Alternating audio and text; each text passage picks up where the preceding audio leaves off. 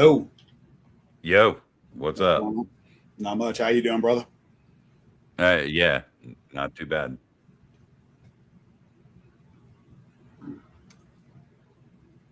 Oh, there's some sort of weird echo thing in here, ain't there? Is that my fault? No, I don't hear any echo.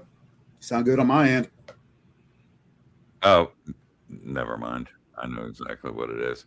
Mm. No, I'm stupid. It's because I'm listening into it in YouTube also. So the first thing you guys will recognize, in case you don't know me or in case you don't know DMD, is that I'm pretty stupid. All right, and I don't mind being stupid. It's something that it's actually something that can be quite enjoyable at times because uh, bad press is better than no press. Right. Well, Howdy, I'll Dave. tell you right now, of all the people I've met, Dooms, you take being stupid incredibly seriously, and I mean, it's literally it's a capital effort, and I mean, you gotta be super fucking stupid to pull that shit off. So well done. You gotta have some Yeah, well, genetic tie to that. You can't act that kind of dumb. You know what I'm saying? right, Going that way. right. Well, man, and dumb is kind of, I mean, it's kind of a life choice, right? Like, I need to fix this little streaming view here because I got this thing on it and it's taking up my whole head. Um, but dumb is kind of a You look like Dave Mill there scratching the side of your head. It's a little orange. Now it's gone. yeah. All right, there we go. Uh, so dumb is kind of a life choice that you make if you think you're really tough, Right. right? So, and you want to basically be Conan. So Yeah. Right. Conan's like in the RH stories, as you well know, Conan's not dumb, No. but he makes some questionable decisions because he knows he's tough. Right. So unfortunately, I took some of that to heart in my younger days and still do. Sometimes the truly heroic actions require you not to be very smart. So being a real hero, occasionally intelligence does get in the way. I've noticed. Yeah, of course, and that's always going to happen. Just as like I don't know, like NBA skills might get in the way of intelligence. I don't got no NBA skills. And no, well, white men can't jump, my man. I don't even run. Hey, what do we got here? All right. What? I see you got DMD to make another appearance. Have we turned him into a pro streamer? And when is his superior channel coming? Howdy, Dave. No, I'll never be a streamer, and I will never have a channel.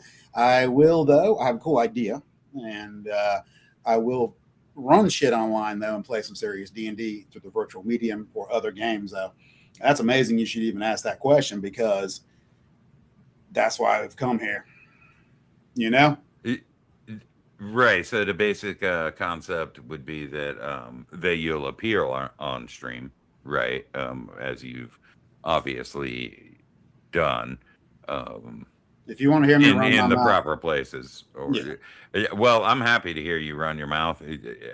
I'm used to it, right? okay. So yeah, so basically, you don't have a problem with appearing on stream or No, those sorts of things or streaming games or any of that. It's just a matter of no. If somebody so wants to you run a don't game, have let's a go. right. So you don't have a superior channel coming. You're not trying to be an influencer, but you're obviously not camera shy, right? I mean, maybe you should be. Maybe I should be. I don't Mhm. know.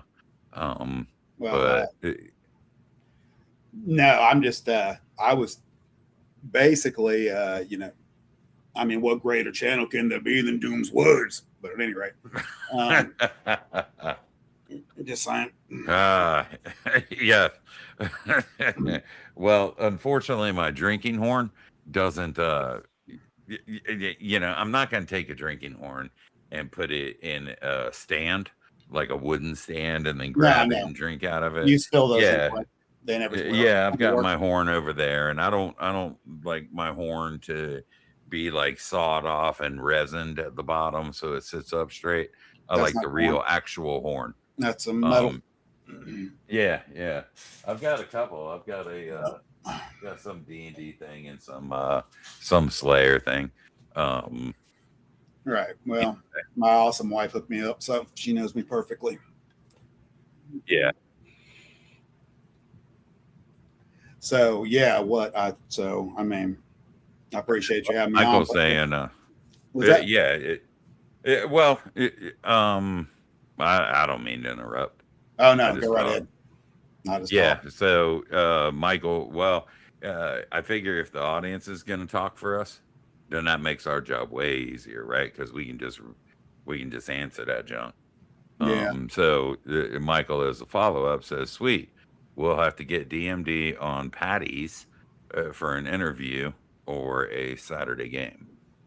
Hell yeah, that's awesome. I've asked everybody to sit in, and Bill won't let me. And then all his friends have games going on, and then I got a couple other buddies, but they're taken up. So, and I get one game, and I don't know if this is appropriate, but if y'all know Great Old Ones, right? He chose his family over my campaign this month, and I was upset by that. And he had his nephew come and decided to spend time with him doing the right thing, as opposed to playing D&D, which is, I mean, I'm just saying. So so I've been dying to get into something here, and it's just a little on me, but yeah. And I live out in the sticks, and there's no way to get around to, to find gaming groups and stuff like that. Plus, I own Drive, and just the online medium is awesome. And introducing me to it and then showing me the Foundry stuff they're doing. It's just, I know all kinds of creative juices started flowing, and the amount of people we can hook up with and hang out with. I started looking at your friends here on YouTube and all these guys, and going watching that Patty's thing he's talking about or whatever. Right. Those guys are cool Patty's as shit. And Patty's badass, man. I just want to say that. I can't tell who Patty is though. That's the problem. Well, he's not on here. Okay. I don't believe, but no, I meant in the show there. It's hard to tell who's who, but it's like hanging out with your buddies. I think he's had to. He's had to take a break from that due to like work responsibilities or whatever, as far as I understand. Right. So yeah, basically, Michael and Jeremy have taken it over, and they're just playing games like wild and doing all kinds of crazy stuff. But before that happened, Patty invited me on to talk about AI art, and that dude's a brilliant interviewer. And I was actually kind of scared to go on that stream because there were other people on there that were like, "Hey, man, I felt like it could have been like a, hey, I'm gonna make a stand and die on this hill moment." But it was really awesome. Yeah, they got a cool ass thing going on. Well, I think you look at it a little differently than I do. I'm not at all looking at it from a what can be on stream perspective. I'm looking at it like, holy shit, I just found a bunch of gamers, right? Because it's been a minute, and then if you think about the current game, I run one game, right? And, thank God, me and you were able to hook back up, and, I got my wife who plays and stuff like that. But, the virtual medium and finding all that stuff is really cool. And so then when I started watching your show and you were telling me to go listen and watch these other guys, they were cool too. And it ended up being kind of like hanging out with your buddies, especially if you don't necessarily have to watch. You can like listen, like I'll listen to you guys do your shows and stuff like that and talk about AD&D. So it's kind of like hanging out with your friends from back in the day, except everybody's cool, And you ain't got to listen to nobody who's not, which is really neat. So it was kind of cool to see all these gamers out here. And that's something. Yeah, that's something especially cool. And I do want to point out that Michael's right. Patty didn't know who the fuck I was, and I had only encountered him in passing. The guy whose stream that I was on, it was actually Michael that invited me, and I wanted to make sure that I made that correction because this is the thing, man. I started my YouTube channel because of Michael, actually, as a matter of fact. I mean, I had started it with you doing some fantasy grounds type of stuff. But I decided that I wanted to start talking about things that meant something to me in like a one-to-one kind of thing. Yeah. Because of Michael. So I always appreciate this guy.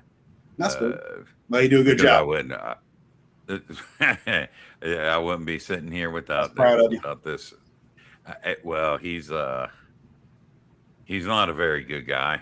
I mean, if I'm being honest.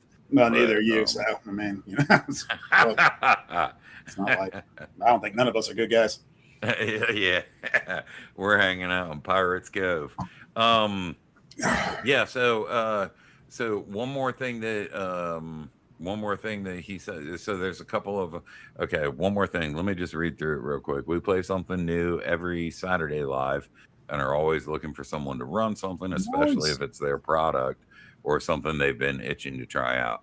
And that's on their Rumble thing, and I'm sure he'll share it with you. He said, but we also always need players. And Patty's the bald head ginger dude that you don't see on. Right. All right. I thought it was okay. Now I got you. Yeah. I appreciate you making me think about that for a long period of time and having no understanding of who the parlor belonged to. That was pretty awesome. Yes. So yes. I thought I was like, who it belongs to. If I mention this, I sound stupid. So I better just try to like be Sherlock and figure out who the Patty is. And I couldn't. And it would drive me nuts. Right. Seriously. Right. And you know, he popped in on the last stream I did with these guys where they invited me on to talk about my stuff, which was really cool of him. He popped on and I looked at him and I'm like, man, how are you such a great dad? How do you like deal with all these children and stuff? You know, and so I was left with that impression. Mm-hmm. Just ignore him. I'm joking.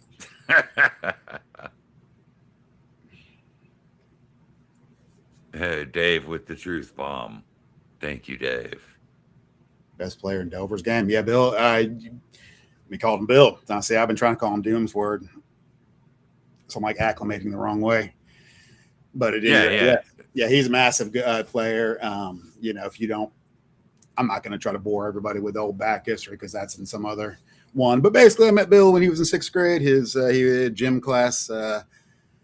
I was in 6th grade. And he was sitting there reading Dragons of Autumn Twilight, or one of the Dragonlance books. The first one I think isn't that? Yeah, that's Autumn Twilight, the first one. And then you know, Dragonlance with Margaret Weiss and Tracy Hickman, and he was reading that. And then I walked up and I was like, "Hey, that's D&D."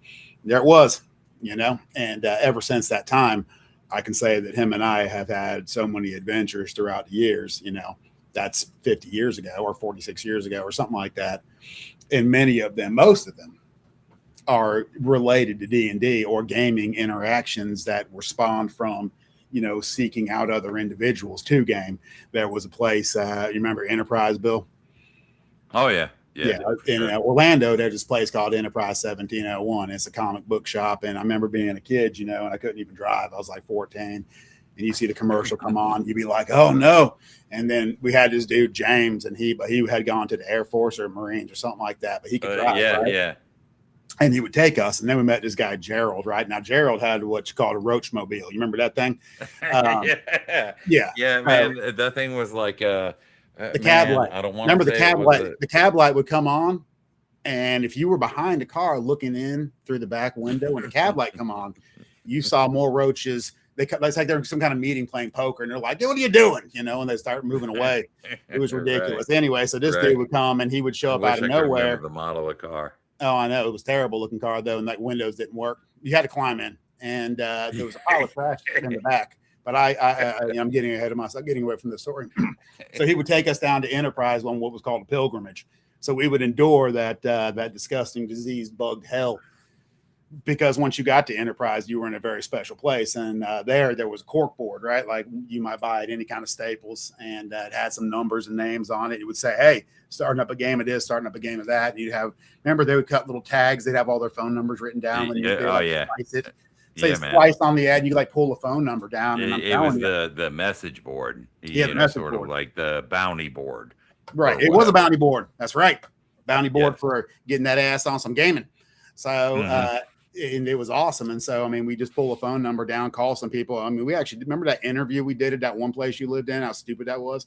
Here we are. I'm freaking like 14. He's 16. We're interviewing grown men. We're interviewing them at a table like we're some kind of boss. You know, so when you do your accents, that was I'm going to need to hear a British accent. I'm going to need to hear your wizard voice and fireball damage. 3, 2, 1. Anyway, so. I also remember what you pulled me aside and told me, but that is another story. Yeah, you can't say certain things. So yeah, text somebody that shit. All right, but yeah. So anyway, my point being is that board had a huge influence from that. Yeah, exactly. From that, we met people that not only did we game with for an extended period of time, some of them we ended up living with, roommates, working with, having various going on trips with, conventions, and just turned out to be people that had big influences in our lives and becoming our best friends, you know. And I'm sure everybody who's watching realizes the potential you have for that now with the internet, and probably are doing things like that, but it all kind of hit me. So, you know, that's why I thought, you know, and if you look at old Dooms here, it kind of looks like some kind of Norse god, you know what I mean? And I've seen some of y'all look kind of godlike. So I thought, let's be the gods of gaming. And I'm going to put up, because Bill was saying that he, what were you saying about Discords, Bill, that you don't go on all of them? I need a Discord home where people can reach me. You know, and that I'm always on, because so the nature of my work and stuff beyond like D&D kind of related work is that I'm pretty much always at the computer. If I'm not at the computer, I'm almost not awake, you know, and that's kind of the way that it has to be, because mostly I program. And now I'm doing more to try to write stuff and put stuff out in the community or whatever. But I need a Discord home, because I also have a couple other things that I do. I do some stuff with Fantasy Grounds. I do some stuff with Foundry, but the Fantasy Grounds is a big one. And I just need sort of kind of a place where I can chill and everybody can contact me instead of having to send me private messages and stuff. Plus, I'd like my responses and whatnot. I don't mind private messages, but I'd like my responses, if they're important, which they're often not, to be sort of archived in a place where more than one person could see them. So yeah. So I need a Discord home where I can just hang out, and that's like the place that most people tend to contact me at, you know, particularly with regard to role-playing games, because I tried to find a few, you know, and I have found a few. Fantasy Grounds Gaming Lounge is a great Discord. They've got at any given time maybe 1,400 people connected to it and whatnot. Is that something just everybody can join on, though? So you don't know he's at Fantasy Grounds, but you don't know who you're going to get, right? Right. Or the Fantasy Grounds players, you could get any combination of personality types. You don't know these people, and they aren't really necessarily. Yeah. Okay, right. Yeah, so and it's right. I got you. Yeah, it's open and it's cool, right? It's very, very cool, but it's only cool for Fantasy Grounds players. Right. True. You know, and then you got like, you know, you can go to the Foundry Discord, and the Foundry Discord is, you know, they might have looking for players, looking for group and stuff like that. And those kinds of things are only for Foundry players. And then you've got the OSR places you can go, and you get a whole bunch of stuff in those OSR Discords. I tried like 10 different places, and none of them was right. None of them I would ever be able to express myself in. None of them really had anything much of interest to me. And, you know, I feel like if there was a place that did, that I would just hang out there all the time. Because if I'm always at the computer, I'm always on Discord, right? That's why I was thinking like something more. I don't want it to be like that open. I want to be exclusive where you ain't got no prick in there, and you know what I'm saying. Sure, You sure. can kind of be you and be you. I'm more thinking like just invite only group of friends, and you could tell who's cool and who's not pretty quickly. You know what I mean? Well, it's going to be invite only Right. anyway, right? Something exactly. Well, it is only going to be invite exactly. So something exclusive where that. I don't know. I don't know what you're sitting there on a Friday or whatever, and you're like, man, I ain't got nothing to do, and I'm home, and blah blah blah. You look over there, you jump in the chat, and you be like, hey man, y'all want to just anything? Y'all want to play some tabletop simulator, or you guys want to do a one shot play this game, or can I jump in with your stuff tonight? And you articulate with that, and at least you have a shot of knowing if somebody does say yes, assuming they do, then you be some cool people that you know what I mean? It's like having right. Pool of friends is what I was thinking would be really cool. And then, if people wanted to like house their games there, I went ahead and you were talking about wanting the Discord. So I went ahead and like boosted that shit up and everything.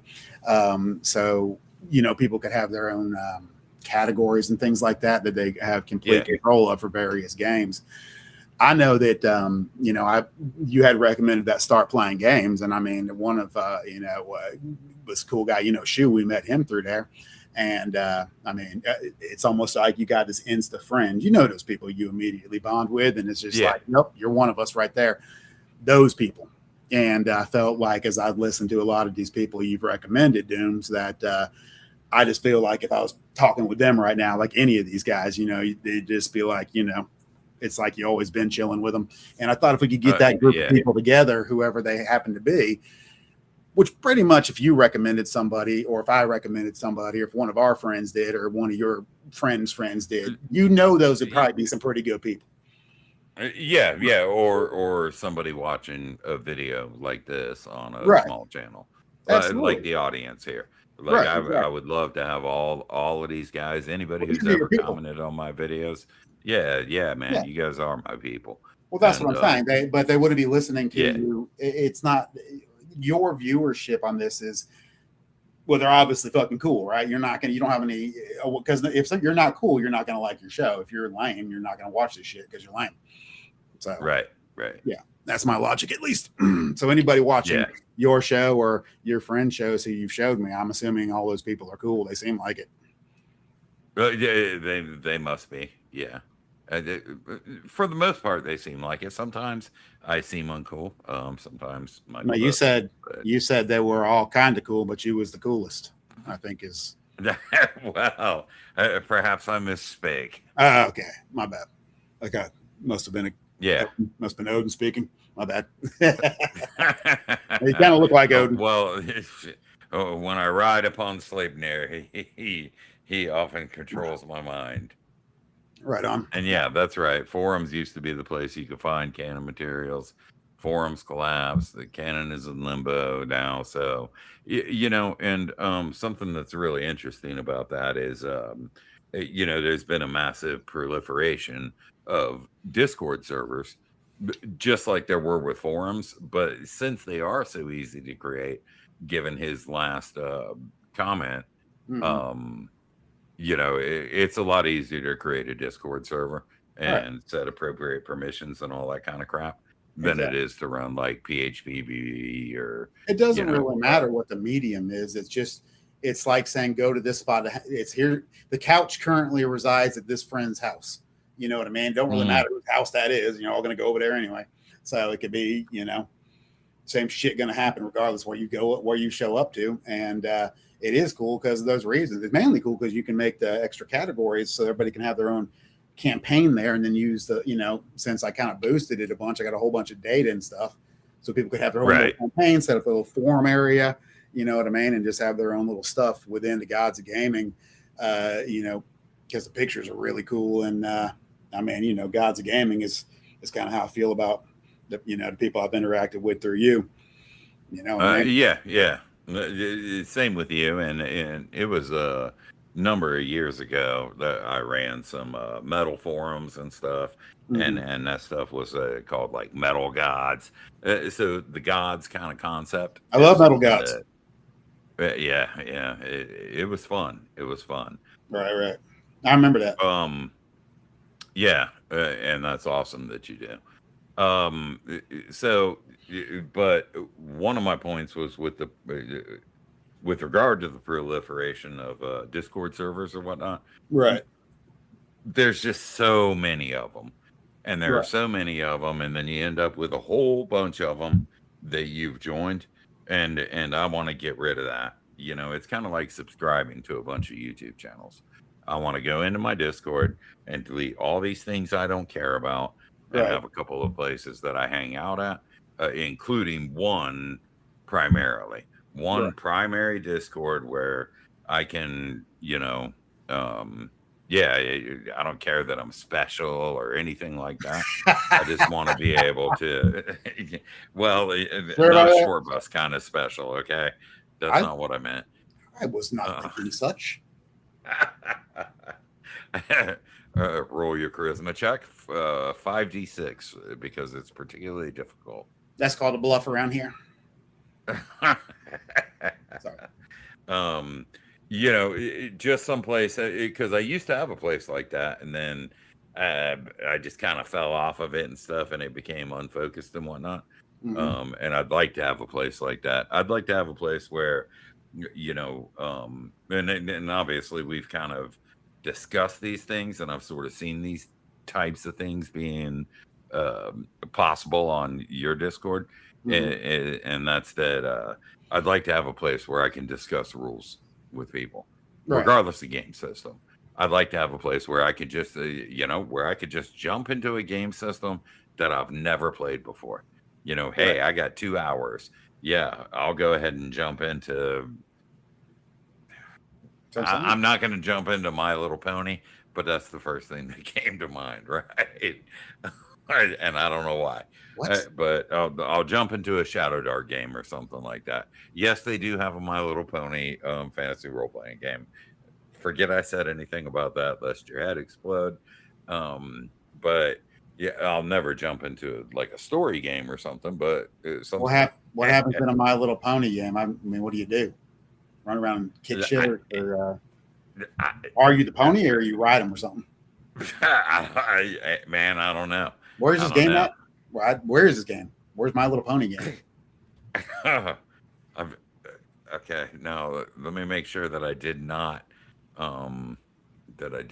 make that up, because Is it really I'm My Little quite Pony game? certain that I didn't. I believe there is a My Little Pony game. I Yes. tell my children you can't judge things until you experience them. So now I feel you need to run that immediately, like now in the stream. Oh, here we. I call the black pony. Sorry. Yeah, man. Here, let me share this, because this is pretty cool. Was a 14,000 page rule book on how to play it? Hell yeah, that'd be respectable. Now that's how you play a pony. There you go. It's $44. Yes. They better be good. Our reviews. All two of them. Yes. Those two guys. It's the two game developers. Oh, they've even got a limited core rule book, and it was nominated for a 2024 Annie. So that's awesome. Well, hey, who knows, man? World.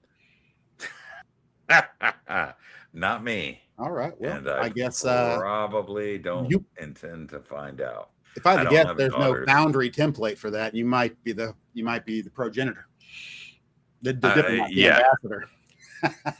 Right. Right. That's right. They're probably no My Little Pony, but what about?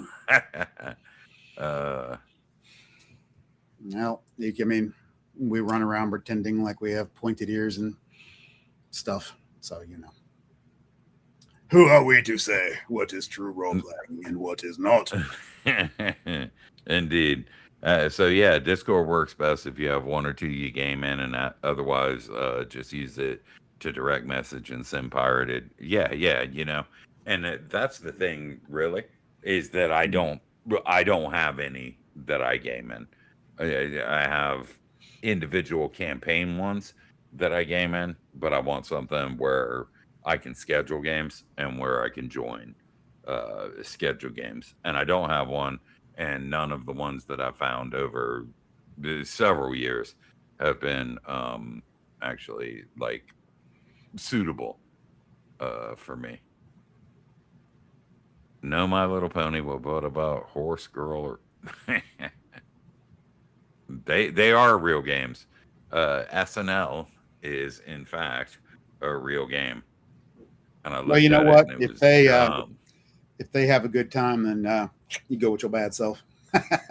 You having fun role playing, you're playing your game, you go. Heck yeah. Yeah. Well, what if you have to DM it? Well, I don't got to DM it. I mean, I'm saying if your But situation no. But playing what those if games is what if you awesome. were in a situation where you had to? You mean like you are now with that My Little Pony game? I don't know. I probably best case better find out in real time. Can't wait. We'll be doing that Saturday instead. I won't run no Sheldomar if you want to do that pony. You got 3 days. But I do have a concept. I do have a concept, just so you know. My pony, what it does. Now listen. My pony is the black pony, but he acts like his leg is casted up. He's got a cast on it, right? His front right leg. And Right. he limps. Sure. He limps up to you and he makes some kind of roll. Like you think he's the lame pony, and he looks at you, and then I guess the human comes to put him down or whatever because he's got a broke leg, but it's not broken. Bam! He whacks your ass in the face with that fucking leg, jumps up, and then stomps you. So he's sort of a con man pony.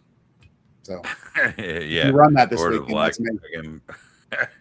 Black Dragon pony, or the Griffin pony. Mm-mm. There are many varieties of pony. They call me Old Crippy.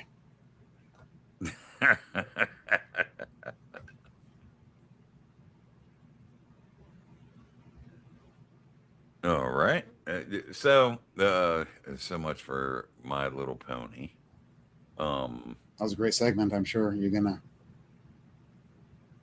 Yeah, we need to cut that out and make some kind of thing out of it. Maybe it'll Send it to the company and like for all the wrong reasons, right? Yeah, let's champion. Then we'll dye. You can dye your beard rainbow. So I wonder how you do in the Bears and Borderlands Game of Games server. I'm afraid if I venture in, I'll never leave or play anyone or anywhere else ever again. Yeah, I have seen that one, Michael. What is that? Matthew Tapp's Barrows and Borderlands Discord server, where he has a lot of stuff going on, from what I understand, and a bunch of different games and big like world spanning games with campaigns of multiple different groups lying against each other in a shared world space and whatnot. And I would like that, but I would much rather build something like that on my own, because they're probably is that like open access where anybody can do it, or is it like exclusive where you pick the people? Well, I mean, if you get an invite, I suppose you get in, Okay, so that's pretty cool. Yeah, and then you get a role, and I would probably like to check that out if I were going to play in something. Right. But I basically, something that intrigues me about your particular idea is that it's something that I would stay in and feel comfortable building my world and game in. Right. Or even one shots. Like if I was like, hey, you know what the fuck? It's a Thursday. I'm fucking miserable. I'm going to run a game tonight. It's going to be 4 hours. It's going to be this one shot or this 1-page dungeon or whatever that I got, and I'm going to run it, and I'm going to throw it up on a scheduler. And if anybody wants to jump in, they can. If not, then then it doesn't go or whatever. I kind of. Yeah, go ahead. Sorry. Go ahead. No, I forgot you got to wait your turn when you're being on the camera or whatever. Yeah. But that's the kind of thing I would like to see, and I would like to also see a place where, regardless of VTT or whether it's Theater of the Mind or anything else, that I've got a place where I can see other people running games, and that I can join them. Right. And it's something I've wanted for a while. Yeah, you could do it where you can easily set up like a spectator mode on anybody's game, and if you give rights over to, like I'm thinking, kind of set it up that way. If you take like a category and you just give that category a certain role, essentially, and then that individual has full control over that category under the overarching thing, right? And then everybody has a communal area to talk on that deal. So you have multiple potential to be that world spanning stuff you're talking about is awesome. That's what I want to do with Sheldomar. You know what I mean? And I'm started to try to do. And if everything activates properly, then that'll be like 4 DMs ready to run on this Sheldomar game that we currently play in. You know what I mean? So, and there's a couple of individuals that are friends of mine that are interested in running those kind of like, what do they call them? West March games. I think we used to call them round robin games, right? Right. So that, which is a pretty intriguing concept. So I like that idea. It's a lot to keep track of, you know what I mean? But I think it has massive potential for that. And there's nothing wrong with like board games, through TTS or even video games. If you're cool and I love video games myself. So if somebody had gone in there and was like, hey, let's do this server for something cool, well, jumping on some video games. I'm sure we all game video games of some type, we're gamers. So. Yeah, I agree with that. Like a gamers club. It's like a gamers club, but exclusive to the cool people that you got going on, and then to you, and then basically, instead of interacting with just anybody, I'm not trying to be elitist or whatever, but you don't know what you're gonna get with everybody. I mean, I've met crazy people my whole life that have been nuts, and not everybody has social awareness and stuff like that. Not everybody sees eye to eye with you. Not everybody's around your age, and some people naturally are annoyed by others and stuff like that. And then things along those lines. But I thought it'd be cool to have like super exclusive, like I know if you recommend somebody to come game with and say, hey, come to the Discord, that's probably going to be a pretty cool person. You know what I mean? And I'm going to trust that right off the bat versus, hey, here's a bazillion people I don't know. I did get an invite. You know what I mean? I don't know. Right. So it's kind of the concept of, right, like I could take a Discord link and post it out on Reddit or whatever. And who knows? Maybe it goes berserk. I get like 5,000 people in there. Half of them are bots. The other half, right? I don't want that. Or a third of them don't want to play anything. A bunch of them are right. You don't want undesirables. Yeah, exactly. Well, and if you create a Discord and you control the invite link, you actually get that opportunity. Right. And if your people do too, then everybody, that nobody gets in unless they've come through somebody who's cool. Right. That's the advantage. And some of that stuff escapes out into the web anyway. But that's where you have basic spam controls in place. Right. Yeah, that can all be regulated. That's easy to regulate. Right. If you just have, I mean, I'm not worried about that aspect of it. Anyway, I just thought like a gaming club would be cool. I would love nothing more than a gaming club. And I don't feel like, and I've done it a few times, but never really focused on it that much because, I wouldn't always be able to be there or anything like that. That's okay though. I've created Discord servers and whatnot and never released them for the purpose that I might not always be there and that might not always be okay. And nobody really ever fucking listened to me anyway until I started doing some YouTube videos and live streams and stuff like that. So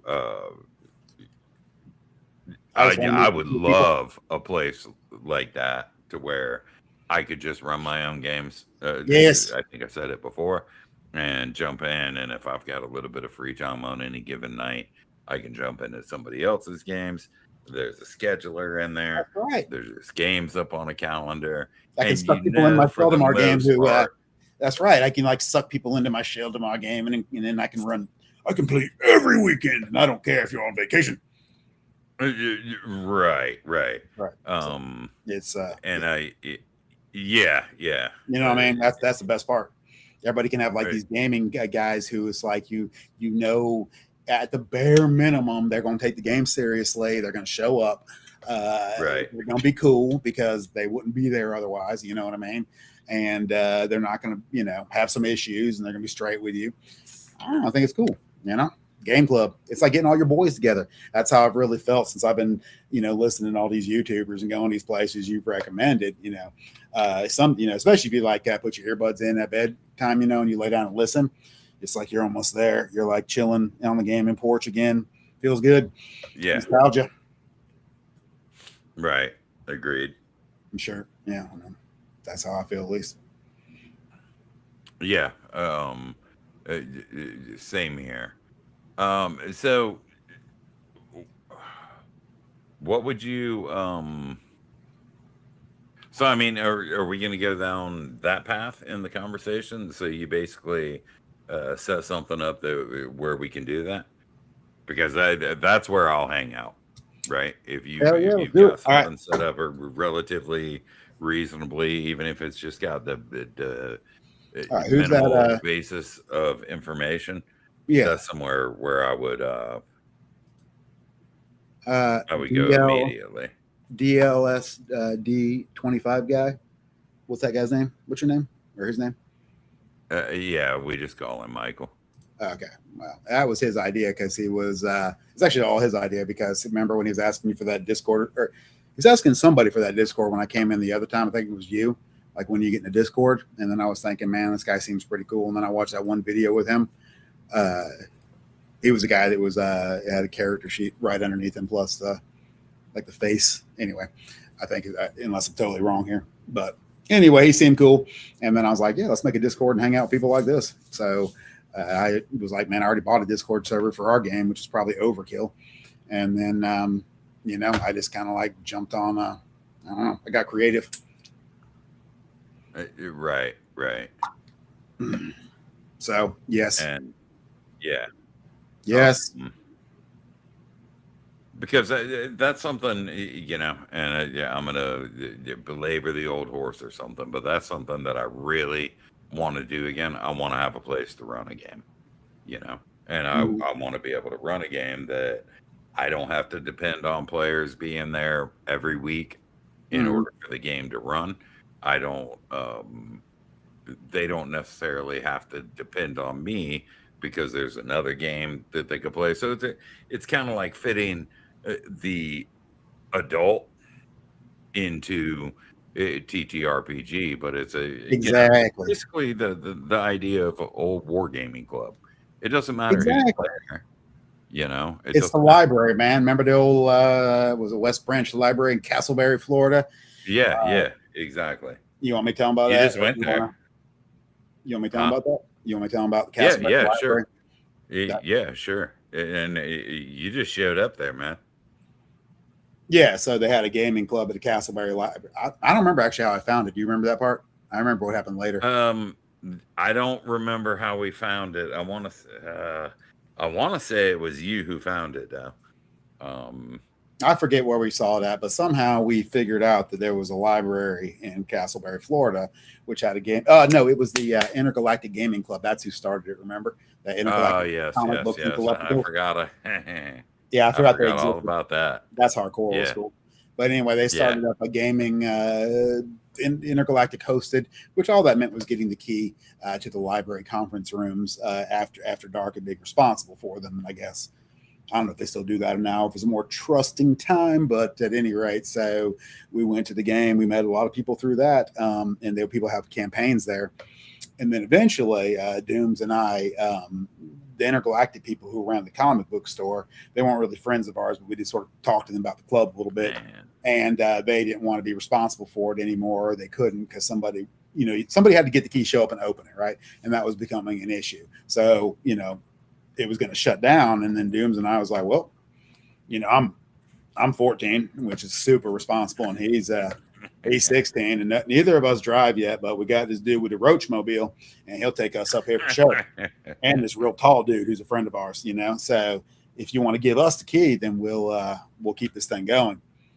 Yeah. So we did, man. And And I think back now, anything could have gone wrong. Just think about that. Think about some asshole that showed up who was like super beef, or somebody like, with a gun or some shit like that. And there's no security, but it just wasn't ever an issue. But you had a lot of people in there, and they'd come get you or whatever. And, here's a 14-year-old kid, and him, Doom's walking up. Yeah. And, I'd be running my mouth like I was some kind of manager of a game club. And, I don't know. It was good times, though. But I just remember all the people we got to game with at any point, and it was really awesome, Had a lot of experiences like that. And given that we are adults, that, you said it the best, it's got to cater to the adult situation. But I want to cater to the super adult situation, or at least the, hey, I know you're cool situation, because I don't need to be, I just turned, I'm old, and I don't need, I like to know who's in my circle and stuff like that, or at least trust them for the most part, as opposed to just going out there into some environment and and hanging out where you don't know what's going to happen, what people's dispositions are. Yeah, and particularly hanging out with people that you don't know what's going on with them, right? And they might not either. I have no interest in gaming with the type of person. Yeah. It's basically people like you and people who watch this channel and people who watch the channels that I watch and that kind of thing. Those are the people that I want to game with. Exactly. And that's what I was talking about. The other day, when you were chatting about that, I was telling you how, it seemed like just hanging out with your boys, it's good stuff, man. Yeah. No, well, look at it in the 80s, man. If exactly. You walked up, let's say you rode your bike or you walked, if you didn't have a bike, or say your bike got stolen and the cops did nothing about it, and then you ended up on foot, not of your own fault, and you would go up to the arcade, and you'd be 15, 16 years old. You go into the arcade, not even that, 12, 13, 14 years old. Oh, yeah, the you'd arcade. Go into the arcade. Phone machine. Yeah, you'd go into the arcade, and there was a whole bunch of 12, 13, 14-year-old dudes around you.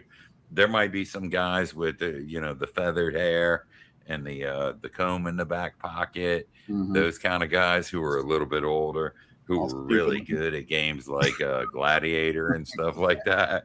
I just play. It's like, yeah. In fact, it's funny you should mention arcades, because I tell my wife the story, and I've got a lot of stories that I tell her, and I don't think she believes any of them.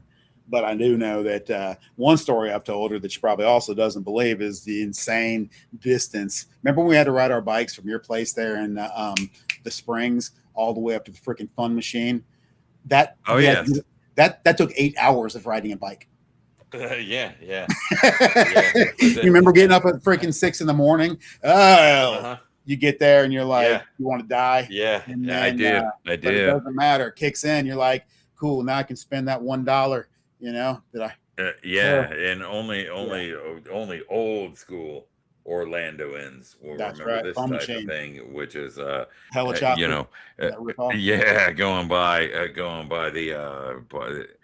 Driving by or riding by Amazon Tire and Rubber, and then making a left like on John Young Parkway by the Frito-Lay factory. Oh yeah. And then finally achieving your destination. I know. And then we did that a bunch of times in your your sweet ass Mustang. Galaga Master. Oops. Yeah, well, at any rate, Galaga's a hard game. Yes. It is a hard game. I wasn't good at any of it. You know what I mean? There's a place nearby here. It's where you pay, I think it's like $15, get a wristband, and then it's all you can play all day long for the old school games. Remember Rastan? Y'all remember Rastan? Ching! Yeah. You bring that axe down there. Ching! Pop them bats. Yeah, I love that part. I still play that on man. Think about Rastan is, I finally got. You never would have beat. You don't have enough money to beat it, because even when it was free, and I stayed there for 4 hours, I still couldn't beat it. So you will not be. I don't think you can beat Rastan. I think it just procedurally generates levels until you want to commit suicide. Well, Gauntlet does that, specifically Gauntlet 2, I think. But I have beat Rastan, and you beat Rastan? Yeah. Not recorded. There's no way. No, With quarters? when I got really good, I could make it through about partway through level 5 on a single quarter. But this is the problem: is that once you get to world 6 or level 6, Yeah. there's no continue button, so you Right. can't put in a quarter to continue. So you have to get to level 6 with maximum number of lives, and then make it through it flawlessly. So You mean it's very hard to beat, right? so level Because you 3 can't wasn't. continue. So level 3 wasn't the end near it. No, level 6 is the one. God, level 6 probably sucks then, because level 3 fucking sucks. Yeah. It's I think level 6 is like all blue, and you got harpies and centaurs and pegasi and all this kind of stuff flying down on you. Mm-hmm. But you know, Right. So yeah, I'm not sure.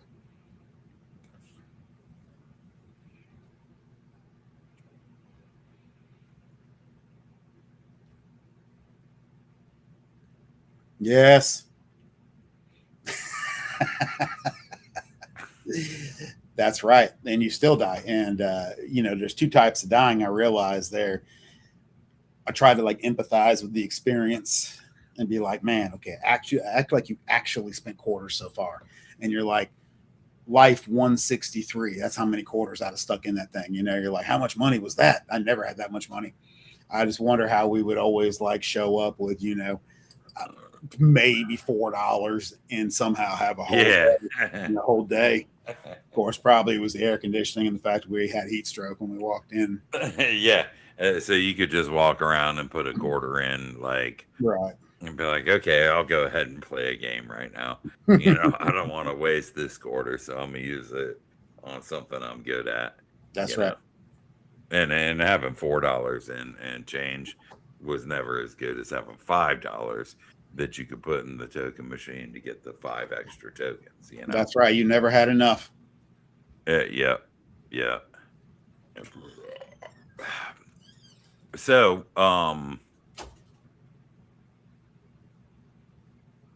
you don't need to be chatty, Michael. You need to join the Discord, and you be chatty in there, because I mean that's if you want to be a god of gaming. If you do, I think that's what this is called, right? If you want to be a god of gaming, then you jump in there. That can be. Not everybody can be a god, Ray. We don't want nothing but gods. Yes. You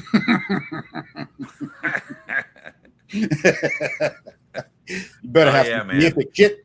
Hitting the arcade before going to the movie. We did that a bunch of times in a bunch of different ways, but there were a couple of things, and they had to, the order would depend on whatever the extracurricular activities might be, right? But Chinese restaurant, arcade, movie, a great day. That right there. If you can do those 3 things on any day, which nobody can do nowadays, when you could do those in the 90s, that was just the greatest time to be alive. You'd be ready to ride your bike another 8 hours home at that point. Yes. Yep. The greatest in the world, man. Yes, sir. Hey, can we take a 2 or like a 30-second break real quick? Is that okay during the show? Maybe not even 30 seconds. Oh yeah, for sure. I mean, these people will stick around. I think. I don't. It literally is just a run over here real quick. I'm sorry for calling you people. Well, I called you these people. Me? Apologies. No, no, I'm not one. They got all kinds of questions for you, man. What are you doing? You're just gonna run away now? I'm coming right at 5 seconds. Literally 5 seconds. I don't see any questions. What questions? Okay. That's a statement, dude. How's he gonna join something he doesn't have a link for, man? What the hell, dude? Sorry, when I hear the question, I look for a question mark, and That All all right. Well, harkens I'm back. going to That maximize you harkens while back I to that take a piss. intelligence Okay. conversation we led with. I'm just saying. Now you got me only on. Yeah, because I'm going to go take a piss. Yeah, but now I'm right. No, you got it. I told you I get to go first. So pause real quick. You got to talk. You can give them that. Go give them the link and show them that thing. Show them the. Yeah, they might. No, they might need to take a piss too. We'll put that up for the intermission. Put that up for the intermission right and show that little link we got. Which little link? What you mean? Which little link? The one we're talking about to the guy to the Gods of Gaming Discord. Mike's asking for it. Oh yeah. Well, he can't have it yet because because we need to show it at the same time. Because if you're going to give this link, then I expect you to present this link in a manner befitting this channel. All right. Well, you ever hear of the pee-pee dance? I've heard of the poo-poo dance. Come on, not poo-poo, pee-pee. Come on. Oh no. Cut the camera off real quick so I can, or whatever it is. Do I have to do that part? Yeah. You cut your camera. I'll be right back.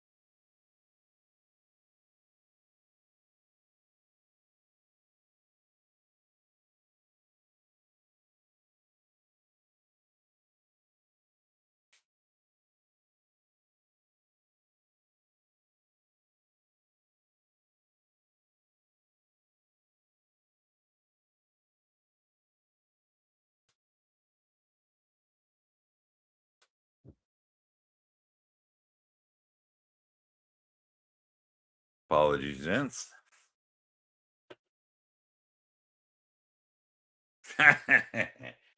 Yeah, well, that's a good question, and I thought about having an intermission video. I am kind of new.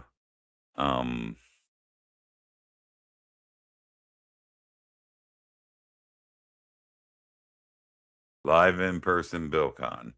We will have to help the man.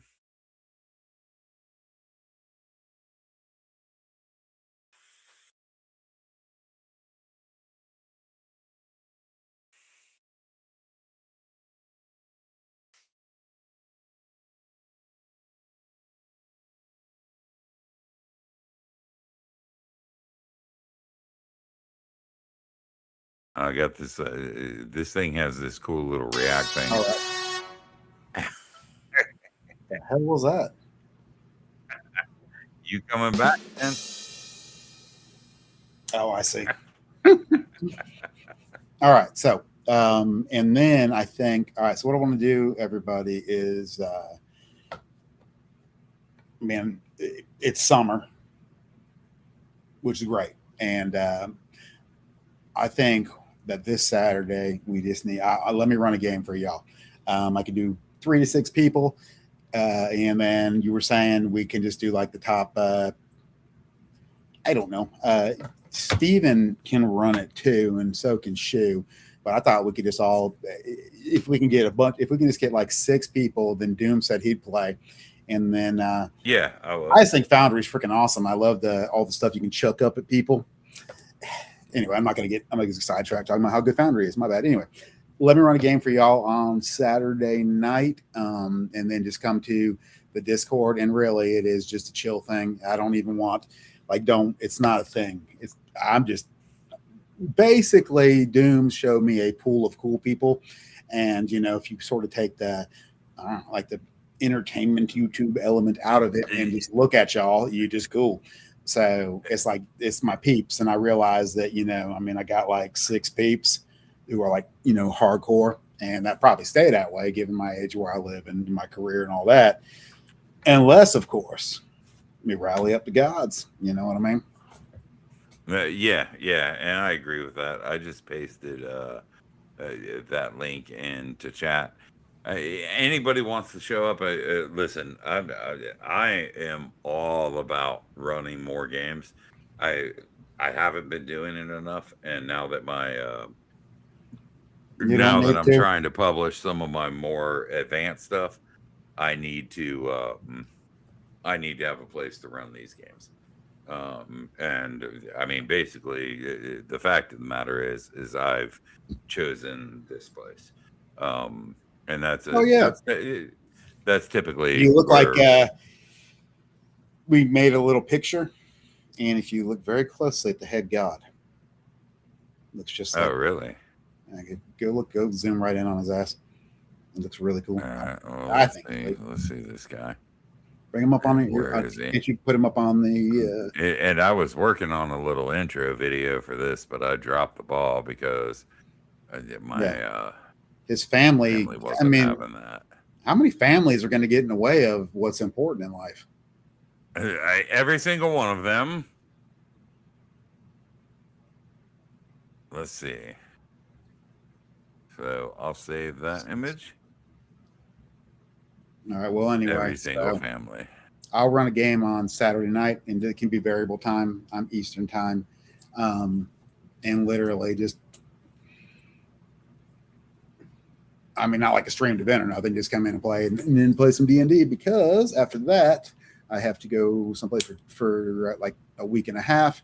And then I get to finally run my game again, which has been like a straight month and a week for my peeps, and then like my direct peeps, who we don't have access to each other's peeps, and that's the best part. I love it. And anyway, and then we can jump into some other games, because I need a game more. Period.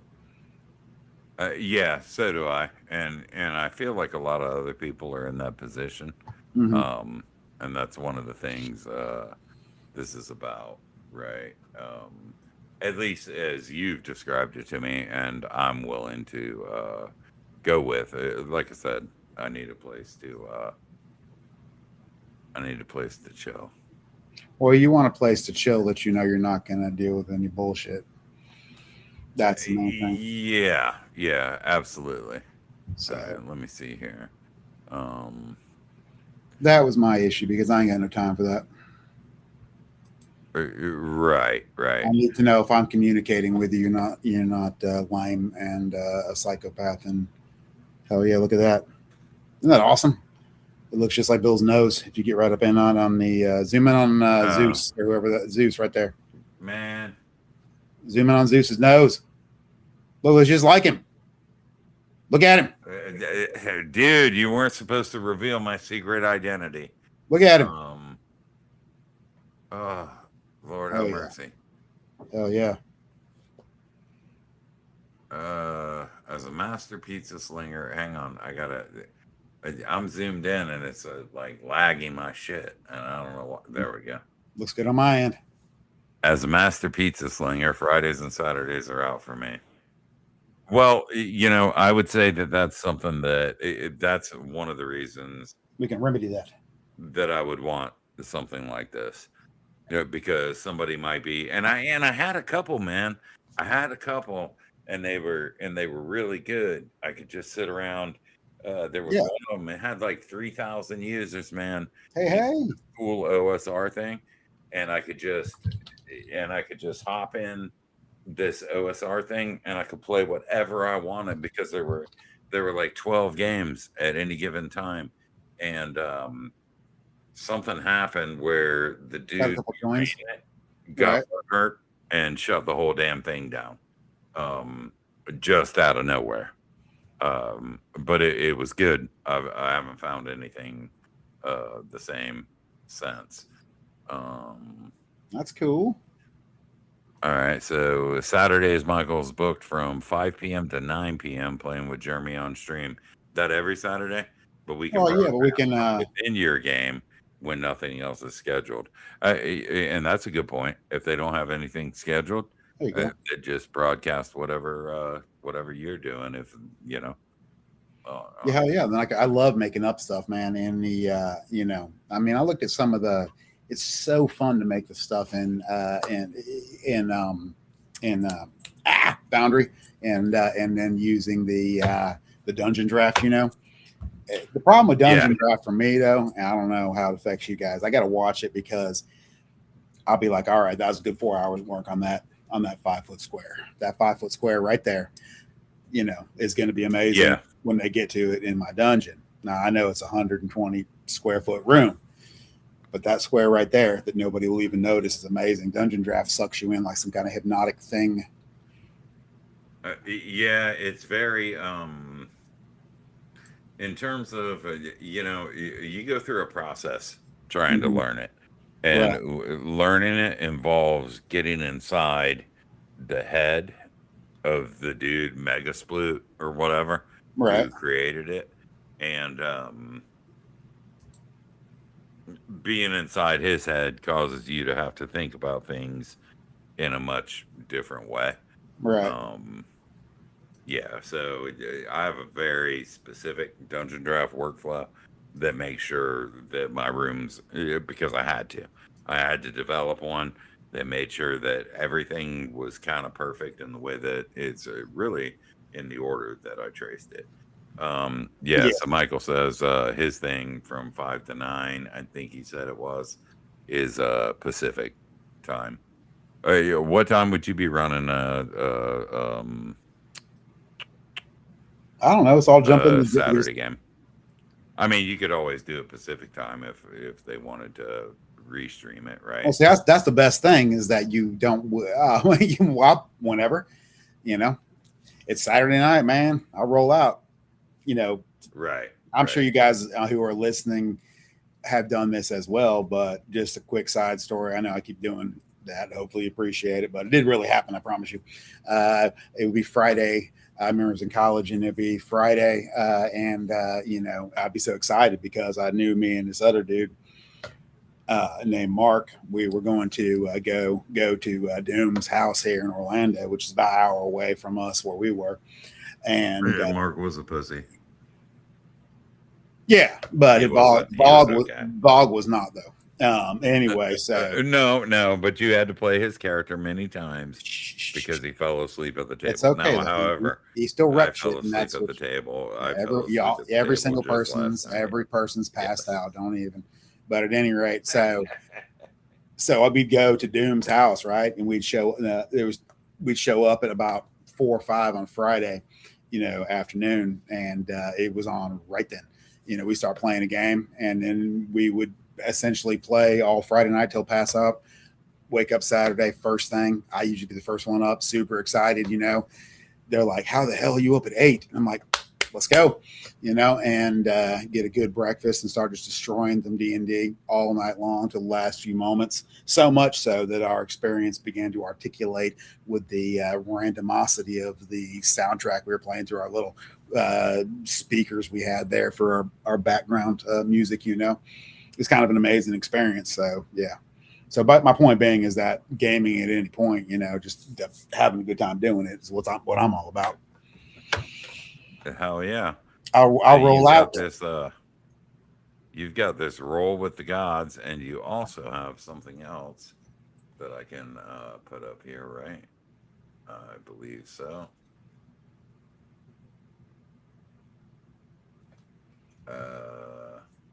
Actually, what I need to do is go back here. All right. I'm was being dumb. It worked. It worked. That's cool. I'm no expert at doing What's that. cool? Your Oh, story like, game mechanic was validated by Grok. huh? No, what's cool is that, you know, when you look at Discord, there's so many things you have to put in over and over and over again. You know, it's ridiculous. And it's like, how many times can I say, yes, this person can look at something? I mean, there's so many yeses. Right. Everything's green. I'm giving you full ad. I give my credit card number. You know, it's still not good enough for it. You know, it's no, blood only. Screams Discord. Oh, sorry. Yes, that's what it wants. Just It wants bitching. your blood. Indeed. Yeah, and all your information. No, but it wants me to click a million things anyway. That's cool. Thanks for joining, guys. So there's 2 in there. Right on. Oh, really? Your old group. Yep. Does one thing. Yep. Exactly right. Testing is important, precisely. And people are more patient or less patient as well, based on age, and that's fine with me. It's just time to get together a solid group of people that, you know, don't no commitment, but at least can quickly find one another in the event that they want to interact. Agreed. With gaming, you know, without having to, you know, essentially try to get lucky or whatever, you know, or be confused. Yeah, that's my whole thing too. You know, there's a lot of things that I would like to facilitate in gaming. There's a lot of things that I would like to test in gaming, and you know, man, just hopping on social media and trying to find somebody is not No, it's not an approach that really works. not for Right. adults. No, not for regular people. Yeah, I mean, it can kind of work depending on who you are and whatnot. But that's why I like the concept of this video when D brought it to me and all that stuff, because I felt like it would fill sort of a niche for something that I've been looking for. Right. Because if I don't go back to running games, I was forever DM for the longest, unless this guy was running. If I don't go back to running games, then I feel like I'm going to die. So yeah. Indeed. It's gratifying, man. You know, doing all the work and then seeing it pay off, and taking individuals who are, you know, sort of like-minded and merging your imaginations together is good stuff. Right. I think, obviously. Yeah, one of the things I want to do soon here. So if that Discord we get a couple people in there, which I guess you said we did, we I can did. put a schedule out on it, and I'd like to schedule some sort of mega dungeon to where, or a West March to where Okay, people cool. can just show up whenever they want to, Right. and if they're well, I would expect that if I'm running the thing, they're going to show up. They're going to want to show up no matter what. Right. But that's just me. But course. they can show up You wouldn't. whenever they can. Right. They can show up whenever they can, and not have to worry about not being there. Because that's one of the hard things, right? When you're an adult, when you have kids, when you have a wife, when you have all these things, Mhm. and a job, and all this crap, it can be hard Things change. to find. Yeah, hard. You're to not hanging find out time. for the weekend. You're right. Yeah, you're not doing that so much anymore. Right. You can't, and that's fine. It's just a different level. There's nothing wrong with it. What's wrong with it is if you let that get in the way and then stop. You know what I mean? Precisely. But there's ways to merge and manage the concepts entirely, and then, you know, knowing cool people is, I think, the best way. You know. Yeah, I agree. And I mean, you know, I'm glad and I'm flattered that since you showed up on that live stream that you told me about how much you liked interacting with these people. That's cool, I man. mean, Get your boy back. Yeah, I'm flattered about that. They're great people. Yeah. To me, these guys are varying degrees because they each have their own thing. But these guys are celebrities, man, as far as I'm concerned. Oh yeah, I'm jelly. These are my celebrity peeps. You know, I could claim them for my own in my D&D games and run 5 million games per week. Well, if they'll actually play. See, Yeah.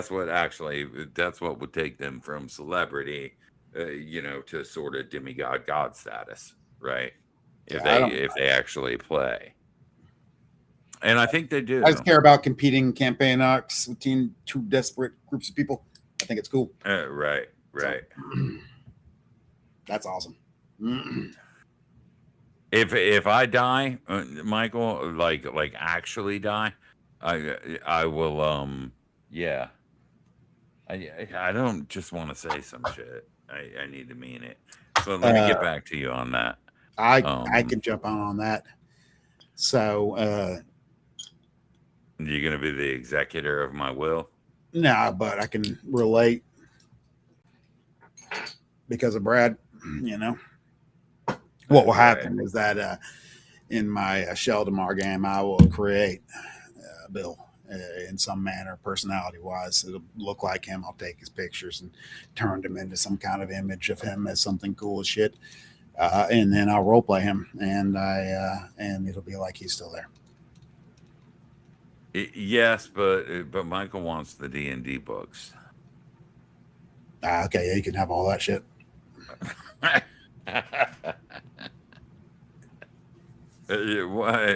Maybe half, maybe a third.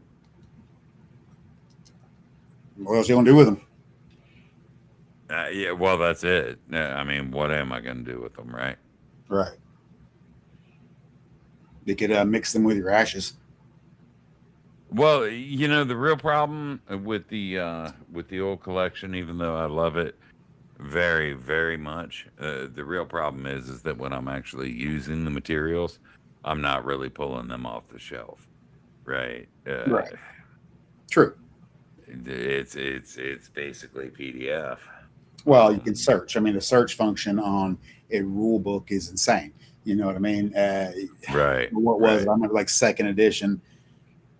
Could be wrong. So you can bust my chops right now if they want to, but I'm almost certain after years of playing 2nd edition, page 56 has either equipment on it in the player's handbook guide. I think it's equipment lists. I'm almost positive it's some kind of equipment list. 56. So outside of the 2nd edition player's handbook. And of course, I could look like a complete fool and be entirely wrong, but the number's been there. So, yeah, because you're going to remember. That, right. And now you don't even need a memory. You have terabytes of external memory that you can tap into at a moment's notice. So, yeah. And I always wonder if that diminishes your flow, you know what I mean, as a gamer, as a DM, because you start to rely on the instant information, but there is no faster information hit than your own memory, of course. You see what I mean? Yeah. Well, that's going to be the quickest hit for certain. Mm-hmm. But that also requires you to have, committed that sort of thing to memory. And what typically happens nowadays is people don't commit anything to memory. They use the VTG as sort of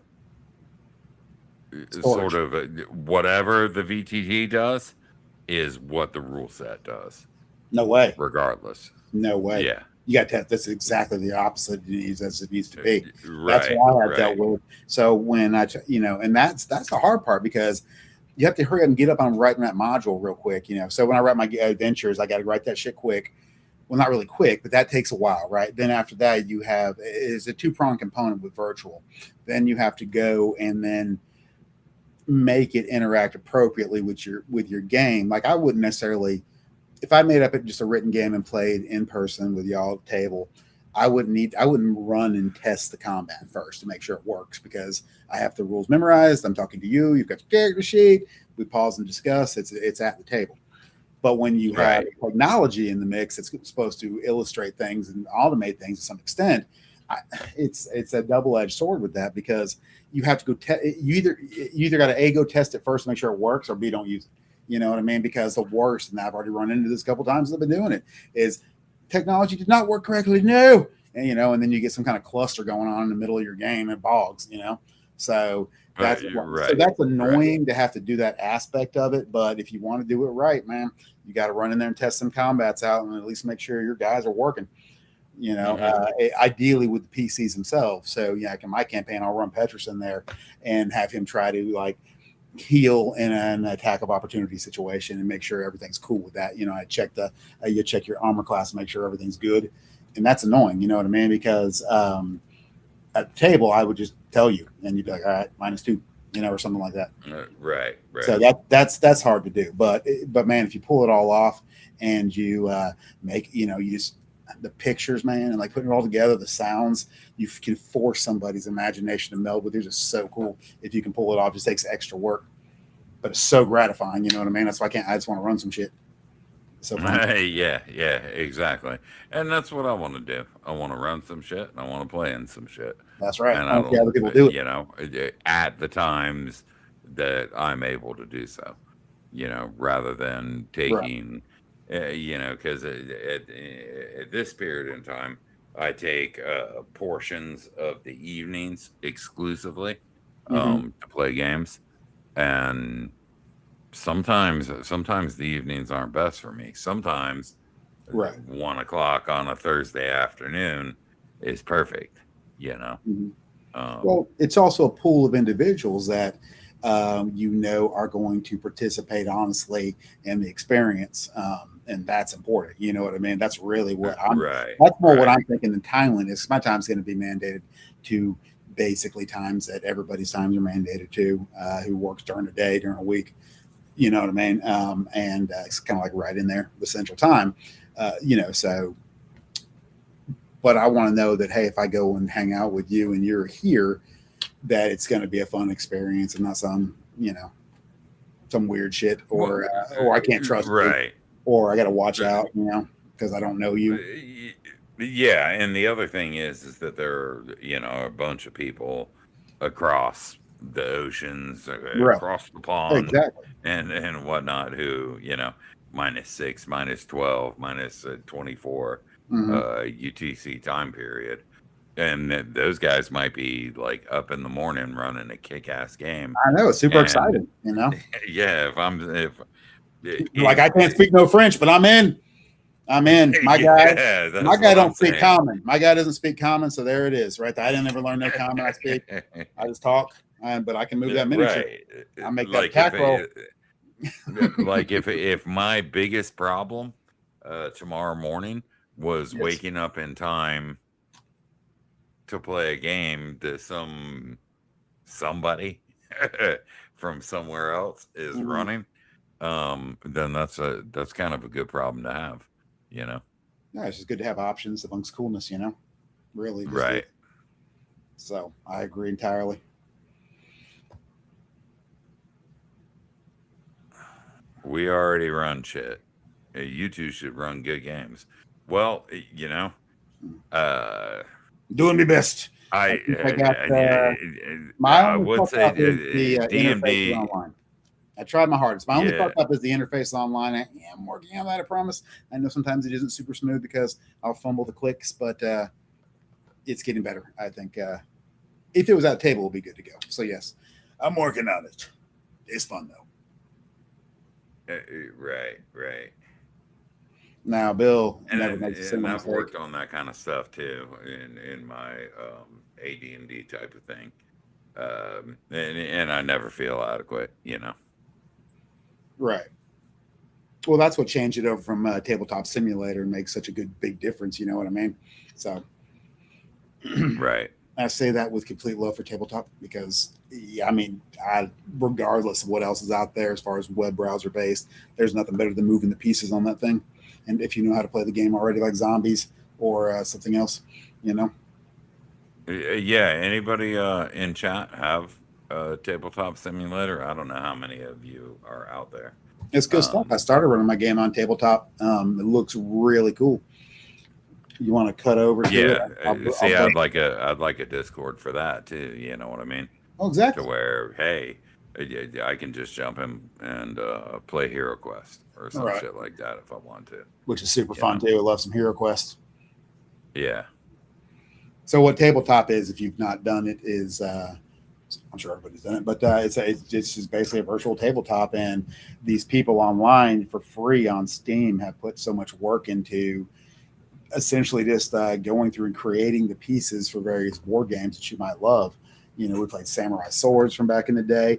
I mean, you know, there's the rule book is there on TTS, but you know, essentially it's the same as owning it, but there's a virtual, so they don't walk you through it. It's not automated. Some of them are automated, but you know, for the games that we used to play back in the day, they don't need to be automated because I already know how to play Samurai Swords. I just need to be able to move the pieces, and it's pretty cool. So, yeah, yes, I never played Oh Modern, yeah. but yeah, that's good stuff. Hey, why don't you? I mean, Oh yeah, you're not pressed for I will time, play right? Why because all don't that you? stuff's free. Yeah. Why don't you throw up? Can you throw up a tabletop simulator of HeroQuest and share that screen? Me? Yeah, you.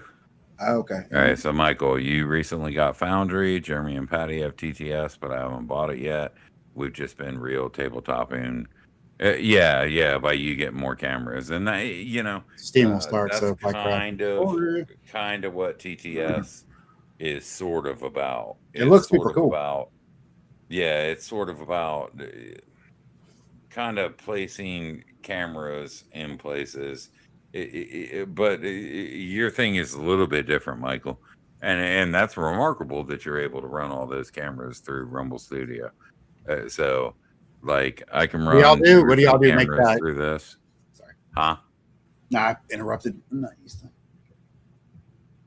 Go ahead. Yeah, Foundry's really sweet, man. It really is, Super fun. particularly if you have a background in web development or Yep. anything like that. It's HTML you know, and Python. right. It's very easy. I made this. AI is pretty good at modding shit that you need modded, as long as you're not trying to build a game system with it. Yeah, I can show you my Foundry if y'all want to see my Foundry Treasure Masters badass. So I'm very proud. Where's your I think TTS? it's hold on. Let's see, create. I got real Yeah, sad that we left. TTS HeroQuest. Sorry, you want HeroQuest? Well, see, I don't know about Hero. Okay, works. Well, that's one I like. That's right, but my elf. Just saying. Yeah, I don't know if I have the HeroQuest on here. You want me to take the time to get it real quick? Do you have anything on there? Because I can bring one up. No, I don't got HeroQuest on here. Well, you were always the one hosting it, weren't you? Well, I was, but we haven't played in a minute, so Right. I just don't want to bore everybody while we hunt through shit. That's I mean, you don't have to demonstrate the whole game or anything. No, I was figuring. I was getting some texts that they wanted in a full game played in front of them between me and you. So right. I said it will take 6 hours, and they're like, "That's cool," and that's what we're gonna do. So, get ready. Just kidding. Where's HeroQuest? I think Noah was running HeroQuest, man. Maybe he was. Mm-hmm. Yep, he absolutely was, because I never ran that, and he invited us. Juno? Well, yeah, I downloaded a bunch of games in Tabletop Simulator, but now Tabletop Simulator is making me log into my account because I haven't. Well, Steam is. Right. Enter the code from the email address. Blah blah blah. Yeah, mine's being stupid too. I didn't expect a TTS interaction. No, but it's cool though. It is cool. I can show you we can look at the old Sheldomar game that I imported into Foundry. If you want to, how the difference is pretty cool. Yeah, that's pretty cool. And also, okay, here, let me see. Come on, Outlook. I used to know a consultant who called Outlook Lookout. And every day, Mm-hmm. I'm more and more sure that he's right. K5248. Don't nobody remember that because it's my temporary Steam key. Man, you just shouted that out. Mm-mm-mm. Yeah, well, whatever. That's what I'm saying.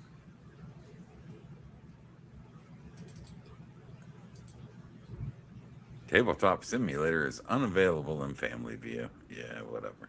Here, I should be able to share this with y'all. Can I share? How do I share? I can't share nothing. Can you not? Oh, yeah. Hold on the bottom here.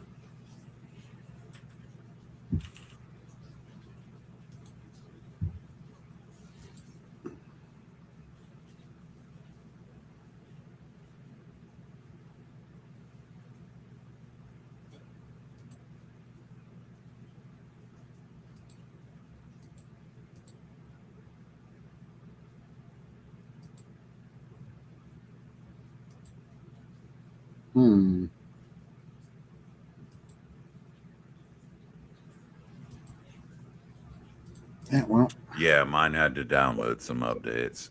Did it really? Yeah. All right, here we go.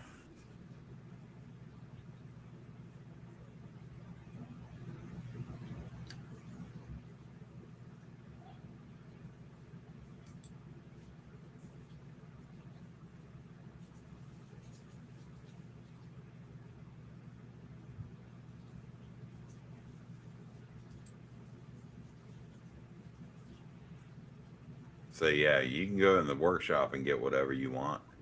Right, you can show that off to them. There's tons of them. I think my thing was just chugging a little bit.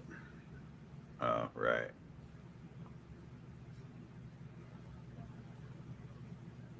And this is probably going to do kind of the same thing. All right, and that's lame. But you pay nothing with it. No, and everything is there. Mm-hmm. Right, you got to pay for Tabletop Simulator, but it's got all the games. Right, pretty much any game you would ever care about. That's right. Yeah, you got it. And you can set yourselves up on any side of the table. You can interact with the cards. You can interact with the tokens. You can roll the dice. Yeah. Grab a guy and show how you move a guy out there, and then zoom in. Use your card. Use your scroll in to show how you can zoom in and look at stuff, and then pivot. Yeah, see how close you can get. It's like you're right there. See, all those guys are super cool looking. They do the get in on one of them guys. Show. Well, I think this red guy here. I think they scanned essentially must have 3D scanned those because they're the original pieces, and that's what people do. Yeah. I can't believe it's legal. To be honest with you, I don't understand why it is, but it's up there on the workshop, so that's them. Right. And you've got things like Arkham Horror, Oh yeah, Arkham Horror is awesome. Kinds of stuff. Yeah. And then you guys like those complex board games that take forever. That's good stuff. Arkham Horror, excellent. And then Eldritch Horror is sort of a spinoff of it. I love that. Zombies is fun for quick to play some quick zombies. In the Zombies board game, you put down these tiles. Everybody's got a piece. You guys are in the town center. You get a stack of city cards, and then at the bottom is helipad. And what you got to do is every time your turn comes up, you put down a piece of the city. You get a move. You can do things such as attack the guys or shoot them, etc. And you're basically trying to get to the helipad and kill all the zombies on it, or kill a certain amount of zombies in the game. Every time you die, you go back to the beginning and lose half of your zombies. It's fun stuff. Yeah, and Michael, if you do or when you do play some HeroQuest Yeah, live, yeah, I'll we'll play. do it. I'm sure It's so you will. fun. HeroQuest is so Yeah. easy because it just like rolls, when like nobody, it's like no stress, Yeah, yeah. If you mess up, who cares? It's not your like DMD guy who's important. Mm-hmm.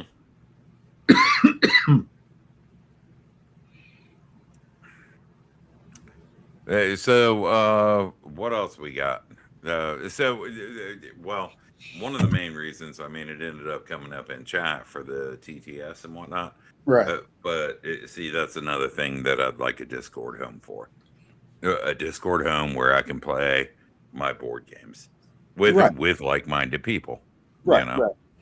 And video if games somebody's too. got to spend if somebody's got to spend $20 for TTS or whatever, maybe people chip in for them. Maybe they just spend it themselves. $20 ain't the end of the world. Mm-hmm. And then we have it really is. I really do like your idea of it being sort of a gaming club, you know. For anything that makes any of us interested. Right, vetted individuals by people that we trust who are also vetted. See what I mean? Yeah. For reasons we've described earlier in this conversation. Right. So, I'm not trying to be elitist dick, but I do know some people don't jive, and that's all there is to it. But I'm pretty sure if you tell me this guy's going to be cool, you suggested great old ones. And he turned out to be pretty cool, Oh yeah. And all these guys watching this and commenting are cool too. Right. And I would wager that anybody that they would recommend it would be cool as well. Exactly. That's what I mean. Just looking at like the viewership and whatnot, it seems like that's the sort of circle that we're working with here for now. Yeah, see? Right. You don't, so look at what Dave Mills said. Yeah, so you don't just have the zombies game if you're not cool. You don't just, it's just sitting over there. Right. You know what I mean? So right there is point proven. Just saying. Yeah. Think about it. You don't just have the zombies game.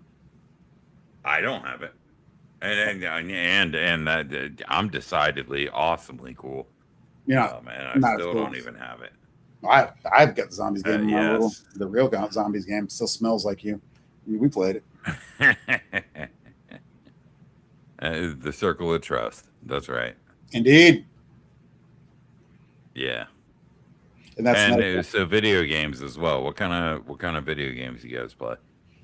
See, and that's probably what do I play, or what do you? What kind of video games would you play on your Discord?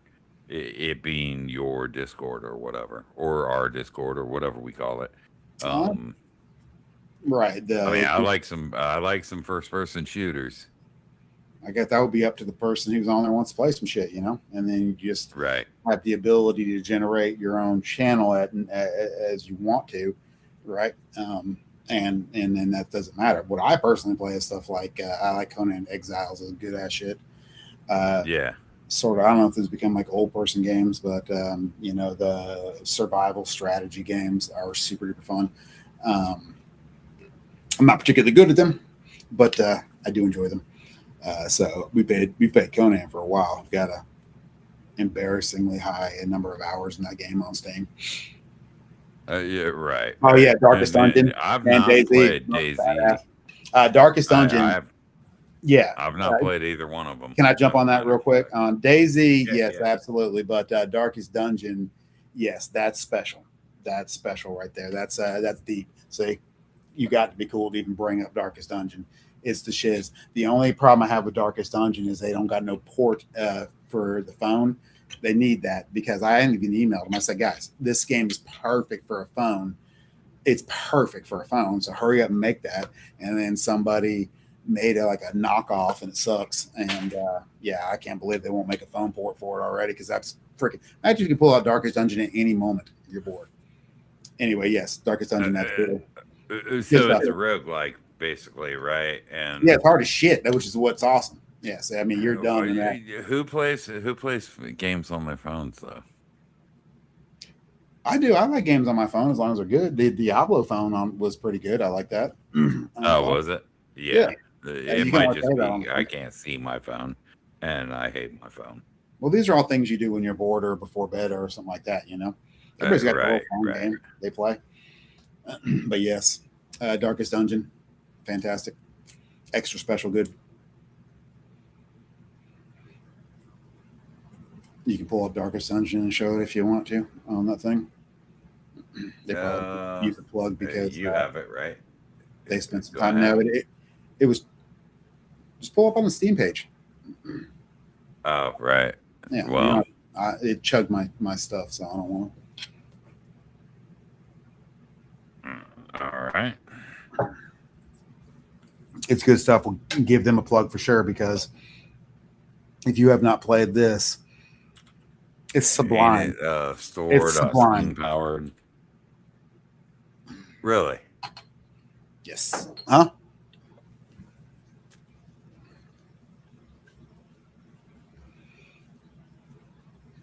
It's sublime, huh? It really is. It's I mean, I don't know anyway. I'm not run my mouth about educational level, but when you do mathematics for a while, you just begin to appreciate it's the fact that you can do it. And Darkest Dungeon kind of gives me those feels. It's just, I don't know, there's a mathematical feeling component to it, which I really like. And it's so damn hard, it's ridiculous, That's where you're like, all right, so tonight when I play Darkest Dungeon, I'm going to have rat poison next to me because I might need it. Nice. Yeah.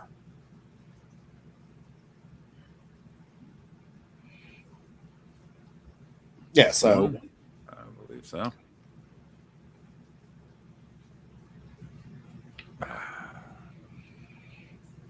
There you go. You have like this profile. Go over to that third. Go to the still image right there, and then pop that on, and then full screen that shit. Not the video. See that third one over? Yeah, there you go. Now pop that on. Back up one. Do that. Back up one. Do that. There you go. Hit that. Yeah. See, so this is so what happens is it's really cool. You show up at this village, right? And it's like a Dracula feeling type of village. You are this group of, basically you start off as one guy trying to fight these forces of evil from this castle that has leaked out from underneath it. And then you spend your time with these heroes here trying to, trying to get to the, I've never beat it. I don't think you can beat it. I think you have to be God to beat it. But probably Dave's like, yeah, I beat it one day.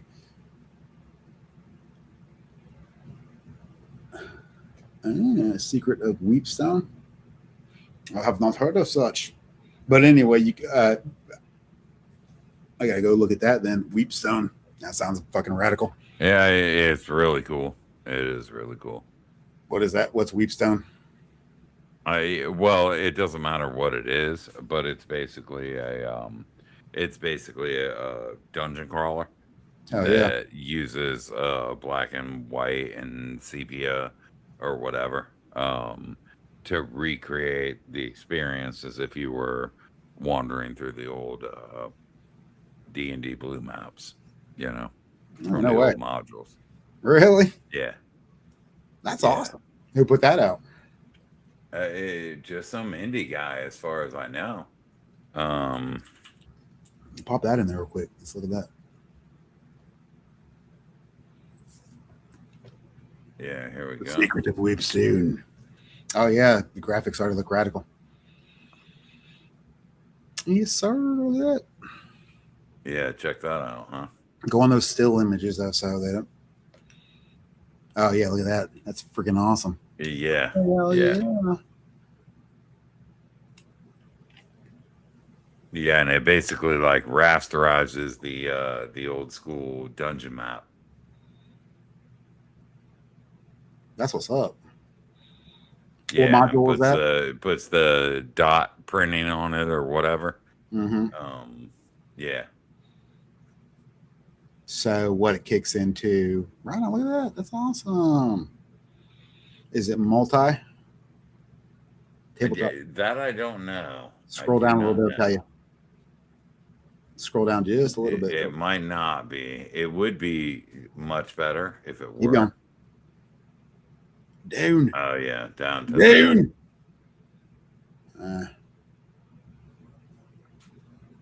I can't see.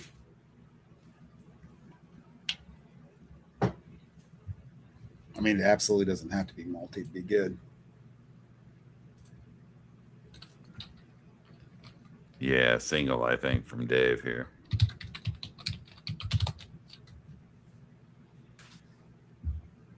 Nah, it would still be fun. Yeah, that's exactly. And if you just look at it, I mean, you immediately get those yeah, look at this nostalgia feels right off the bat, you know. Yeah, that's badass. And you roll It is. Rust It is monster. super cool. Yeah. Rust monster, yeah. Yeah.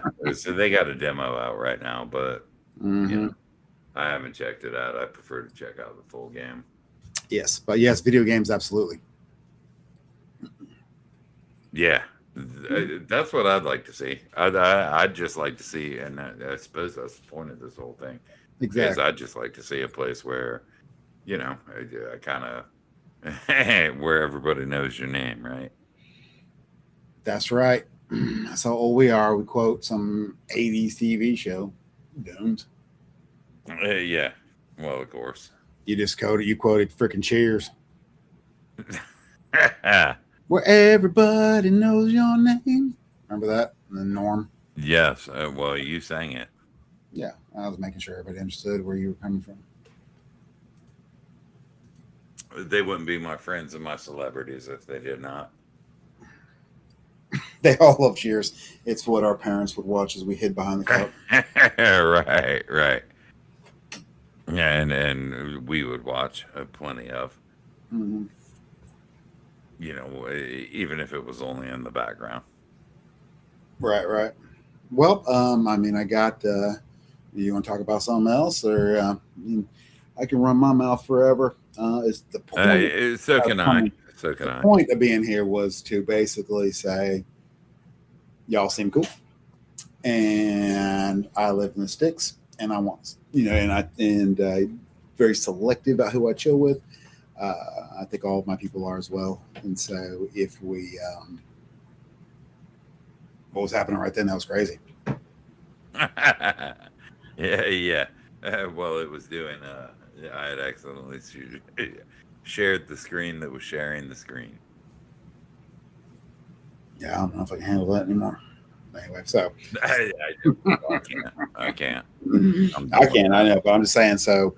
And then just to be like, let's talk to Dooms. And I was like, well, hey, man, let's run a game on Saturday and have some fun, get together. And I'll put together the little Discord area. Came up with a cool concept, I thought. Makes you feel epic.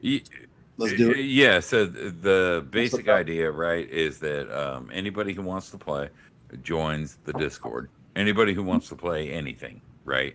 Right. Like we've already talked about, plenty.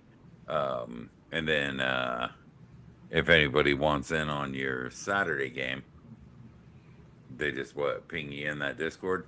Yeah, just go throw it right in the thing. I already got we got Heretic and DLSD 25, so right there. Right on. Yeah, Sitting well, what I'll do is chit chat, and then I'll play with permission. You gonna play? Well, hell yeah! I think. Yeah. As long as you I probably can pop 1 to 2 others, but I don't know. We'll see who shows up from the channels first, because that's pretty cool. Yeah, absolutely. I think it's super cool. I love the final. I love my guts.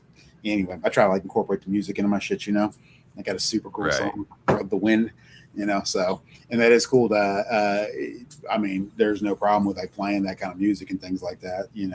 It's always good to have a fantasy backdrop as far as music goes in a game.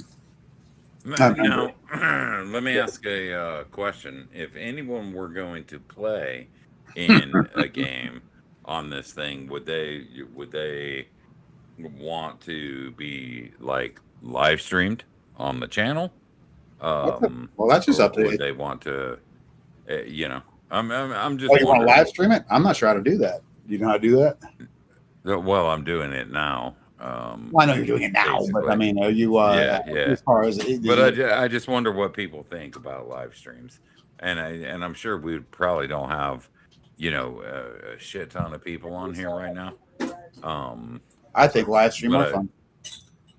yeah, Do you know how to do that? Can you live stream a D&D game or whatever game? A role-playing game? Can you live stream Foundry? Oh, I'm sure I could. Really? That's cool. I know these other guys. Yeah, well, I'd just invite them to this, right? And then it would be a screen share for the GM side. Right on. Dave's been in multiple. Nice. Yeah, yeah, I know. Michael doesn't. He's not averse to any live streams. I don't know what his schedule. What do you mean by live stream? Like they do on that Rebel show where you watch them play? Yeah. That's cool. Made it sound more dramatic than that. It's like, oh no, it was a freaking Hollywood some shit come out. No, that's cool too because you can memorizing so some of those role-playing sessions we've had. So if you guys don't know, in the last couple of games, like in my games, and you guys might hate this, some people do, but well, I run my game the way I do, and I love a lot of role-playing, right? So I'm fairly happy as long as we gaming some shit, you know what I mean? And we're in some medieval times and it's on. And so we've had a couple role-playing sessions recently. I'm going to call you out here, Dooms. Get ready for this. I don't give a fuck, man. You will. Dude, if I don't get to roll a die for 2 sessions, well, then I'm out. I don't care about them perception. Okay. Well, he can explain that comment in a moment here, but let me back you up one. See, this is why he was going to make me a co-host. I can mute his ass. So you need to hold up. All right. So back up one and figure out co-host. Yeah, there was too many things to click. So if you back up one session, they did a whole bunch of role playing because they were trying to figure out in Shibboleth how to best take this artifact they had and present it to one of the 3 churches and essentially begin this ceremony. And they were not 100% sure how to go about doing that because they knew if they fucked up the role-playing encounter that it would be harder and difficult. So they kind of debated for the entire session whether they should do one of these 2 things. A, go and speak to somebody called the mediator of the Church of Zilch's God of Wealth, or B, go through this ruined area and try to break into the God of Wealth and steal what they wanted without speaking to somebody. Now, this conversation went on for freaking ever. And and then they did a few things. They talked to this one lady, did a couple role-playing encounters as they were figuring this all out. So that was the bulk of the next session. And they kind of decided where they were going to go. I remember one of our players saying, hey, we'll finally figure out where we're headed on the next session. So the next session comes. And it's pretty obvious, I think at this point what needs to happen here. Petrus's moment. Now, Petrus is awesome. Petrus is a priest of Erroneous, and he's also played by Dooms. I rule the world. He does. He's awesome. And see, now Petrus is one of the primary offenders of making an entire session role playing, right? Which is great for me, And as long as I know that nobody else is like wanting to do other stuff, then let's just role play the whole time. You know what I mean? I'm totally cool with it. Knowing that at any moment, if you wanted to transition to straight combat or adventure, it's right there. But I don't railroad my players. So if they just sit and talk, then they just sit and talk. I don't like bug them about it. You know what I mean? As long as it appears like we're having some fun. Yeah. So Patrick, I'm going to let you jump in here, Bill, and take it from here.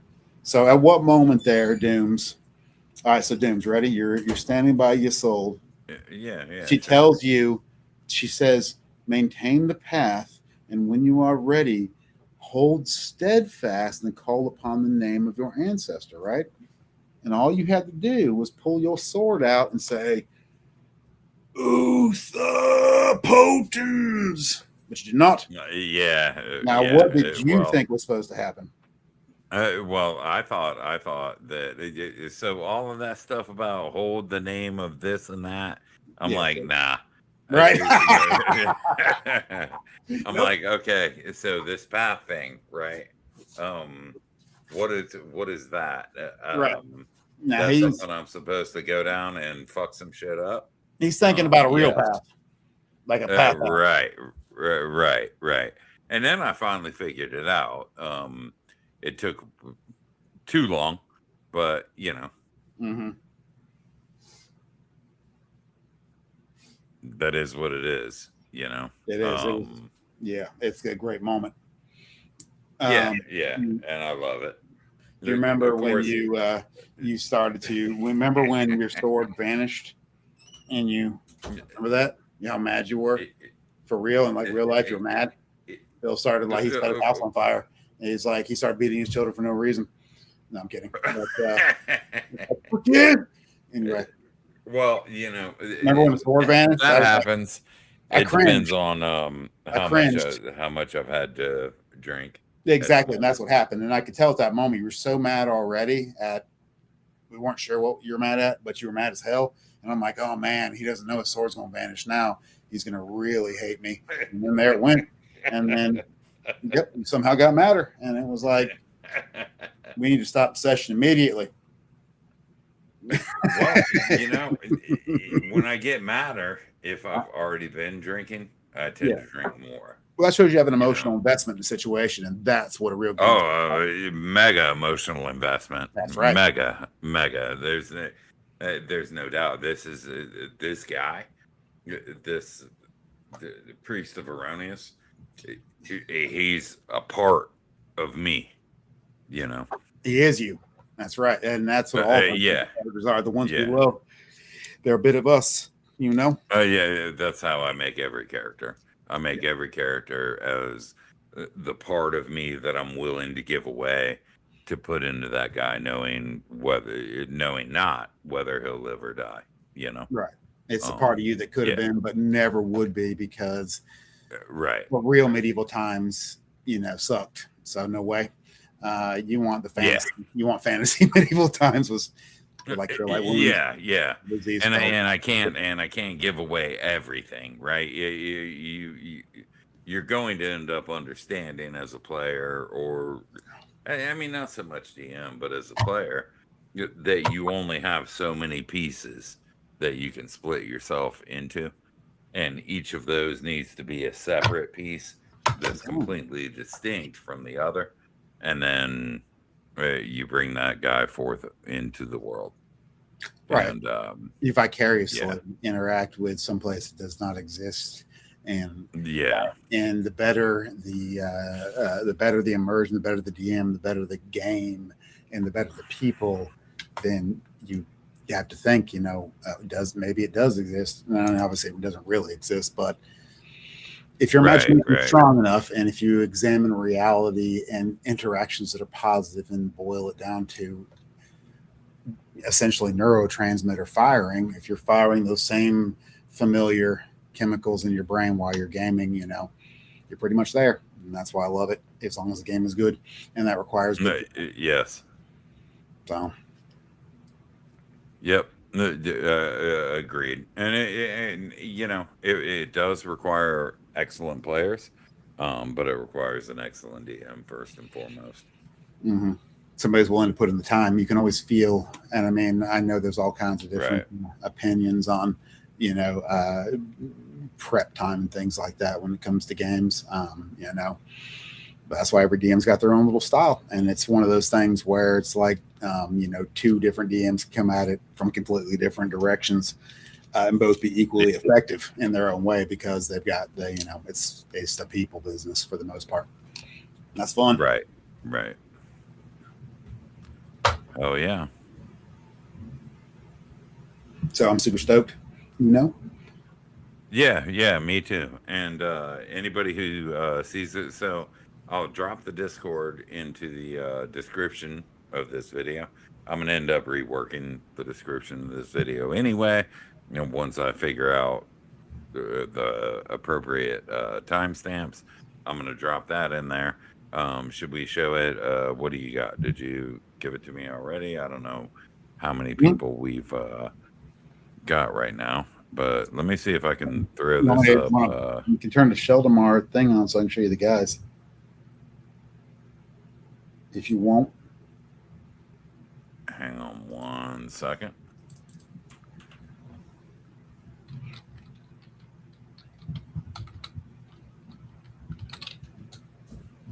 Did it eat my message? I should it'll share this much better. Oh, there it goes. I think. Right. Discord GG. Roll with the gods. Hell yeah. What are you doing? Yeah, I'm not ashamed of being called a god. If you guys are ashamed of calling me that, then that is quite fine. What am I supposed to do? Ashamed. No, I mean, what am I trying to say? I'm trying to say if these guys, my viewers, feel like calling me a god is a bit too much, I'm assuring them that they're incorrect. Yes, indeed. You may. It's very simple to deify me. You may deify me if you wish. Service is Saturday. It's all day. I'm not actually there, but what you do is you roll up. There's a bowl with some water, and then you got to have your envelope with the money. That's big time as far as my blessings go. You check that in the slot, pop that water, and have it. You were blessed until the following week. That's Bill's church. Guarantee it's the best blessings you're going to buy anywhere. I'm so right, Bill. Hey, that's right. So here you go. You got to do something with it. There's all the characters. So yeah. Look, for your upcoming game, right? Huh? Well, this is just our little pre-gens I had made up to make it when I was testing out Foundry. So all these guys, look, click on one of them. Look, they got their little picture. Yeah, let me get out of this and go in through my other little interface here. You can pick one of these guys. They got a little story. I don't want to really role play if you don't want to, but it's funny and cool.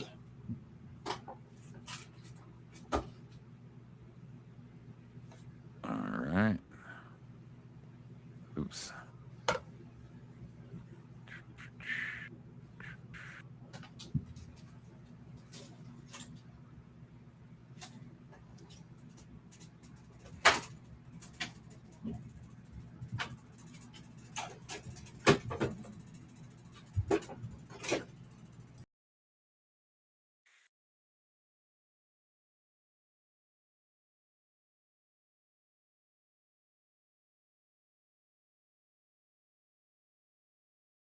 Look at this. What are you doing, DMD? All right. Yeah, so you can't drop nothing in the new Discord, huh? He couldn't message. Well, that's because I got to assign them all their Gods of Gaming statuses from the link, which I was going to turn my attention to here in a moment. Again, new with the stuff. And trying to assemble an area. Yeah. Let's see here.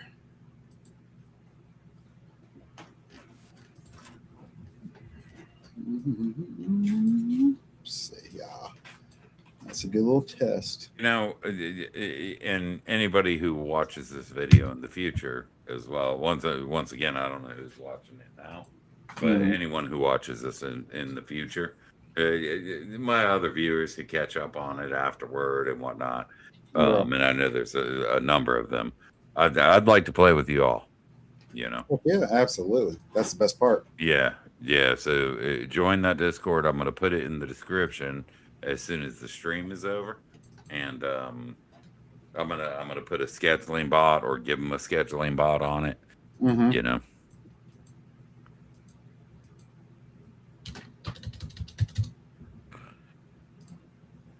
Michael, the reason that it failed is because you tried dripping it. You have to drop it. Here it comes. God of Gaming. Yeah, see, I got to approve you, which is kind of part of the idea. So that just take me 1 second, and you're about to be good. Got a gaming, got a gaming. And you can do a little test for us if you want to, but I do believe you are now Gods of Gaming. Sweet. Yep. And should be able to do shit. If not, Oh yeah. yeah.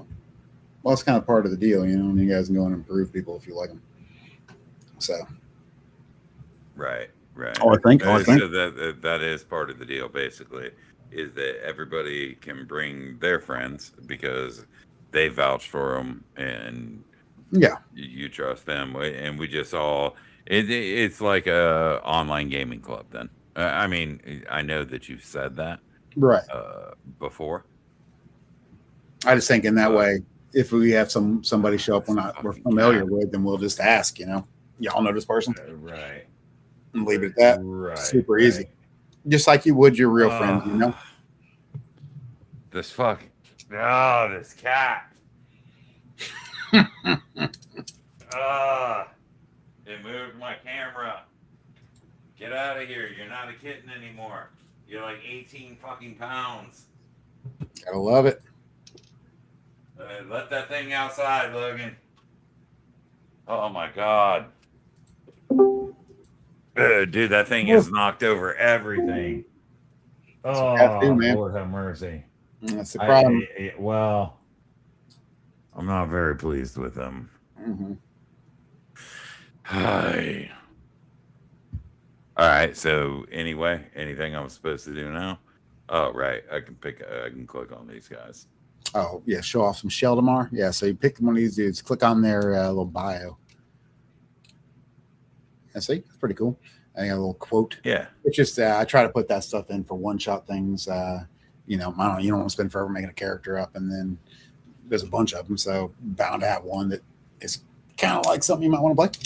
You know, so I get a good. Yeah. So these are the guys you're gonna run for this. What is it? This Saturday game? Yeah, I mean, if somebody's absolutely dying to sit and make up a character, I guess that's fine too. But in general, that's they're already ready to roll. You just assign them to the players, so they should work. I know they work because I already tested the shit out of them. So yeah. I mean, if anybody else wants to, I got nothing going on Saturday, so I would like to play. Let's do it, man. Yeah, especially with some of the people I've never played with before. That's right. And I would imagine. So you require camera, and so we don't do what? You don't require camera, you don't require streaming, but if people want to do that, we do that. Is that how that rolls? I'm just gonna run this adventure here. As far as that stuff goes, that's up to y'all. I mean, I'm cool, whatever. It don't bother me. Yeah. You don't mind people don't have a camera on or whatever. I mean, I always try to put everybody's face right in front of me, and then have I try to emulate the table as much as humanly possible, the real table, you know. So I try to like look at y'all. It is tiny and different. Well, because you got a lot of body language things that's another struggle from doing the real tabletop is you can't tell when somebody's not having fun, or you can say, okay, another one is talking, right? Like at the real tabletop, you can have two characters having a role-playing situation over to the right, and you can keep the game moving with everybody else without it you can't do that online because either they're going to talk or I'm going to talk.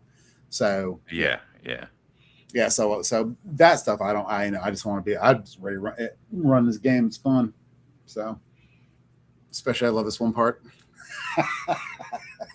I made these little, awesome. Yeah, I know. I made these little. Anybody gonna play with me, man? I made these little. I'm gonna play. Disappear. It's so cool. I don't care. I got a number of games already this week, but I'll play this. It'll scoot along. It's nothing like super committed, and what time are you talking about? I don't know. Let's jump in the little Discord there, and I'm available all day and all night on Saturday. So yeah, well, Dave's asking you here. I'll play when do anytime on Saturday. Yeah, I can do whatever. Well, I mean, usually we'll start at. Most of the games start at like 5 Central Time that I play with Bill and them normally, but I know people are in a variety of spots, so I figured just take a consensus on I'll who do wants to jump whatever. in, and then you know, I'm Central Time, and you're Eastern Time, right, Dooms? Yeah, I'm Eastern. So now let's get the stuff set up, and actually, it's already set up. I can't wait. There's this one thing right here. It's so cool. Yeah. So it took me a minute to figure out how to do like when you import your Pathfinder model. It is Pathfinder, but it's super simple. You just say what you're going to do. It's very easy. It's only its first level too, so it's not like it's hard to figure out. But one of the more complicated characters, I guess, is the Druid. But that's what's cool about Foundry is that if you cast, I'm thinking about monster summoning, you know. So if you cast monster summon, then I got this one thing I put in there where you can bring out pretty much any monster you want. You don't get a good picture for it, but you do get the accurate stats and interactions with the automation. So Right. the Druid's a little more complicated. The Druid does have a wolf companion, Druid S, I guess. They're pretty much cut and dry. You know, a little bit of everything. Yep. So, and they look pretty cool. Yeah. I'm down. But that's when we normally start, though. But we can, Dave. I mean, there's full adjustments to be made. You know what I mean? I'm just telling you, I'm good all day Saturday and all night. You know, to roll. So that's the point of having the Discord. You know, is to just go in there and say, okay, when we get together, what works for everybody. You know what I mean? Yeah, and that's pretty much me too. And yeah, I'll so give you the people that have all the time in the world can cater to the people that don't. Whatnot. Yeah, and you can put that in your Discord and whatnot. That's what I'm saying. The people that have all the time in the world just cater to the ones that don't. You know, that's pretty much our rule on stopping too. In my campaign, is that when somebody's ready to stop, you know, I don't know. Everybody else does it, but I really have to have my players there to run it. It bothers me that's why I would rather just wait till everybody can be there before running the game, because I try to put all the players in the game where they have something that's important going on with them, so you can't just have them not be there. You know what I mean? At least not for a non-plot reason. Right. These things up. So, but yes, chuck some times into the Discord on Saturday. I don't know, Friday's even an option or whatever. This weekend's an option. I'm out though after that for a little bit. So. Yeah, what's a little bit anyway? A week or so. Yep, just a week. I'm heading south, so and then I'll come back. Right on. Yeah, I think I'll be around regardless. That's what I'm saying. If you look at it as a community resource, it doesn't. I don't have to be there for anything to happen. You know what I mean? You have the ability. What I'm trying to do is make sure that if you're invited there and we know you, then you should have the ability to create a channel and set it up how you want. You know what I mean? Without me having to worry about it. You know what I mean? And that's the main thing. Where it's just like, okay, a channel appeared in our Gods of Gaming, and it's so and so doing whatever. That's cool. Right. Some kind of powers you would never give to somebody that it was just some rando, you know? Yeah. And the scheduling bot will help with that. And I'll help you get that set up. Right. I'm about at the end of my technological know-how. I do like the little tag there, though. I mean, gods, come on.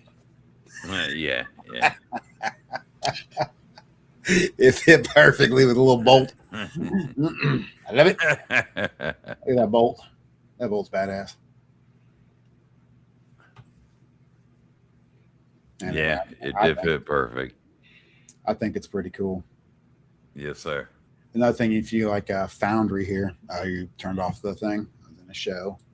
What's neat here was the Sheldomar campaign, where I thought that's what we're going to try to do, the collaborative campaign on. Like he was talking about whatever Discord there was where they put the campaign together and have the arcage. So that's a side dream. It's just a side dream, you know. That's a big project. Takes a lot of articulation and time, which I'm willing to spend. But you know, it is. And then, like with Discord, the coding is really cool too. If you guys want to see how I like track the party, it's pretty neat. You want to show them my little party master treasure there, Dooms? I'll show you how I can. If I can. figure it out. Sorry, I just sit around I and work think on I this had thing. it. Yeah, I think I had it figured out. Just share that screen. Window is this. I can pop it up. Yeah, that. All right. All right, so look, what's cool is this, right? Let me jump over to my campaign screen. My campaign screen doesn't come here. This is set up to run that game on Saturday. So if you don't use Foundry, I will recommend you take your order. I can reorder these things here. I don't know if you guys can. They see my? You're not even showing anything, dude. No, I'm not. I thought you were going to share. No, you share. They can see my thing. Yeah, it's easier if you do. It was chugging my computer. Right.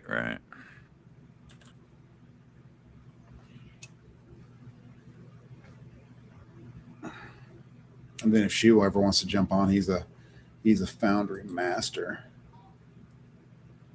Yeah, Shu is kind of the bomb. Yes. Am I already? I'm already connected in this damn thing. You're in there already. I installed it as a web app. Yeah, that's the best way to do it too.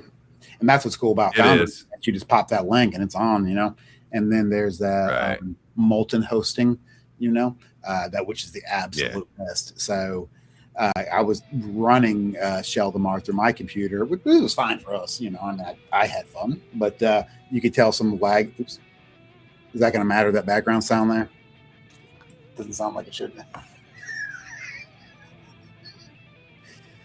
Yeah, see, that's the Legend of Sheldomar theme song right there, baby. You know what I'm saying? All right, so so if you look Tonzo, and you click on those guys there. But if you think I need to turn the music off, I can turn that off. I love the music, by the way. It's the best thing. Tonzo looks fairly He's Bard, man. You must love. You copyright striking me, man. Me? For Tonzo? No, he's made up. But look right here, if you look at the like all the cool stuff you can do as far as showing people your imagination. So when I run my game, they come in on this.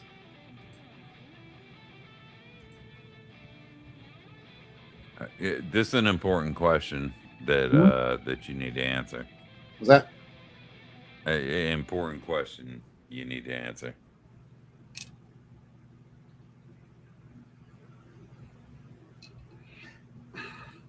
Yeah, I mean they are.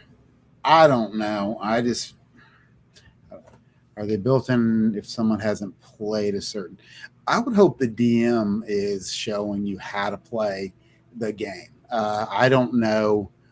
Like if I had never played Pathfinder before, if y'all can play with me, it says I'm going to make it simple for you. So if there's like something that you wanted to do, and I'll just explain how it works in the rules real quick. If you did not have somebody the DM that was going to do that, which I mean, that'd be weird, but then I don't know how user friendly that is. I mean, you can, if you've never played Pathfinder, you can definitely come in and play on Saturday or whatever, whenever we do it, and just have a good time without having to be a master of Pathfinder. That's a fact, and you'll easily be able to use Foundry. Yes, so that's all fairly simple. The rule set, as far as what they give you, is that you go download what's a module. Bill, you got admin. You can show them the modules if you want to, over on the right there. If you want to show them what the modules look like, show them what. So we put this on first, and it has the general rule set for the game. And then so he can show you all that. He's got admin on this. Bill, by the way, if you guys are curious, he's the guy second from the left. That's Great Old One. Is on the left, and then there's Petrus. That's Old Dooms. It's my nephew, my wife, a good friend of mine, and then that's Shu on the right there. That's our peeps. But yeah, if you look right there, what are you doing, Dooms? Cleaning up the beer that just spilled all over my damn wood floor. We'll show them. See, so basically, at the top there, you the rule set comes in. If I can full screen it. Yours is alphabetized. You want to go to the. I have a hard time saying that. Yeah, if you'll scroll down and show them where the Pathfinder initial rule set we had to add was. There's one that these guys made. They're radical. They're so yeah, cool. and I think it was the 1E content. Right. These guys are awesome. They do the what's their thing over here? Foundry VTT Discord, and yeah, I mean they just so much work. Show them when you hit Control Spacebar, and show them what you can do. Watch all this shit they put in there. Right, with Control Spacebar. Put in yeah. Drow. Put in Drow or something. Yeah, look at all the shields. So you got and look, it shows you the source books right there that they come out of. So he could like import that shield cloak. And then look at the bottom right there. See, it shows you the source material right there. And then that's the item, right. And he can import that and then I can give it to you. And go back here, close that out and go back over to the to that search real quick. And then show them the monster. This is the best part right here. Put in put in small air elemental. Put an air elemental in. Put it. This is my favorite monster. Yeah, he loves to call these things. So if you play, okay, you got a K or something going on there, buddy. My favorite monster. And keg. All right. Yes. Yeah. Well, go back. Okay. So, what I was trying to show you is that if you cast monster summoning, right, you obviously don't want to have all the you're not going to have every single monster ready to roll, like set up like I do for my monsters and encounters I know are coming. But you can, as long as you're cool with like a kind of ugly looking graphic, you can bust out any monster from the monster summonings and the summon nature ally spells, which are pretty cool at any point. Right. Yeah, and if you recall, like I don't know how you guys played your druids and your summoners back in the day, but I would always have my like top 3 that I pretty much rolled with, unless there was like environmental issues, like out in the ocean or something like that. You need like a dolphin. But it's pretty cool to have access to that where you can drop it down. Otherwise, that can become stressful, because there's might not be a monster manual to open up. But these guys took so much time with this. You just, bam, you got a piece, import real quick. So a lot of people have done a lot of work on this thing to make it awesome, and they did a good job. Yeah. So. Yeah, but that's so easy to use. Point, though, is that you can't really trust the VTT way of doing things. Yeah. To be exemplary of the rule set. No, right, exactly. Trying to learn. Right? Nor would you want to be, because you're not. I mean, you don't. I found myself that way a couple of times running VTT with some of the more unknown, not really recently, but when we started this, because I was like, okay, is the automation correct or am I correct? I was like, I know I'm correct rules wise. My brain, I can pull the source out of the SRD online, but then the VTT does something slightly different, and you're like, you have that moment. You know what I'm saying? That's so yeah. So you really want to be on top of the game, but you should be anywhere you're the DM. You know what I mean? You don't DM a game you don't want to run. I mean, you guys do, but you have a better DM than me. So I'm terrified to run a game I don't know how to run. Yeah. So, but yeah, exactly. So don't look at it that way. Just use it like the scenes are amazing. You can fill people's screens up with them. Like, look, if it's gonna become dark time, watch this. Blink. So like, all right, Shibboleth night. And then show them the calendar there for our campaign. Click on the. You should have access to that. Let me make that happen. Are you in as who are you in as right now, Petrus? Yes, you are. Yeah. All right, so hold on. Let me show. You guys got to tell me when you get to a date and then it doesn't have the journal entries. And I asked you about it. Nobody said shit. Yeah, I already tried to tell you about that. No, you did not. Yeah, I would have fixed that already. Yes, and everybody was like, "What are you talking about, man?" No. And I was like, "Okay, whatever." All right, 21st. All right, watch this. This is pretty. Because Anyway, I'll try. your other players are dumb. I know. Hopefully, we get some better ones out of this conversation. Here, watch this. I can. Then it's a good opportunity to show. Okay, so they're on the 25th with this time thing. His is not showing the events, but then I go and stick all the. I stick what they do in and make a little record of it. So, okay, show players, and you should inherit. Watch, should pop up. Yes. Yeah, right. What's that date right there say? Can you read that? Yes, that was 20. Yeah, right? patch wall 21. Okay. 557. So yeah, so you can make them like the. That was 21. Okay. Yeah. Okay. Yeah. So you got 21 now. It's not showing like that on yours. Close yours and open it again. And make sure that 21 pops up there with a little circle. I'll put the other ones at you. Negatory. Yeah, we always learn something every time. So, yeah. It's okay. Well, it's a live demo. Fuck it, we'll do it live, right? Well, it's just cool. Now you experience the deficiencies in your game. DMD. Oh, okay. Shut up. What shall you do? Okay, now look, that popped up. Yeah, so owner is what did it. Yes, it did. And I'm going to go ahead and close that. And then I'll open it anew. Don't tell me about business, boy. All right. There you go. Close on that. Very well. Nicely done. Okay.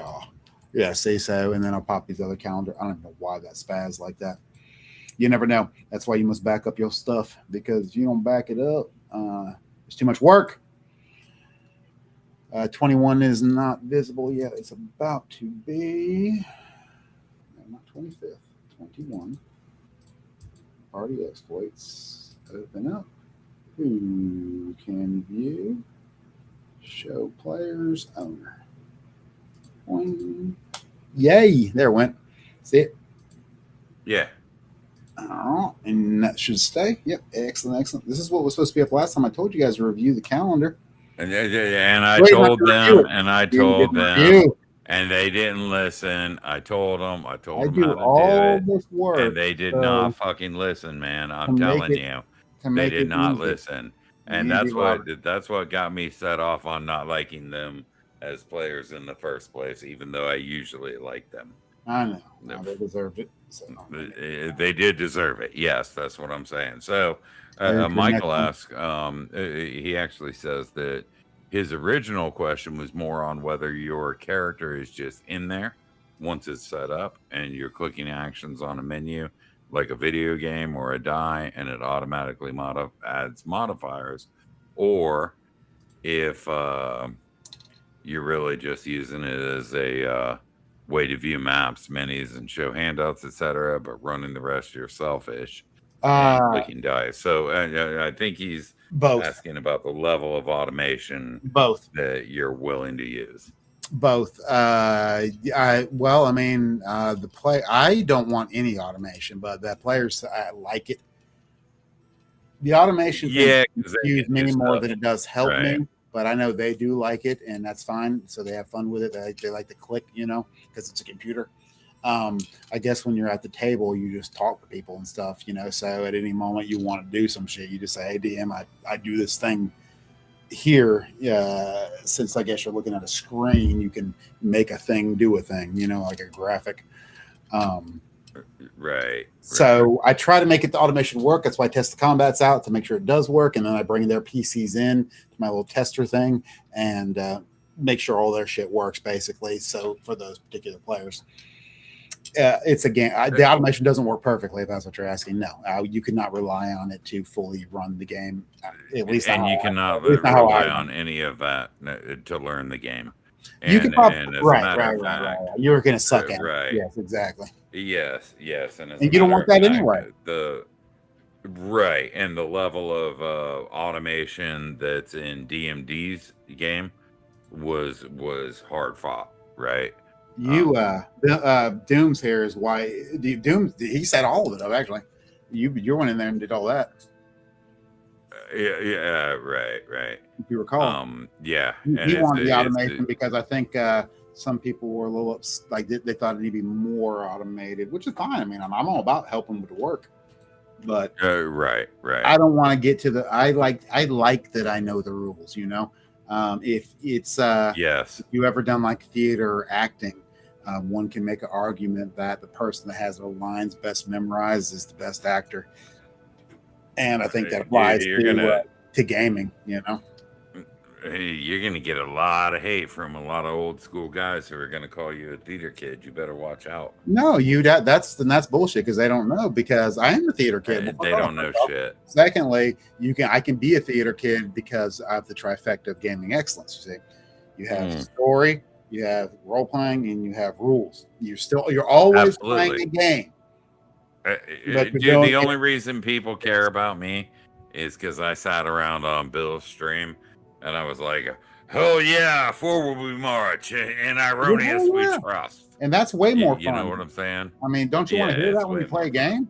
That's the only reason anybody gives a shit about me. Yes. Well, that's the same with all of them. You did a voice, Mike? Michael. I apologize if all right, look, not the name. You have all your calendar back now. You should be able to see everything. So you know. Yeah, man, the voice, dude. Really, the voice. You know, who cares? We're awesome. Goofing, bro. We're goofing. Right, exactly. I mean, might as well go all the way, you know. yeah. Like I said in the last stream I did with DMD, I'm like, bring out some HeroQuest. Bring out any war game you got. It's way more fun. I'm doing the fucking voice. Yeah. if you guys don't like me being like, oh, Chicago. You know. Chicago. And then don't give me the fucking Japanese. I'm fucking Lebo's badass, man. Don't even get on my guy, my Kensei. Lebo. I got nothing to say about Lebo. Lebo's radical. You remember him? I killed a gargantuan, dire, poisonous, demonic crab of legend. With 20. That's what's up. Come in with a katana. Yeah. Everything was delayed. You'd be like, "Die! I'm going to find you, and then I'm going to hack your pieces." So you role play like that, and then people through your mouth all acting weird, and it's fun as shit. So I'm gonna have to catch that last Patty video there. You put a short on X in your profile, and yeah, I know I knew that what I was doing was fucking retarded, but I did it anyway. Yeah, it's kind of like when you are the main, like you're like the main focus of an entire plot arc going on for like freaking 4 months, and then your moment comes. And then you just be drunk. That's awesome. Yeah. You ever want to fuck with the DM? Oh yeah. Get him all into your character's concept and whatever. And then when your time comes, just be drunk as hell. Yeah, don't make no sense. But it's still super cool. It ended up super cool regardless, though. Yeah, well, that's more the DM than anybody else. And voices are better than metagaming. And now people have different opinions on metagaming. They go easy. They range the entire gamut from. No, you're not allowed to metagame. Becoming an expert player means that as a player what this is, and come on, man, that's lazy. Yes, don't metagame. It's lazy. And it's poor form, and I don't care who tells you otherwise.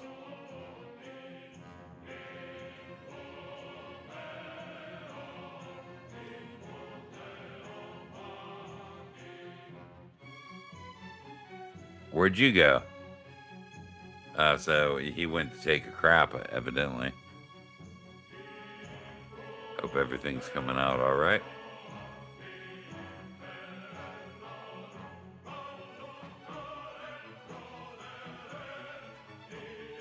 The Conan music's all right. The Polydorus music, as long as they don't. Sorry. I asked you specifically. Safety tools. Yes, Let me respond to this one. Never go full retard. No, And that's what you're I supposed actually to. think it would be fun to do a safety tool. What's that mean? Never go full retard. You seen No, Tropic Thunder, no. correct? Oh, of course. I'm talking about Oh. safety tool. What's a safety tool? Of course. Oh, yeah, well, you had to have one for your start playing game, didn't you? What did you use? Yeah, but I mean, if that's a safety tool, I'm cool with that. The safety tool is basically if you got some kind of issue, some shit you don't like, tell me first so I don't do it. So I'm down with that. No, but they don't tell you first.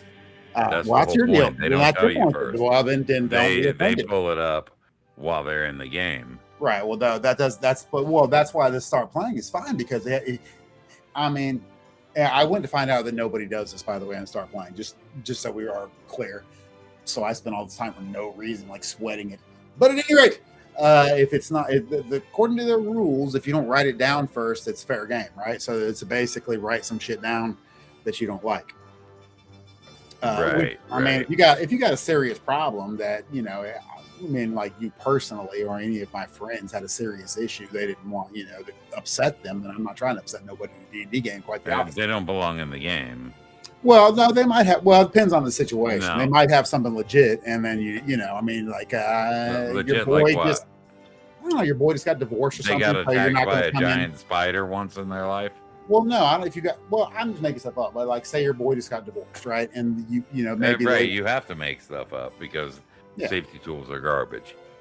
I'm just trying to give you an example, so Okay, I'll in my apologize game, and if you allow don't, to finish. in any game I play, if you got a serious soft spot for some shit, I ain't trying to come rub it.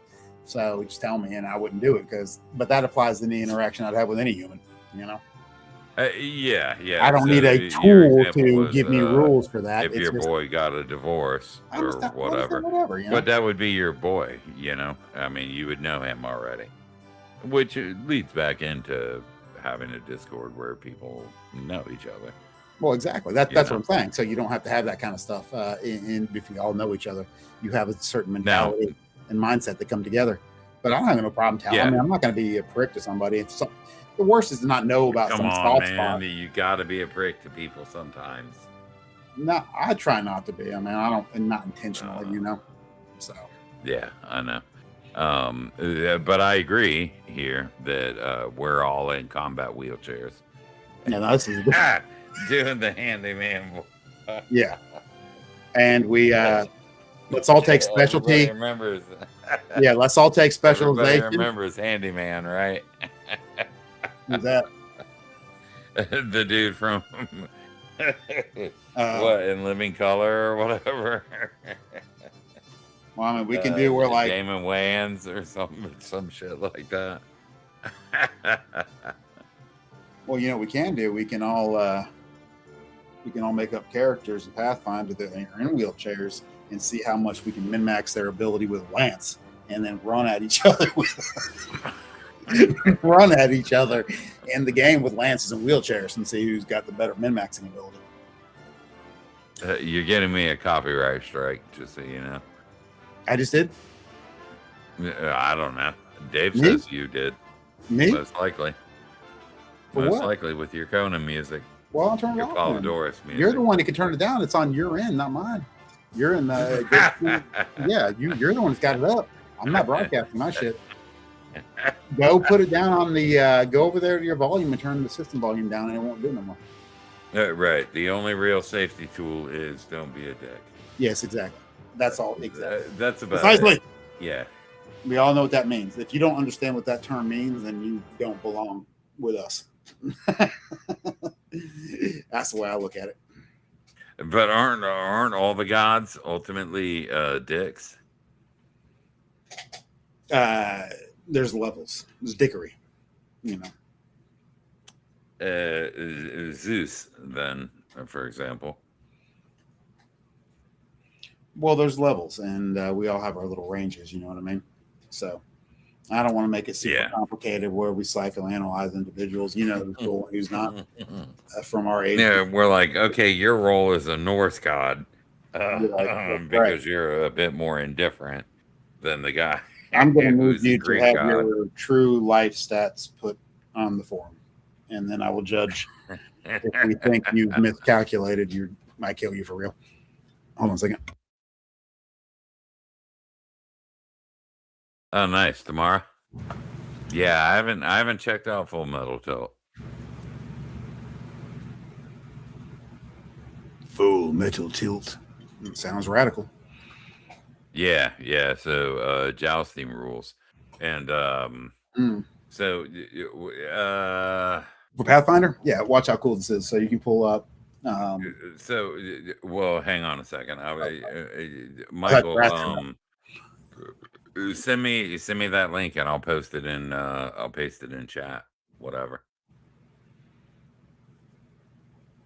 How you gonna joust? I love with full metal tilt, my friend. What is it? I don't know what that is. You need to summarize that. Yeah. Well, we need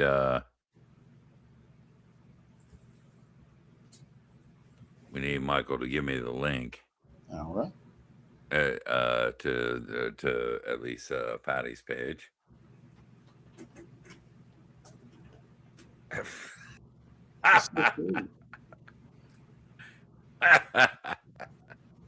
Oh, Dave. Jesus.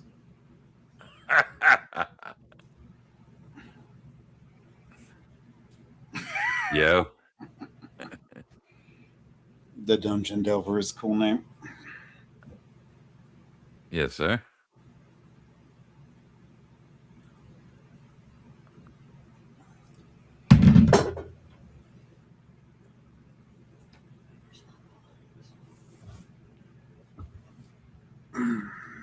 Oh, okay. Right. No, I understand how that goes, man. Dude, I had real problems because I was trying to create a cool ass intro for this, and I got about halfway done, like an intro for the concept of the Discord and whatnot, and I got about halfway done, and my family decided to go freaking berserk. And when they all get going, they get going. But I've got something halfway done that I'll probably put out tomorrow. But yeah, thumbnail and intro video are important. And then you do some pretty freaking incredible stuff, Michael. Sorry, I'm just gonna call you Mike. That's just the way I am.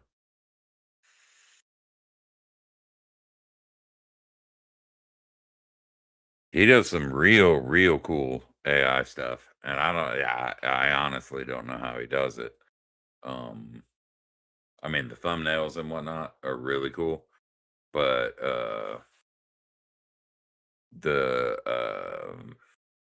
those intro videos, if I could just make one of those, I probably would. Although I really like messing around in After Effects. It's fun for me.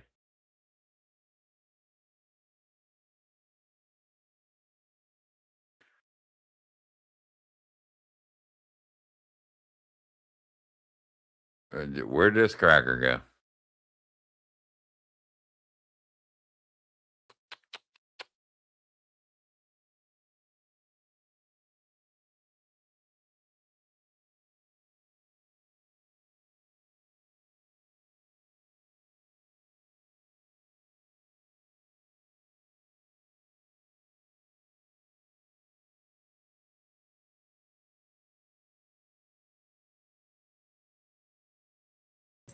Wow. Very sorry. When you got to go, you got to go. Most people, That's I think, really cool. I think most people when they do. That's really cool. Here. What are we looking at? You. Why are you going to the bathroom? Yeah. So when you do like a massive show, you have to go to the bathroom. You don't go on TV and like be like, oh, here's an hour show. No, be like, we need a 6-hour interview and you ain't going nowhere. In fact, I'm strapping you to your seat. Yeah, bullshit. No, that don't happen. Let me full screen this. All right, look, I made this. Put on the. I'm gonna actually go take a leak. As a matter of Here, fact. stick on the. Then I'll show them the party What am I master supposed treasure. to stick on? Go on to your pull up your put up the freaking Foundry. Sorry. Very well. The master treasure thingy. It's so cool. It's working with Uh, Foundry. You know a little bit about coding. It's fucking awesome. Look at this. Put that up. I'm so big on the screen, Bill. It's massive. It's ridiculous. This is really I big. love it too. No, you need to do something where it's not so big. Put the shibboleth up there. Put the shibboleth up there. I'm working on it. I'm working on it. It's fun watching you be gigantic on that screen by yourself. Well, I know that you can keep the size. Put the shibboleth up there real quick so I can show them that master treasure. I'm super proud of it. I worked for a long time on it. I know. It's really cool. All right, so watch this. Take your stuff off there. Take all that shit off your screen because it's in the way. You don't need none of that up. Why do you have a attack bar on the bottom? You even have a guy out there. Well, because the close that calendar feature. I already closed the calendar. I'm watching it on the screen here, and it's right there in front of us. Shut that. Party exploits. So am I. That's yours. Yeah, but if what are you trying to do? Because you've got that stream view. Yeah, you've got that stream view player you can use, and I can. You're the stream view. You're the stream view. Just close real quick on the party exploits right there. Close that in the middle of your screen. That's up. That's being shown to everyone. Yeah, there you go. Yay! Close all that. I don't even know how you got a combat bar on the bottom like that. I don't even know how you. Who is threw that? all them things up there, man. Who is that? who? That's me. Yeah, who though? Specifically, Petrus? No, my name is Gandalf, and Gandalf means me. Yeah, but you're not. I don't know who's fighting. Why do you have a combat bar? Anyway, all right. So watch how cool this is. Because I'm awesome. You are awesome. You're always mid combat. All right. So I was going to show you. Watch this. So for the party and keeping track of stuff, in tabletop in person, I would write stuff in a spiral or have a treasure keeper individual. I tried to have that with TTS, but they got annoyed and thought it was work. Back in my day, when you was asked to be treasure keeper, that's because you was trusted. And my party felt like it was a work. So I decided that if I wrote a little scripty here, which I did, that it would be pretty cool and easy for everybody. Share. I'm scared to share my own screen here. Anyway, I was popping up for y'all. All right, so I made party master treasure. Yeah, okay. So can you guys see that party treasury unchanged down there at the bottom right? That's because I just queried. Bill, can you pop open the dooms if you pop it? Maybe that's just coming on my end and show y'all.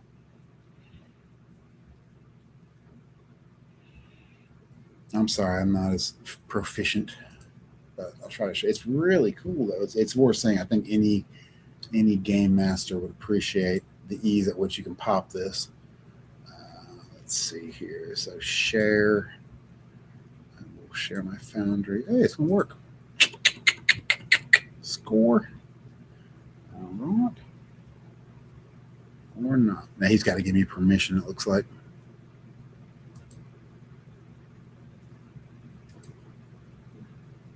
Try again. Yeah, it's asking him for permission for me to show it to you guys.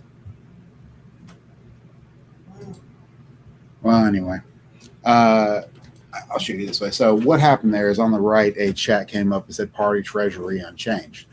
Now the party can go look at their overall treasury, which if you look is journal entries. They did such a good job of this, man. It's so fun.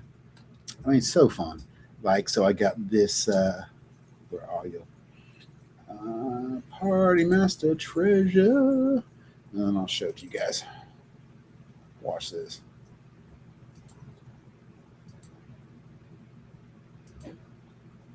Yeah, see that? Look. Here it comes. I don't know why mine popped up all of a sudden. That's weird.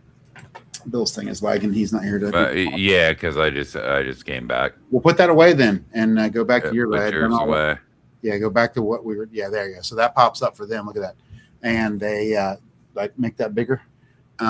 So look how cool this is. You want to show them? And then I made a little vault thingy. So you can script all this stuff with Foundry. It makes it so good looking. And all that is HTML. Go in on that a little bit to show that, see how the tables are. So look at that greedy fucking slob Petrus having the second most cash in the party. I made it where it will sort that and like check because he doesn't spend that.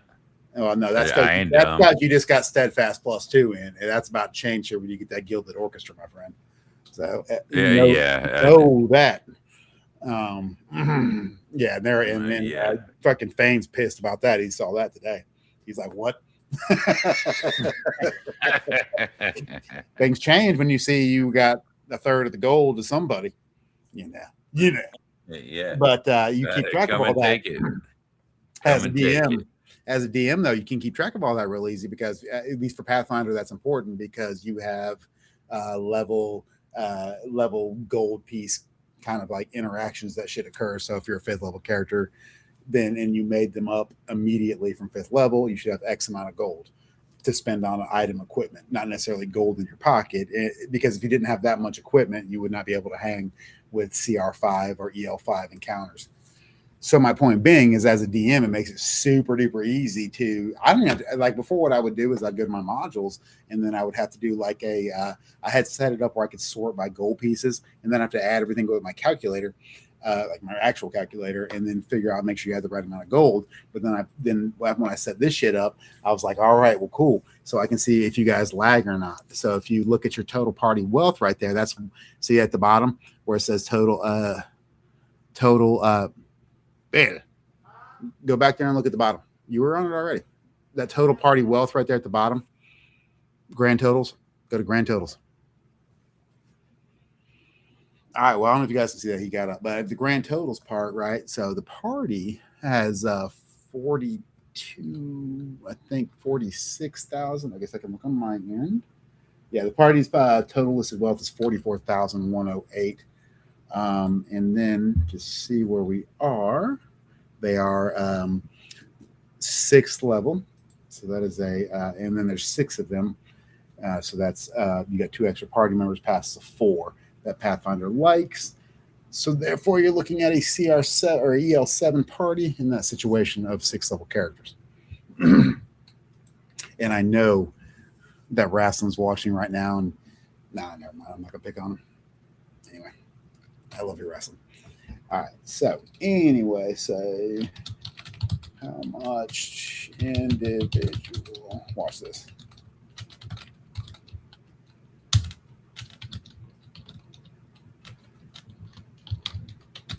I'll double check and query, so I don't have to go look it up.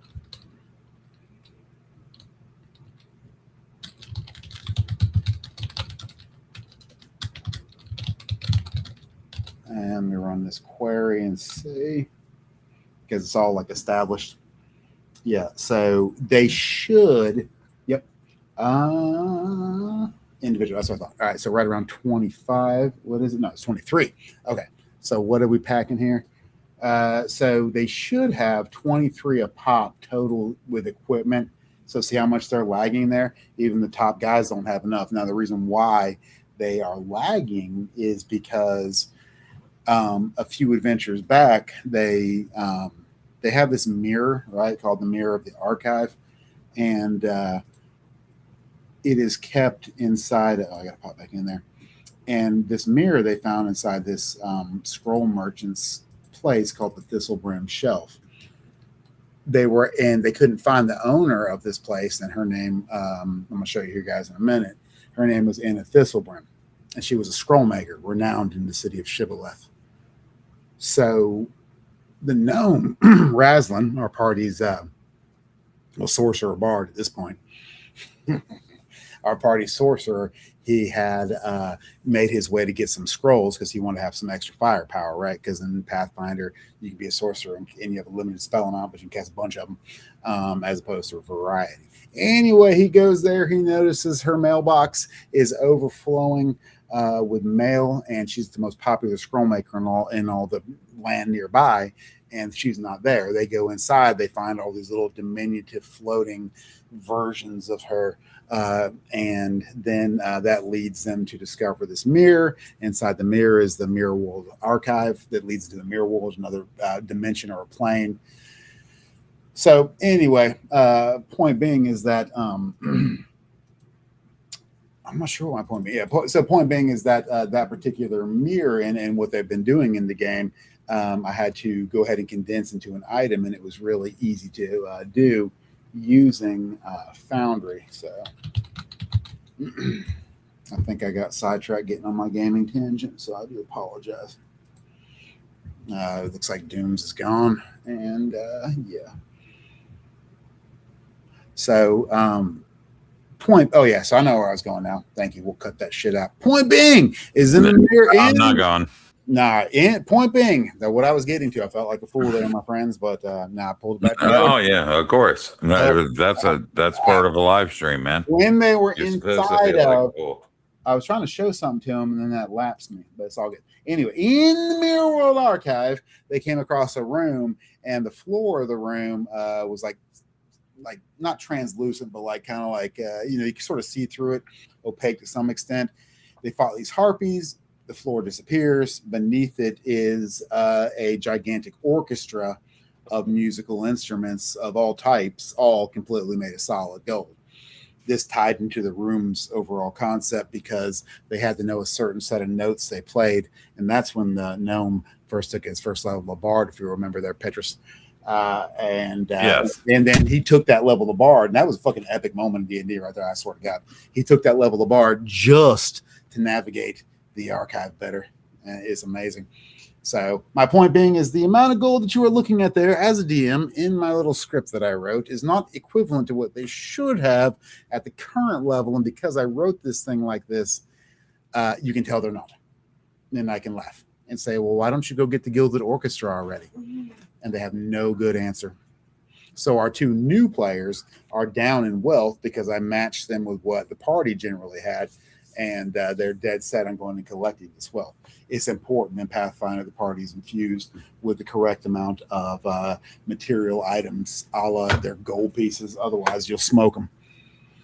So, or at least on the correct CR, you'll smoke them. I tend to vary my encounters, and I don't scale my shit up in a homebrew. I've got area this, area that, area this. I know what the APL of the party is. And then, if they go there, they go there. And retreat's awesome.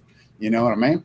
I mean, when you find a monster or some kind of situation that you have to run from, you've been challenged. You think about that and then go back, and then hope you can own it. Yeah, what he's actually talking about is him retreating as the DM because he knows once my character steps into the room, all is lost for the enemies.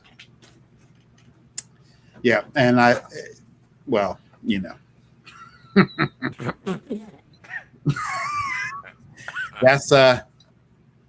exactly what I think. Actually, I did thank for articulating it that well. You're welcome. I appreciate it. The fear. I just I piss myself right now. Yeah. Well, glad to see some night owls. How you been? All right. So, just to show off how cool you can do with this, I'll show you guys. I like it because you can make people have with some of these mods.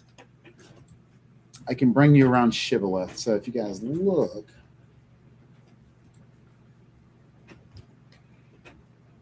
If I activate this scene, I'm back off that. See how it couches it perfectly on that shit, which is great. It actually does work. It doesn't do that for me because I'm in DM mode, but I'll take them on a little tour there.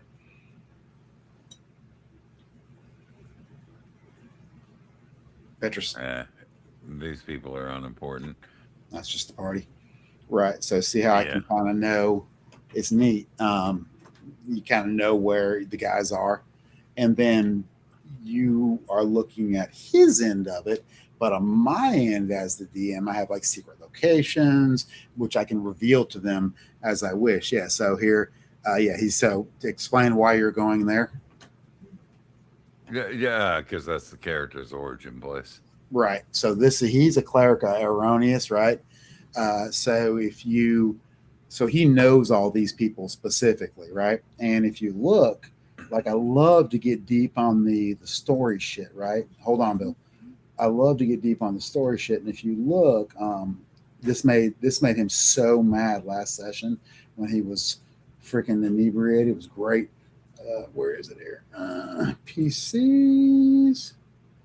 The Legacy of Legends. Here you go. I love it. Sorry, it's taking me a second. I didn't expect it to immediately do this, but See you, Michael. bye.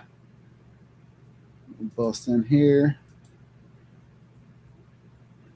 You can show people if you use the artwork correctly. I try to. And you can do some serious emotion. Watch this, ready? This is Petrus speaking. Now you saw, bring up your soul. Click on that area. Real quick. Click on your church real quick. The hall. Click the hall and bust your soul and show them. All right. Now look that. Now explain your background with her real quick. Explain that. Man, Petrus. I didn't sign up for that. Come on, man. Just tell Petrus. Nobody's allowed to know that. Yeah, it's fun. This is how deep we get. We play some real good ass games. It's fun shit. Yes, but that's you can get deep on a game. That's what makes the game rewarding. Is that you got the rules. You got the. I'm sorry.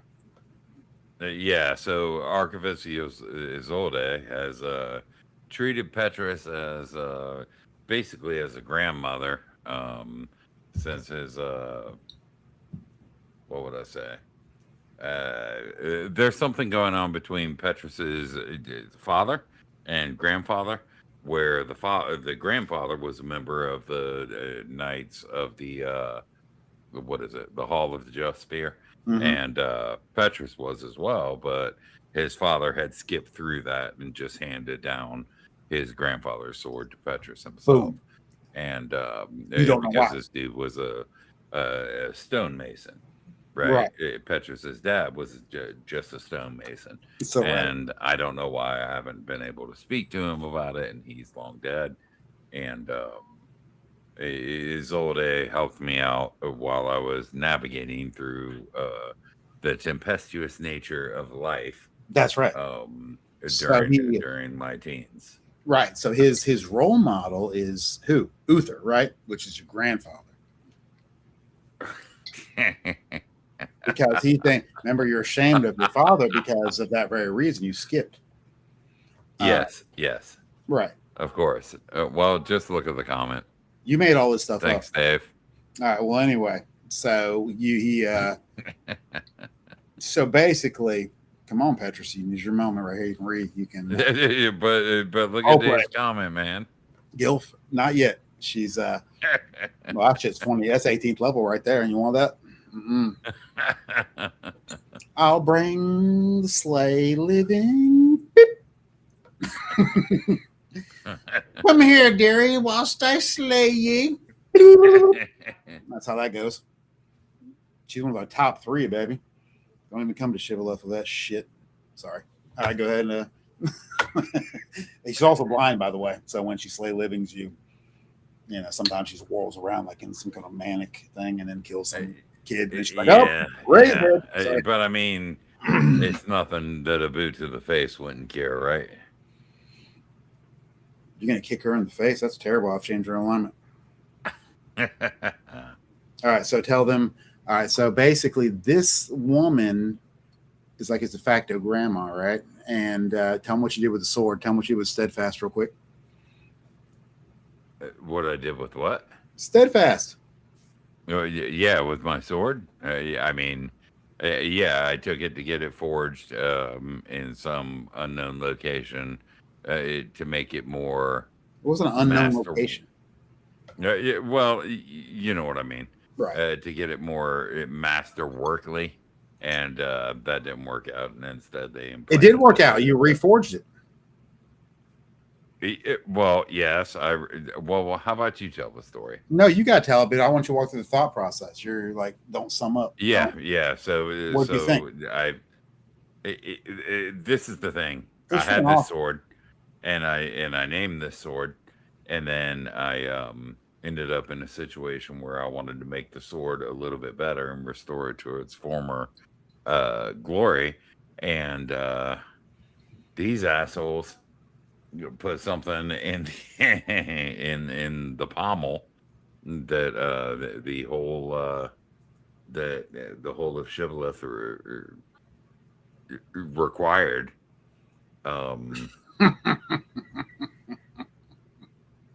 And It's so good. it put me in a spotlight that I was not It expecting. did. I know. So the artifact that they were looking for has two halves, and that's the idol of contracts lost, a coin about the size of a fist from the from Zilchus, which is the god of commerce. Basically, you take this big coin, it's got a merchant's half, and it's got the scribe's half. You do a ceremony called the rite of agreement, and you put the thing together, and it binds you to whatever agreement you have agreed to. And essentially, if you want a rules comparison, if the person were to break this agreement, they would just be insta killed by Zilchus himself, the god of commerce. So, Right. so in the plot of the particular game, they had found half of this idol, the scribe's half, within the belly of this demonic boar they had killed. They didn't know what it meant, and they took it to the churches. They'll just and so began the entire deal. Well, it turned out that the other half, the merchant's half, is what they spent a lot of time looking for of the coin, was inside of Petrus's sword hilt that he had reforged, because this woman right here, Archivist Isolde, was part of the entire sort of backstory with how the coin was disappeared and part of the plot of the game.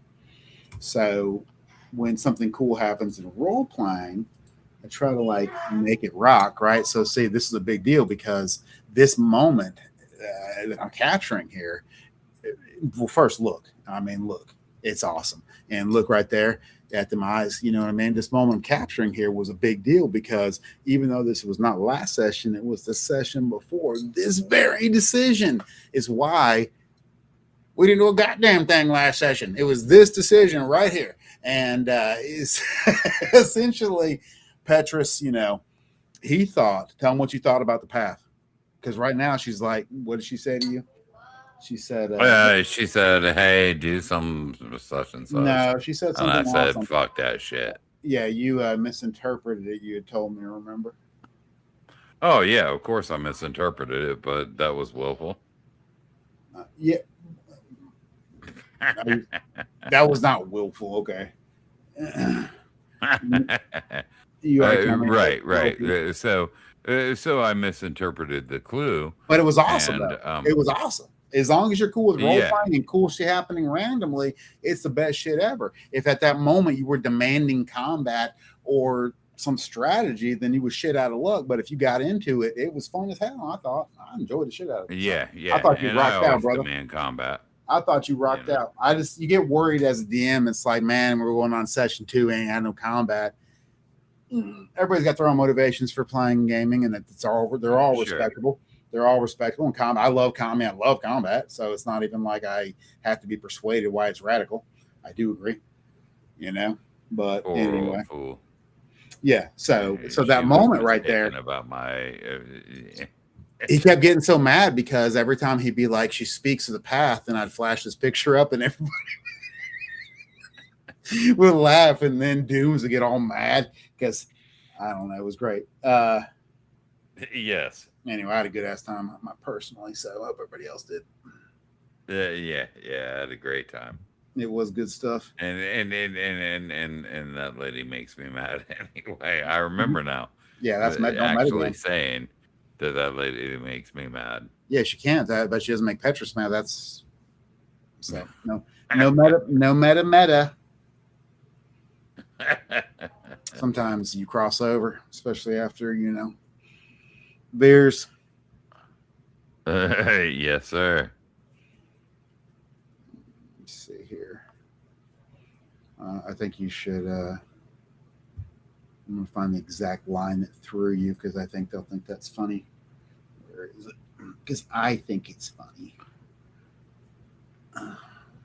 That's all that matters. Yeah, and the feature, I love the freaking journal stuff, man. It's amazingly great. So, portrayal. We'll pass that at resolution. Key NPC responses. I guess Heritage ready. That's what I. So I was. Let's see. Should I show this to you? I guess it doesn't really matter. So I try to like put my shit together so I can rerun it easily because it takes so much time to put this to like the computer aspect to it that you're like, man, it's not like writing something on paper half page and then you move on to the game and lose the paper. It's like Right. that took a minute, I don't want to just delete it, because the game moved on. So I try to make something enduring. So like, don't see, make sure there's nothing that pops up here. It's going to fuck with. I mean, I will say that once I saw Yes, you look. I was I kind of felt like a dick, but that's okay. Yeah, you did. I know. That's why I kept flashing it at you. I was trying to sadden you. But if you scroll down, can you scroll on that? Yeah, probably. I'm actually curious what you could do if I give you my module, but you're done for the most part. Yeah, be careful some of that stuff. Don't read all the undermarch stuff. Put that back up there. It went bye-bye. That pop out don't come up. Yeah, pop out. But anyway, so that moment right there is codified. I was trying to get you to look at it and react to it. Search for the idol. And finally, can you put that back up, or do I gotta flash it for you? Yeah, you're gonna have to. And then you can show it. Blink. Yeah. So go down to on the left there, using that journal entry stuff. Go down to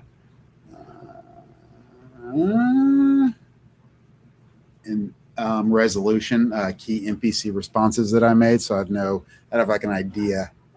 Go down to that and then say resolution, scroll down. It's number 23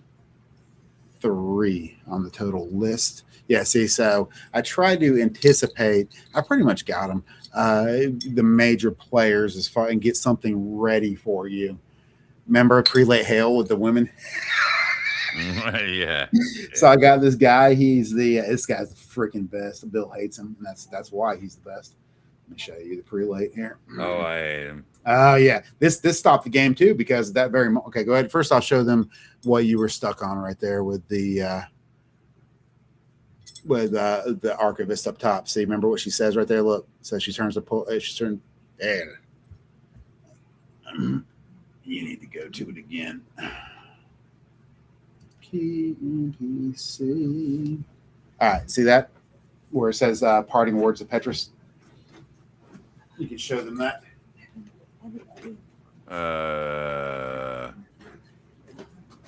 See, I can see it on yours right there. Parting Words of Petrus. If you look at key NPC responses, archivist you sold, bullet 1, the most likely outcome.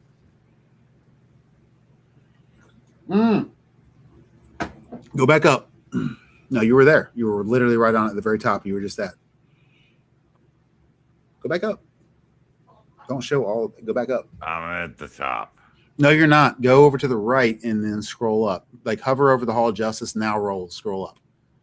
Go up on that one right there. Yeah, there you go. Go up. Right. There you go. Now go find. Keep going right there. A little bit up. More up. Up. We're almost there. Up. Right there. Up. Right there. So you see key NPC responses. See that key NPC responses? Yeah. So I try to keep a little list of the things that I need to remember. Just to be prepared and not get caught unawares. Yeah, so look at that. See that? That's a moment right there. It's good stuff. Ernest does not abandon those who carry his burden with honor. Hold steadfast to the cause of good.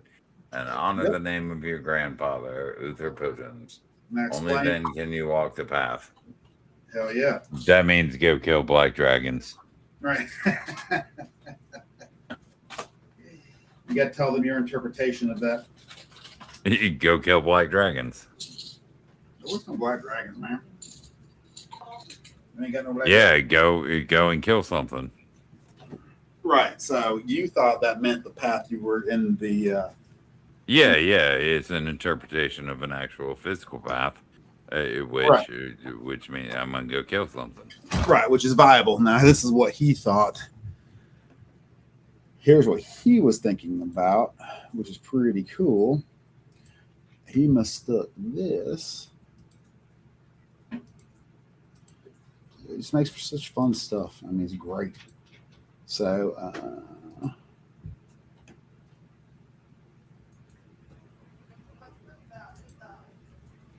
right, you can close that.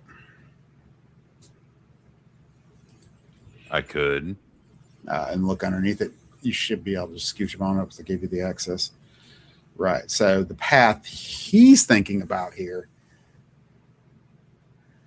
Yeah, it's a literal path. Yeah, show them the path though. Specifically, it was good stuff, man. X out of that. And yeah, you're right, because we were in here. You can see the whole vault now from the access I gave you. Go up top, keep going north. Right there. See that? Yeah. That's where he thought, but that's the path that Petrus thought, which they sent in to go the Elf Ranger down there, take a peek, and they were like, well, she was like, we can go this way, but it's an endeavor that's going to take a long time. And then, so they turned back. It's great. I don't mind turning back. Well, no, but you can come back to it. See, it exists. And that's open world style, so you can fill in stuff that's there. You know what I mean? Well, we're certainly coming back. Man, I can't wait to come back because I'm ready for you. I'm totally ready. I was ready then. I was ready for I had at least 3 encounters. I have at least 3 I don't got to do shit with right through there, depending on what you do. If you don't get lost, that is. But yeah. So Joe says he's new to GMing and gets worried when there's no combat for a while.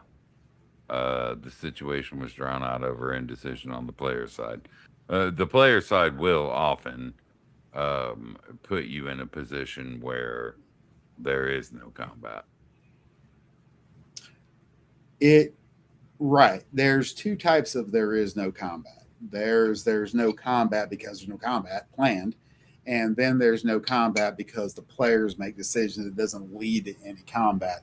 And a game I try to run, you don't just go, I head to a combat. It doesn't work that way. You've got things going on. There's tons of combat. And you can, Doom's going to test, right? I can show you right now if you don't believe me. Ass loads of combat. But if they don't go to it because they're having some discussions and role-playing their characters and everybody's laughing and having a good time, that's good enough for me. I'm not doing that anymore. Well, I mean, I'm only going to combat. Oh, well, at any rate, you can ask yourself a question. Did you enjoy your time spent, your Saturday night? Did you have fun? Oh, yeah, for sure. Right. And if the answer is yes, I think I think everything went correctly, Yeah. Back off but everybody plays different. People have objectives. Like, I do not have fun this night if I don't get X amount of XP or if I don't fight X amount of shit. We don't care about them. Well, I mean, everybody's to be respected in their gaming style. But if you're sitting there, I think a lot of people need to sit back a couple times and be like, maybe I didn't do exactly what I wanted to do, but now that you think about it, I hung out with cool people. I was laughing. We had fun. There was a shared visionary, imaginary experience that occurred amongst the disparate individuals. And that's what it's all about, man. That's shit you're going to remember anyway, So right. As long as that's occurring, but I do understand what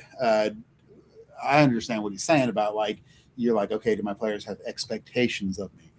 Well, you know what? When you do an assload of work, those expectations can kiss my ass, to be honest with you. You ain't putting in the work. If you're gonna bitch about how it's done, come on, do the work. You know what I mean? Otherwise, somebody is expending a serious ass amount of time to make you have a good time. And by and large, you're just logging in and playing a game. That's all you got to do. DM's got a tremendous amount of work they got to do, and everybody's got their style. And I don't think that your DM style should bend to any group's will outside of your general desire to make them have fun. You see what I mean? So if people think your DM style sucks, well, if you're having fun and you're doing the work, you'll find the peeps, you know? So I'm not changing it for nobody, but I do take suggestions of how to make it better on the online medium, like, you know, with automation or taking turns talking. There's some growing pains there for sure. But you play with your peeps, you know what I'm saying?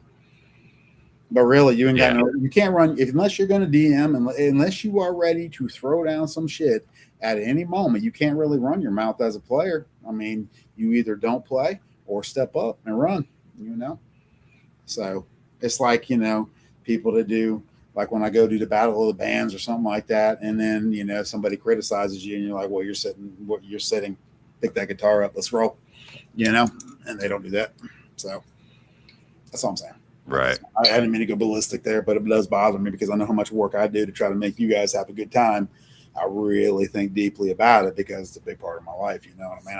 I massively look forward to game day, probably more than you really should as a, you know, non-fucking clinical. And as a player, it is your responsibility to ruin the GM's time. But you can't though if it's all set up. If it's all set up, you have it's a membrane. You see, a membrane that encompasses a group of minds. So they push against it, and there's some pushback if you've done your job, and that is what takes time.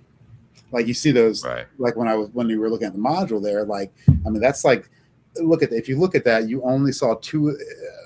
When it said the NPC responses, right? I don't know if you noticed, but you could have gone to the Baron. You could have gone to freaking the head of the you could have gone to the Cardinal Mirror Halls. That was on there, whole thing. None of that did you do, but it was ready. Yeah. So that means it was authentic. You see, but it was authentic. You see. So think about how different the game could have been had you been like, you know what, we're just going to Lexnall right now and dealing with this. We're going to go talk to the Baron, see what's going on here. This is some bullshit. You had I thought that might come for a second there. And if you had wasted more time out in the city, you got arrested anyway. I thought for sure that was coming, but the gnome saved y'all's ass, man. You know, and that was good stuff. And there wasn't a single bit of combat in any of that. And I can picture how cool it is, you know, at least me. So I hope that same experience is coming across to everybody else. You know, because freaking I'm in it to win it, man. It's fun. That's it. Right on. I try hard to make it fun. Yeah, and I'll say this: it's clear that you prep more than I would have, you know, and that's not anything against you. That's more against me. Right. Well, it's also ridiculous. Look at the map and be like, okay. Yeah. It's also ridiculous, too, because not everybody's got that amount of time to prep. And then it also makes you like, you don't want to be like elitist and be like, well, you didn't prep enough. You know, there's, I'm sure there's people that are rocking the improv and it's all good. I just find that when you kind of get back to what we discussed last time, I don't know. I mean, aren't you glad to know that there was a curtain of ideas? So at no point, point, any decision you made had anything to do with how I reacted to what you decided. It was already there, and you pressed against the boundary, and it was there. See what I mean? Right. That's what I like, and that does take a lot of work. Probably takes more work than is reasonable for a sane person to do for something for free. But I have a good ass time, so that's what's up. I know that when I'm playing, I'm rocking. Yeah, see, Joe ain't done shit tomorrow. He gonna go roll. He probably gonna roll fucking just rock. He's like, oh, I didn't prepare anything for tomorrow's game, but in my brain I got a full homebrew world. So it's cool. He's like, watch this. Auto generates maps and explain like, man. That's another thing too. You know, it's confidence. Yeah, that's another thing. Confidence. Yeah, I'll be sitting there before y'all's games, like knowing damn well I can stop prepping now. There's no reason to. I'll literally be 105 years old when you get to it, for real. I can just stop. But then I get like all Right. stressed, like, well, what if they, you know, the what if they is the worst thing you can say, you know. The what if it? Yes. Especially with you, because you Yeah. get chaotic sometimes even though you're lawful, and you never know what you're gonna do. You never know. Anne Marie gets that way too. My wife, she'll get bored if there's not some action and just start doing things, and then you're like, oh shit, I gotta get ready for that. You know what I mean? So you get stressed and you have to be ready for it, and then that it requires more work, and then you've done tons of work. You've done so much work you've forgotten, and then you go through your work and you're like, man, that's some good shit right there. Who made that? Oh, I did. Too bad we'll never play it. But since you got it saved into the Foundry, you see, get some cool ass people come in and play it. You don't waste your time. Right. So I think, at least, it's fun stuff, man. So I didn't mean to go on a little tirade, but I agree with that. That is how I think about it. And there was this guy, Tim, right? What really made me disheartened to not prepping. So don't be upset, improv DMs, if I destroy you. It's not because of you, it's because of this dude. Okay. There was this guy, Tim, and we was fighting these lizard men, I remember. So I was a sorcerer and I was kicking some ass. I mean, you know, I pride myself in my character. You know what I mean? I can whoop that ass on the chump change in big mass combats with the sorcerer. So I fucking decimate these lizard men like in the second round of combat. And then suddenly the reinforcements come. Well, I was well prepared for this. I knew what was coming. I decimated the second round, and the reinforcements just did not stop coming. I knew it was some bullshit, because you could tell a look of consternation on Tim's face, where he was like, this combat didn't go how I felt it didn't have the challenge level I felt it should have. Yeah. It's like, well, yeah, because you took freaking shitty ass lizardmen and threw them out of 6th level party when you didn't use the rules. Where were your caster lizardmen that you had leveled up? Where did you take the time to bring the chief out? Where was the chief? Where was the traps in the way? You know what I mean? Like, where was the surprises in the combat? Where was their they got a couple fucking velociraptors as pets? Send them bitches out. You got to think about that shit, you know. But his thing was like, I'll just continuously throw bullshit at you until you just run out of shit, you know. And that's not fun. Right. It really annoyed me, and that kind of stuck with me, as that ad hoc concept. You know what I mean? Yeah, and that's a really important point, especially as you get into 3.5 and Pathfinder and these types of games. The monsters have they're codified as having a lot of the same skills that the players have. Or that the player characters have. They have exactly the same skills. So you know what? Yes, sorry. Right. Go ahead. Yeah, that was basically it. Well, I was thinking, and that really harkens down to first edition. I know a lot of your audience is first edition, but that kind of doesn't that kind of jive with the first edition idea a little bit? That it's like that. It does. So I agree with that. There's two ways of looking at 3.5 Pathfinder, that genre, right? You once you have an EL, you can come back at stuff, and it depends on the type of campaign that you have. So if you're going to go in a linear campaign, like a tournament module, right, you can throw 4 on par combats at a group in a given day. And the general philosophy is that so let's say you have an average party level of 1, and you have a combat that's encounter level 1. You should spend 1/4 of the party's total resources, assuming a 4-person party, on that situation. Do that 4 times in a day. You should have spent 80% of your resources. It's probably time to rest. If you do another fight, now you're at 100% statistically. You see what I'm saying? And I really like that idea of like figuring that out. That matters in a linear campaign. But if you're doing a homebrew campaign with Pathfinder, then you've got hey, this dungeon's a hit and run dungeon, right? So then you start thinking about, how do I calculate a hit and run dungeon? Well, then you figure in one single fight, if they could just fight one thing today, it should take 80% of their resources. And then you start to calculate what that means in CRs. You know what I mean? So you're like, okay, you can fight 7 basilisks as long as that's your only fight for today, or you have the ability to retreat. That's why I like the game system so much. And then it stays on par with how it should be. So, but as long as you have that stuff ready in your game and understand how your party's APL is going to interact with those encounter levels, in an open world game, the sky's the limit. That's why I love it. So it's like a mathematical brush, but a good DM or GM is not going to let that become tangible in the party. They're never going to know about the mathematics brush against. They're going to just experience it correctly. And that's why rules are important, you know, because you think about people when it comes to rules, and a lot of times on first contact with a given rule, a person might be like, that's stupid. I've done it myself. I was like, that's stupid. That's stupid. That's stupid. Yeah. Yes, it's stupid in the context you're in now. It's absolutely stupid. It usually is, you know, but what about this context down the road? And if you fuck it up here, and then we get down the road to when that rule is supposed to be there and you've done a shoot that rule and changed it, well, how does that alter the game overall? So I don't know.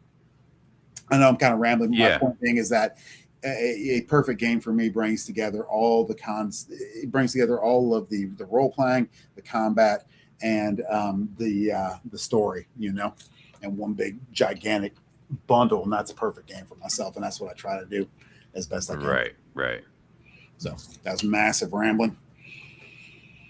Yeah. Well, but you said just treat it. A couple of you said just treat it like comments. So that's what I'm doing. Prep for the VTT is such a pain. Oh, it's super stressful. And it is. And then worrying about balancing. He doesn't want to right. mindset that you're right. You only have to worry about that mindset if you're running a linear thing. That's only for linear. So Joe, if you're making a module that's supposed to be first level A, B, C, D, then roll with then that's the only time I worry about balancing. What I do is like I don't want to give too much away. I do love to brag, and they would take so long because of freaking great old ones taking forever that I have to show. All right, so look at Shibboleth here. My pride and joy. This place lives in my brain. So look, here's Shibboleth, right? That we've seen before. And in my view of this, I have notes and stuff written down on my end that show you. Well, I have to know where to look for them at. I'm not letting them come up here. But that show you basic challenge levels for the area. So if you can see my mouse here, you know, like, so if the party was first level and they suddenly beelined into the ruins of Shibboleth after the earthquake and they came to here, they might come up against, an encounter level of a 4, which would smoke them. So hopefully they would turn around and run away. You know what I mean? And I think they have dealt with that before a couple of times, haven't you there, Dooms? Where you've had to back off. Yeah, a couple of times we have. Yeah, and that's pretty cool, you know. So no, you don't want to fight. If you have to fight every encounter to completion, then you don't have that cool return. You know, that it's the returning NPCs that make the game rich, and then the campaign richness is what's super important. And I try to get people to identify with my peeps. So I spend a lot of time detailing them. Can I just pop and show? So like here, these green areas on the map, that's places that I let the party write their own thing. Where they asked me first. And then so if you were to double click on that, I'll just show it to you. This is the Master's Tower. Now this wouldn't even be on here if they hadn't made some role-playing decisions. There you go. So this is the Master's Tower, and these comments that I've made here, I stick up for them so that they can. Okay, so Jim is doing something. I thought that was me. I freaking spazzed right then. I was like, oh, yeah, that's perfect. Well done. But yeah, so like, yeah, see this guy right here. So these are my recurring NPCs. You know what I mean? And I try to like have a relationship with the NPCs and the party the best you possibly can, and make it matter. I'd go and spill some plot information, but you'll know. But if you look and then scroll down, go back to Chasm real quick, and let me make sure it jibes. It should. Yeah, scroll down real quick, please. Yeah. See, okay. So, yep, that's awesome. Now, see that description right there is different than I'm saying on my end, and I won't show you on my end what it is because that's DM stuff. But you see how that's so what I did was summarize, basically just make it really fast what they know about this guy. And he's actually a friend of theirs that they make fun of. You know what I mean? So he's got the Master's Tower. yeah, and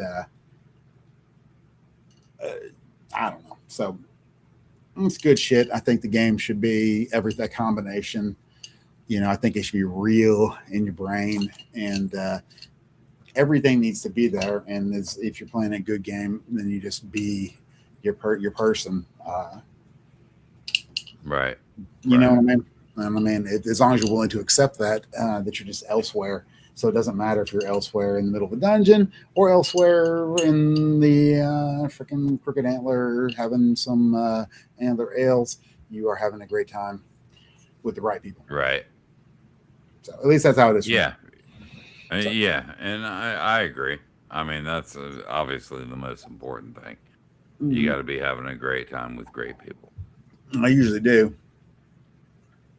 Me too. Yeah, it is a DM must. Yeah. See our system of E5. See, I've not done 5e. I read the books. Well, I didn't read every monster, every spell, but I read the player. I got them all right here.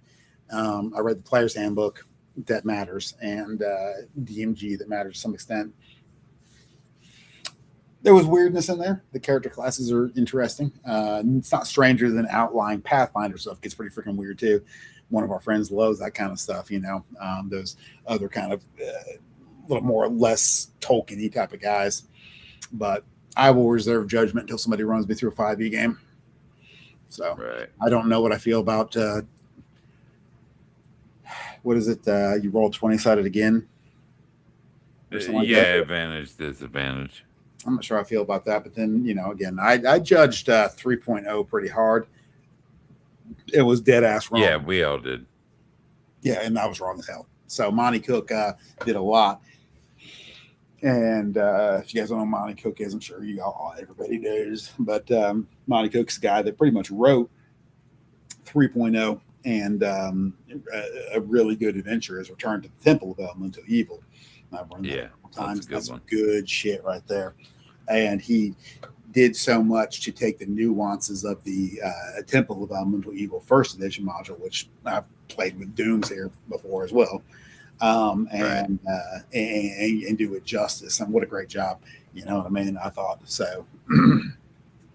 Agreed. Yeah. And in those particular campaigns, I always appreciated how there was something important going on besides just, I go to the Crater Ridge Mines. If you ever take the time to look at Gygax's creations when it came to Temple of Elemental Evil and then read those, you remember them Gord the Road books? Those things are good. Yeah. Will come Endless Darkness. If you guys ever never read the series, though, Gygax wrote a series of books starting with Gord the Rogue.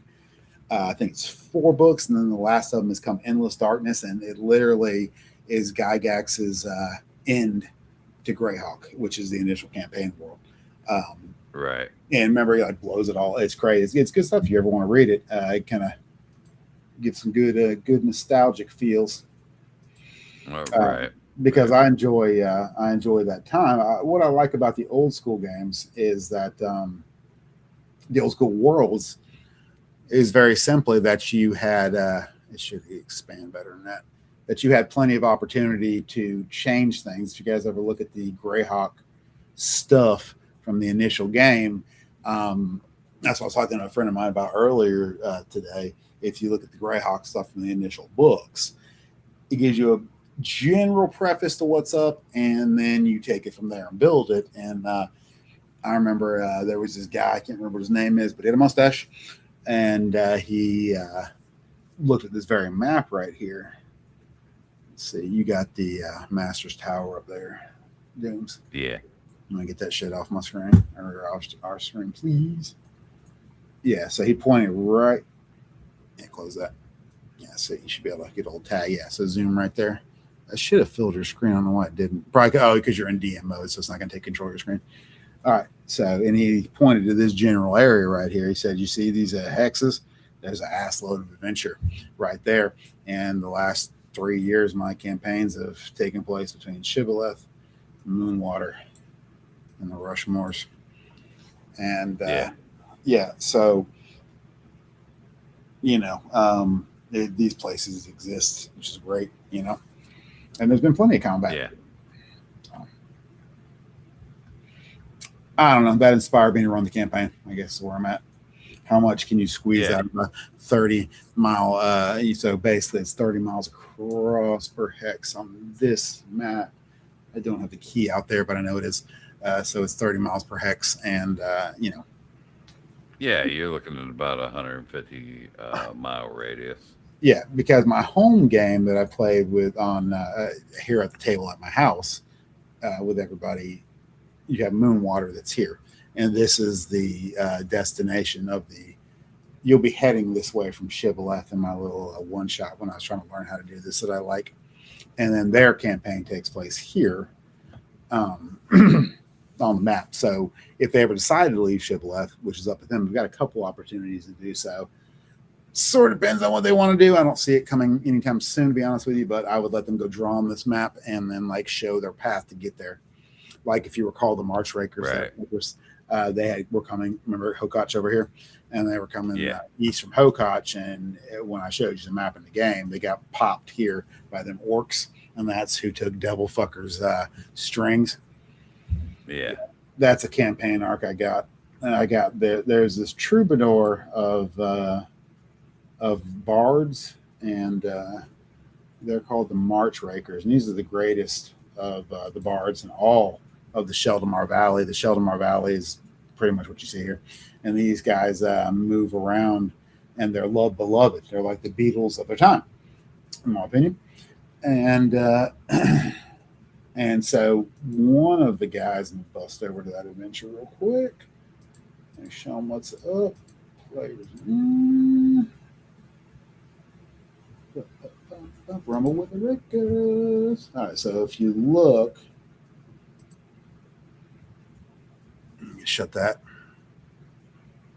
Yeah, oops. Well, you're in DM mode, so you see that shit. So yeah. Anyway, you shouldn't see that. You need to. I think I showed that last time anyway. But my point being is that this guy is in some kind of like depressed state because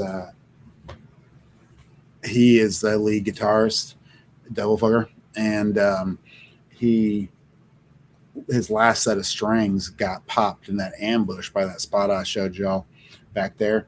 So he popped his last string here in the middle of the game, and then that's what caused the riot. Basically, the party had to quell that back. But ever since then, since like 2 days now, he's been sitting in the corner, just staring, like not eating, in some kind of coma. So point being is that I've been really kind of playing it up where Devil Fucker, hey, go find the strings, find the strings, find the strings. So I wasn't sure if you would just go for that immediately or not. You see what I mean? But so I had to be ready for all of that. Yeah. Yeah. You have to be ready for that. Yeah, and that takes a lot of work. Freaking look at Booger. Yes. that looked like Dooms in real life. Just kidding. That's all good. Yep. So these guys, I've actually got them statted out, and these are the March Rakers. So it should be interesting to see what the party does here. That will require leaving Shibboleth, and then we can map that out a little bit, and you'll be able to draw on the overall world map for the first time. Right on. But see, if somebody else can play the campaign, then we can be right in Shibboleth, and they can do a different adventure, but still be around yours. You see what I'm saying? Right. The overarching post-earthquake Sheldomar Valley arc that I was able to take Gygax's original Greyhawk and just look at the base information and develop from there. You know? Yeah. And I think that's super fun. I loved all those places as a kid, and it's cool to be able to make them, just make them real for you, especially. And I don't know, I enjoy it. It's probably too much for an adult, but yeah, fun. I do have fun. I spent some time on it. I'm gonna quick. I want a tidbit there. One tidbit. Want to see something cool? I'll fuck with you real quick. Want to see a little sneak peek? Sure. Yeah, watch this. Especially Grantham Square. Oh, I don't know. You'll see all the stuff. But Let's not going to fuck with things too much. Like there's this really cool map I was working with. Let's see here. George is in here, so it's cool. Yeah, you can take these awesome freaking maps and be like. So just so you know, and I was going to show you this last time, and this is a general thing. Hold on one second. I'll be right back and grab some.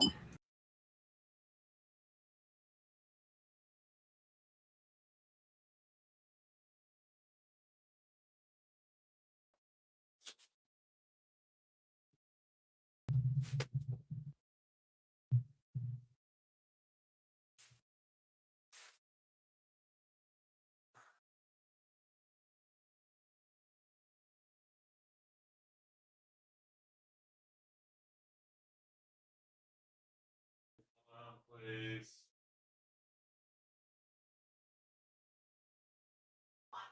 Leave him alone, Dylan.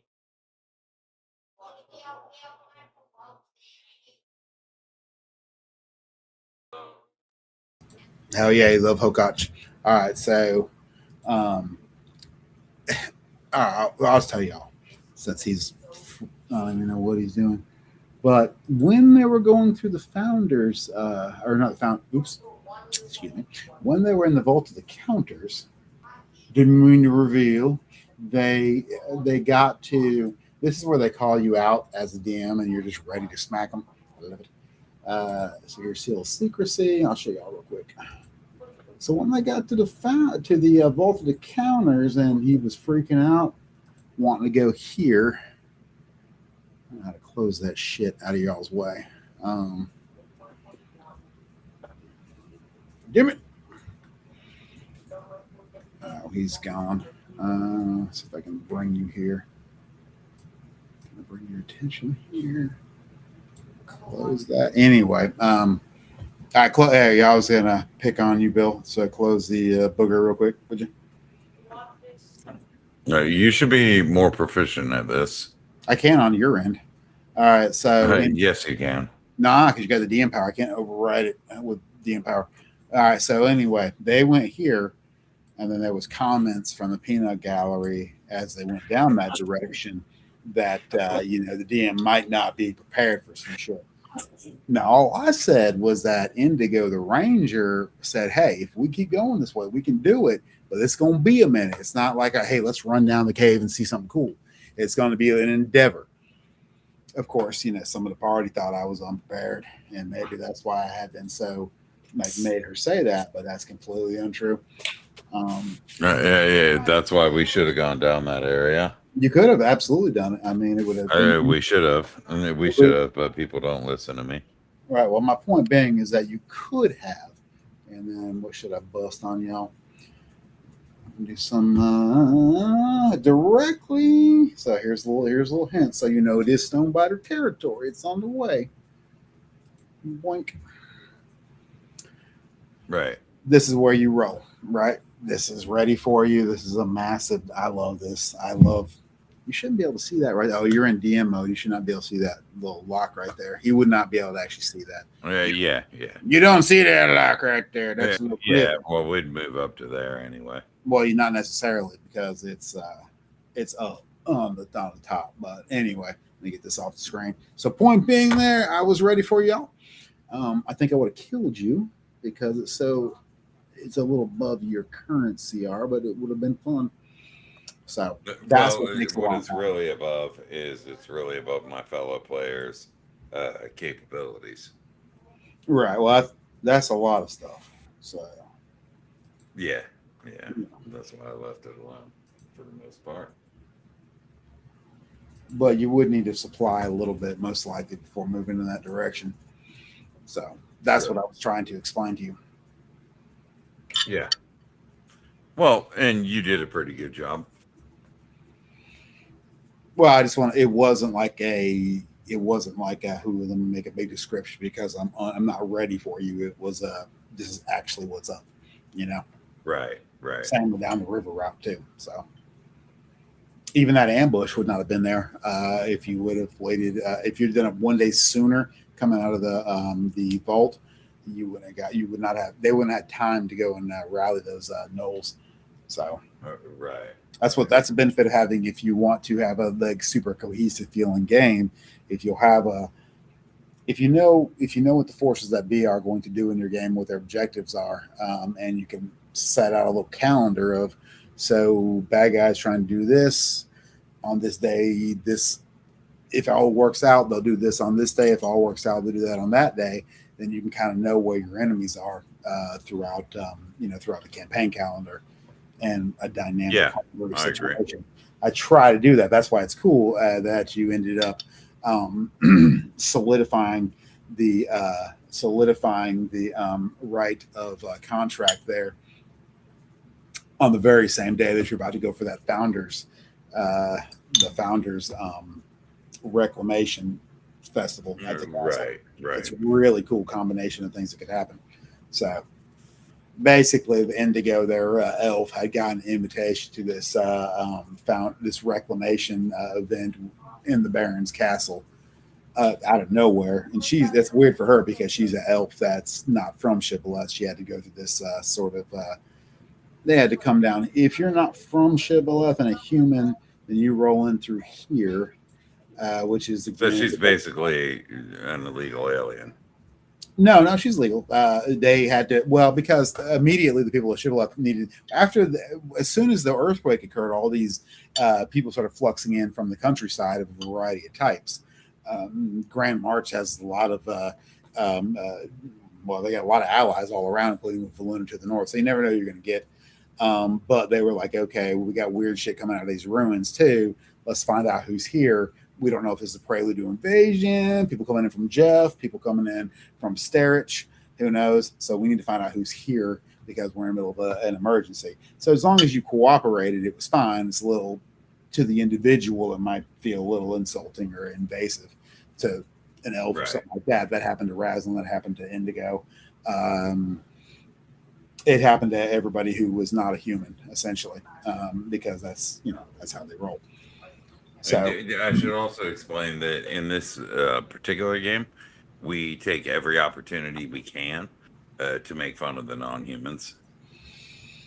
Well, I just believe that. He does. I don't. I do. Yeah. I do. Yeah. Well, it's humanocentric. If you, it's how that's decisions they make. Though I like the Lord of the Rings. Gritty, so I guess some people will say, idea of gaming, low magic kind of concept, and I think that Pathfinder works well for that, like mixing it all together. But low combat or low fantasy ultimately equals humans, does it not? Precisely, that's what I'm saying. So and that's how it was initially. Well, go look at the city compositions inside the Greyhawk thing. It tell you right there, like 5% halfling, 10% block. Yes, the minorities are always the demi-humans. Greyhawk. Yeah. Right. So, and I mean, it depends on where you go too. You run over there to freaking Bad Hills, it's the exact opposite of gnomes. Yeah, or humans are in the minority. You're going to be dealing with nothing but elves, gnomes, Ulak. Yeah. So all those, exactly, all those dwarvish kingdoms, gnomish kingdoms, halfling kingdoms, that whole area right there. Inside the human, there's less humans, so it kind of depends on your perspective. But that's how I like it. I don't want I don't want the elf and the halfling and the dwarf to go the way of just being a different sized, generally human, while meanwhile we prop up these non-Tolkienian concepts. Is not my bag. See what I mean? At least as a DM run. Right. So I want it to be cool when you see an elf. I want that to be different.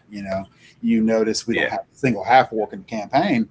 You ain't seen one, right? So, you saw one, but he was a wrestler, and it was a big deal to see him, right? So I like that. Right. So if a character wants to play one of those sort of different races, then we can have an awesome role-playing thing around it, have a cool little history, So I want that to be special. I don't think to achieve specialness and uniqueness, you need to add wings and talons and scales. Right. I don't think you need to allow special powers to occur as if it's some kind of Marvel superheroes concept. And I know I'm being very biased, and there's people that love that, but it always comes back to, are you having a great time? You are, then you're playing right. But for me, for my games, it's not like that. I want it to be cool to see an elf, man. I'd be like, man, where you come from? I come from the Wild Coast. You must be a wild elf. Where you come from? I hail from Valuna. Amongst the high elves, get some cool shit, So anyway. Right. But that's because I'm old, man. Yeah, same. But not everybody thinks about the same. Yeah. I mean, I agree with all that. Just like I like my magic items or anything else that appears in the game to have some sort of cool exactly to them. You know? So this here, it needs to be surprising. It needs to be interesting. Right. So if you look because of that interesting, you can make that happen as long as you think your shit through. So like looking at the party master treasure, right? So show that again. Like looking at that, Joe. But you see how it all comes together right there?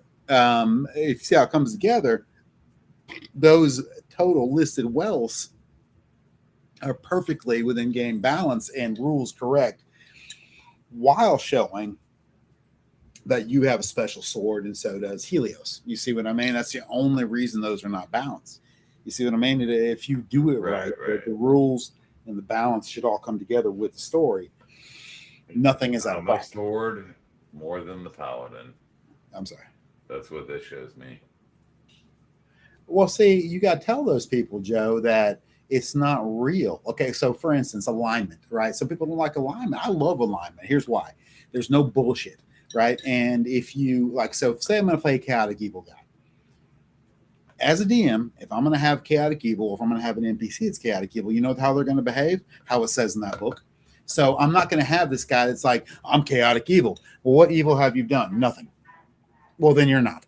So you're going to, you don't get to sit back and have these thoughts, oh, I'm such a devious, chaotic evil, which truly means I feel I have carte blanche to act however I want to at any given moment. That's what those people. It's what my character would do. Right. But usually not. It's based on what they personally player want to do. So it's what I would do to preserve my character's life. Right. And so people that pick evil, they're like, oh, evil means I can basically do what I want to. So I have these evil thoughts. No, if you pick evil, you're doing some evil shit. And if you're not doing evil shit, you ain't evil. So in my game, if you fight a goblin or whatever that's chaotic evil, you can rest assured there's no moral ambiguity in D&D. His ass is the worst. And killing him carte blanche is fine. He's a goblin. Goblins attack and kill humans all the time. Given the opportunity, he would do so. With, of course, the caveat that there can be the exception to the rule, the one goblin that breaks the rule, but not everybody. Hey, we don't. For story purposes,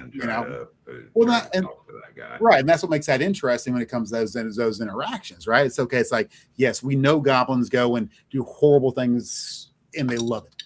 Right. But this goblin right here is weird. And so now we have a plot hook or an angle that's different, and it's cool. So, but that's why I like alignment, man. And Joe brings up a good point that's been, in addition to what you already said, that's been left out of later versions of the game. Mm-hmm. It's the racial antipathy chart or whatever. Is the racial preferences chart in the PHP. So in the PHP, the original AD&D, it's there's sort of a graph that's kind of laid out that says, hey, dwarves don't particularly like elves. Elves don't particularly like dwarves. Yeah, that's bullshit. Hey, blah blah blah and blah blah. Right. Keywords particularly, you see? Yeah. There's a wiggle room to form a party for some good ass role playing and interactions. My character racially does not normally like your character racially. outside of that, we're players in this game. So a good player, a master gamer, finds a way to make friends in that dynamic that's super cool in the game. You know what I mean? Like, it's just like Gimli and Legolas, right? yeah. I'm up That's to what I was 13, about. 14, friend. Right. Like that kind of shit. And you know? it really came to the fore in like Two Towers and stuff like that in terms of the movies, you know. Right. And then the whole toss me thing. Oh, that's and right. all that kind of stuff. They, you know, they don't like each other, Nobody but they tosses can the door. end up having a healthy rivalry. Right. But taking those racial preferences out of D&D is one of the things that I would say that that's one of the things that really bothered me in particular. It was really the move from 1E to 2E that kind of did away with those things that they could consider problematic.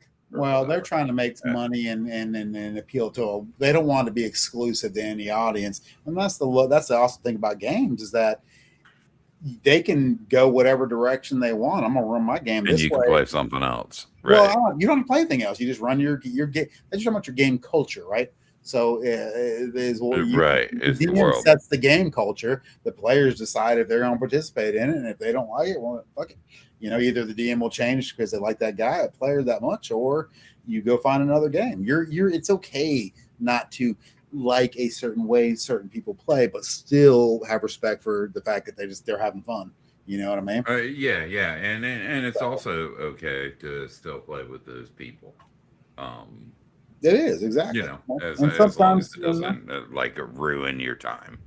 Well, precisely, and something that's cool because I mean, if you think about it, like I mean, imagine truly like go into Greyhawk and imagine a human, a Petrus, like to truly think about it, an elf who's lived 150 years, and here's Petrus who's what, 35 years old. That's there's an extreme difference in perspective between those two experiences. You see what I mean? And that's cool. Yes, you know? Yes, I think. And you know, if I was going to play that to the hill, my human characters would be a lot more xenophobic, right? Than they are. They play them, right? I play more xenophobic than you. Because I know. Yeah, I know how I'd be. I mean, if I'm living in this real world, and there's a half elf across the street. Well, you ever think about the high stress environment that an adventurer must live under at any given time? Right. Truly, at any moment, death could be very realistic. You know what I mean? It's crazy. Yeah. And it's going to mostly come from those who are not like him. Right. So you think, well, in my imagination, it's like, oh, you're from the dim wood. That's a dark, regardless how true it is, it's a dark place where elves chill. And I mean, I ain't never going there. I'm terrified. The sus forest. Right. Oh, Precisely. You're from the sus forest, huh? Yeah, well, that's cool. Right. So, I mean, you just try to preserve. I remember thinking, there's a certain emotion that goes along with Bilbo Baggins at that moment in the Mirkwood. Remember when he's lost? Yeah. For finding Sting and then for figuring out what's going to happen with Sting. Like that moment is awesome. What's another Lord of the Rings moment, or Hobbit moment? The Trolls, right? That moment with Trolls. Yeah, that was cool. You are old, very, very cool. Shit, that created a feeling, that was awesome. You know what I mean? And I think that we don't want to get so into weird characters. Let me take it back. Not we. I don't want to get so into different characters that an elf becomes just. You've been up. Yeah, you can fucking be a halfling, whatever you want. They're all standing over here. It's equal proportions. I want an elf to be special. Like me too. And I think, that's what I shoot for. So not everybody's bag, but I like that stuff. Right. As do I, and like you said, perhaps unintentionally, leading in with alignment. Alignment is one of those things that makes everybody different. and it takes it a step further. Mm-hmm. So now every human is different, or at least 1 out of every 9 humans is different. Mm-hmm. And then you've got your elves and your half elves and your dwarves and your halflings who lean towards, and gnomes who lean towards specific types of alignments, and they can be more easily stereotyped and categorized. Well, that's because it's all from perspective of your average human in Western. Right, exactly. But that's okay. I mean, yeah, I like that version of a gnome. Looking at what Joe says here, DM vague by the purposes of races. So in that situation, if the DM is vague about that, well, there's a simple rule of thumb you put metagaming. It's like, I'll let you prefer whatever you want as long as you're not being a prick to somebody else at the table out of character through that interaction. You see what I mean? So if you're going in and going, I fucking hate your race and I'm a dick to you constantly while making you miserable, then you're not, that's not what's going to happen here. You know what I mean? So that's a player thing. So in that and I'm going to be DM should have been able to be vague. In my campaign, I could be vague about that and say, generally, dwarves and elves might tussle back and forth, but that's at scales. From a Legolas Gimli to the opposite end of the spectrum. Kind of depends on where you are. You know what I mean? Right. But if your version of that was, oh, fucking, I'm a dwarf and I'm a complete prick to people to play elves and ruin their time, then that's not something he's going to do in my game, at least. You see what I mean? Right, and I agree with that completely. And I'll take it a little bit of a step further, and I'll say that if Joe or anyone else's DM is vague on anything, then that particular player and potential DM needs to be a god of gaming. Indeed. Well, there's no room for vagueness. Yeah, so vague is a problem for players. Vague can be a problem. It's massive. It depends on if it's planned vagary, though. You know what I mean? So Some DMs will say, "Oh, it's vague," but then they got their personal pet peeves chilling that you don't know about, and then you landmine that shit, and you're like, "Well, dude, if you'd have just told me your shit, then we wouldn't have had a conflict." You know what I mean? Right. I would have had a reasonable expectation of what my character could do at the time that I did it without now I'm all of a sudden, I've got this and it happens to everybody. It doesn't matter how detached you are from your character, but it happens to everybody. At some point in an RPG, you're like, okay, I've given a lot of thought to this and I feel like I can do this. And then you go to do it, and the DM cheeses you.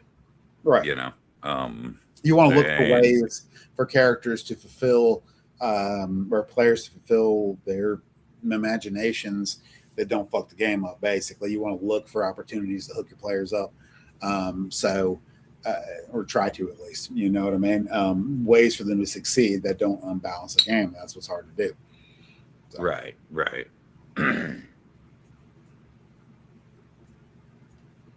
Well, see, racist as when it comes to dwarf versus an elf, what we know is they can be complete schmucks to each other on the max end because they ain't real.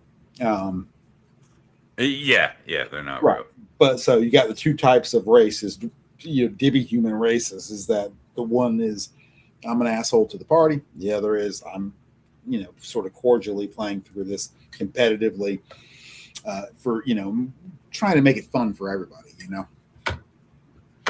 But that's just that's understanding the players that I'm going to ruin your time players versus the I want to play with you and make friends, and that's what I want to avoid with Gods of Gaming. So you don't have those people. You're right. So you don't have those type of people and they've crept into the game more. And I'm not going to say that they're more prevalent or anything like that. And maybe they are, maybe they aren't. I don't know, but I do know that going back to when we put the ad up at Enterprise and we got these guys and we pulled each other aside after the interview and stuff like that. It was only a short time. After that the half elf who was who decided to play chaotic neutral, who was friends with the with the guy, God rest his soul, who was lawful good, Right. decided that he would go at night, and because this is what his character would do, and he would just piss on the half elf, chaotic neutral half elf, would whip out his junk and piss on the dwarf while he was asleep, knowing that the dwarf wouldn't do anything. And these were the types of things that we were dealing with when I was like 15 and these dudes were like 30. Yeah. But with the pissing incident, I thought that I know you're speaking of. I thought he made a fairly convincing argument why that was fine in characters, so I supported it. But I was asleep as my character, so it didn't really matter. Right. I mean, I laughed my ass off. I did too. I know, it's hysterical. I'm not gonna lie. You guys ever watch somebody eating a cheese, bologna, and peanut butter sandwich while their resting characters getting pissed on by the fucking thief? I didn't think so. Why? No, I've not experienced such a phenomenon. I have not. It happened. I swear to God. What is it my mother-in-law eats, dude? Bologna, mayonnaise, and fucking jelly. I swear that's what killed him, man. Here, yeah, no doubt. Poor guy. Sad guy. I mean, that's a good friend of ours. But you can only have so much peanut butter, cheese, mayonnaise, and banana before. And you can't eat like 3 Big Macs. You remember Elvis? That's, I think, kind of the same concept. Yeah, right. Yeah, so that's fair. So I think I had promised that this wasn't going to be like a 6. I don't even know, man. What is this? Are we going to beat our record? Is this like a 7-hour stream? I don't even know. You know. That's what it is. Well, you don't get to sit down and bullshit about D&D stuff. You know, you need to have. JK is a trooper. You need to have out with us this whole time. Yeah, you need to have where, like, if you hang out for a certain amount of time, send them the link to the video thing, and they have to come in and then pop up as a head, and then right. Oh, and that's another thing. I mean, I haven't run this by DMD or whatever. But if you guys, as far as I'm concerned, if any of you people watching this stuff ever wants to pop on and have a conversation, I'll bring you right in. You know, that includes you, Joe. That includes DLSD. That includes Dave Mills. We can have all of our heads up here. Yeah, all of you guys, man. Any of you. You ever want to come and say hi and pop on, you can always do that. That's hysterical. Yeah, throw that shit in the chat and say, bring me in. I got something to say. And then your little head pops up. Yeah, exactly. And I'll bring you guys in no matter what. Because I think that's the type of thing. So what ended up happening was this sort of this stream thing that I'm doing now, and I'm doing with my friends and stuff on the Wednesday and whatnot. This stream thing became sort of a way for everybody to have a voice. But the ultimate way for everybody to have a voice is to hop on. Correct. Hop on, be in there. You don't have to have the camera. You don't have to do none of that shit. Just hop on and talk, you know? So I want to leave that as an open invitation. You know, this is our voice, and it just so happens to be very interesting that that the Gods of Gaming Discord, you know, is kind of part of that, so that can be your voice too. You go there, anything you want, anything you want to talk about, all of that kind of stuff. You know, that's what we do. And that's what I want to do. Yeah, Joe, anytime, man. Yeah, I gotta head out soon too. I'm sure DMD does as well. And he got named DMD by this stream, which is pretty cool. He got named.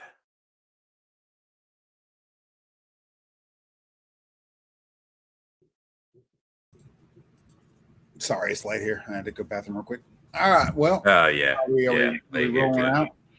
Are we rolling out? Yeah. Yeah. So basically, where I finished up was that anybody can come on in anytime. We'll talk to them, and that's kind of what the God's Gaming is all about, right? So anybody who watches this at any point, I'll drop that link in the description for the video. Yep. Anybody who watches this at any point, or if you have friends that want to experience not necessarily only old school gaming, but an old school gaming mentality and group toward playing the game. Yeah. Come on, hop on the Discord, and I'll play anything. Yeah, it's not it's a quality over quantity concept. Not helmet. Yeah, absolutely. Yeah, that's the absolutely point. Quantity is all over the place, and that's the problem. Yeah, right. And I'm tired of the quantity. I need a new Discord home that I'm going to hang out at, and one that I'm going to game at. And this seems to be the perfect fit. It helps that I know the dude who has it, that's right, and all that kind of stuff. But do all that grunt work, Right. Not that hard. It's just fun. Yeah. Can you show that video? It's really cool. Which one? Well, yeah, but I wanna well, I don't really need to. A little sneak peek right at the end, and then if nobody fast forwards this part, they won't get to see it, and then it's just cool. Alrighty. If this doesn't inspire you, you got some problems. Yeah, well, I've almost got it built into the intro that I did not get to finish, which is okay. All right. Well, I defer your creative license, then, my friend. I see what you're saying. Yeah. Well, don't do the bullshit. Yeah. Don't do the bullshit. Yeah. That's fair enough. No, I'm gonna get up in the morning and I'm gonna finish this thing because I only got about an hour left to it. I do want to.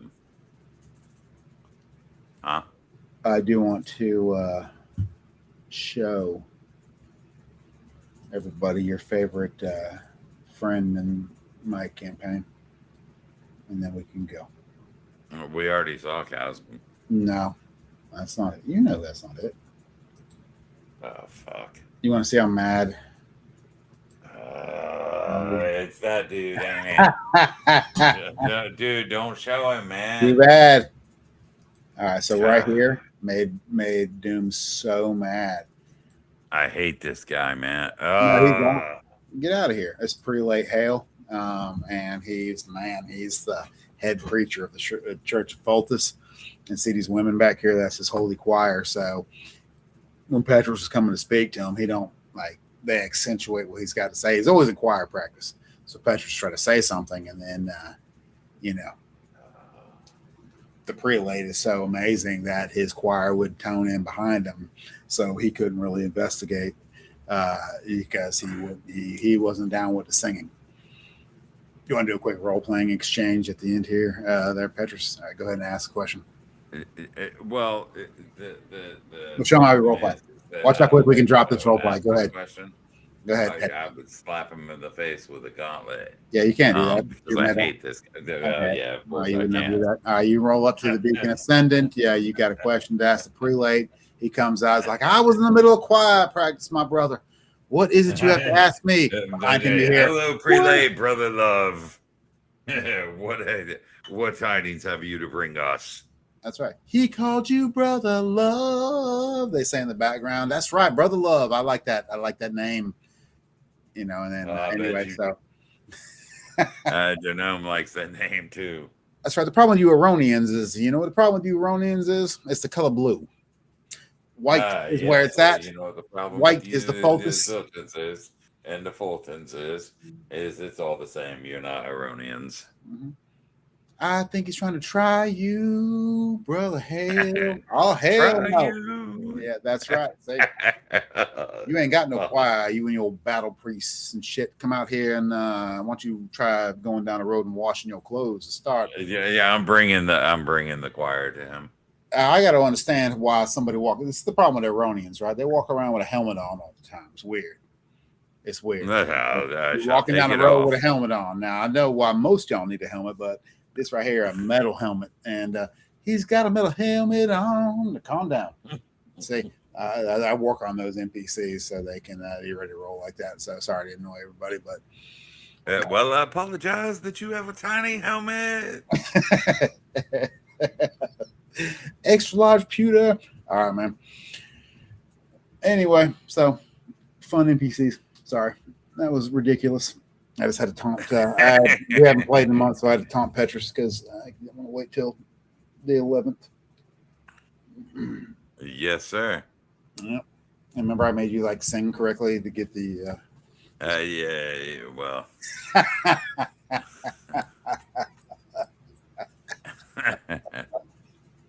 It's so fun. All right, man. Will do, Joe. Peace. Hey, thanks a lot, guys. Doom's characters on YouTube, The Irreverent.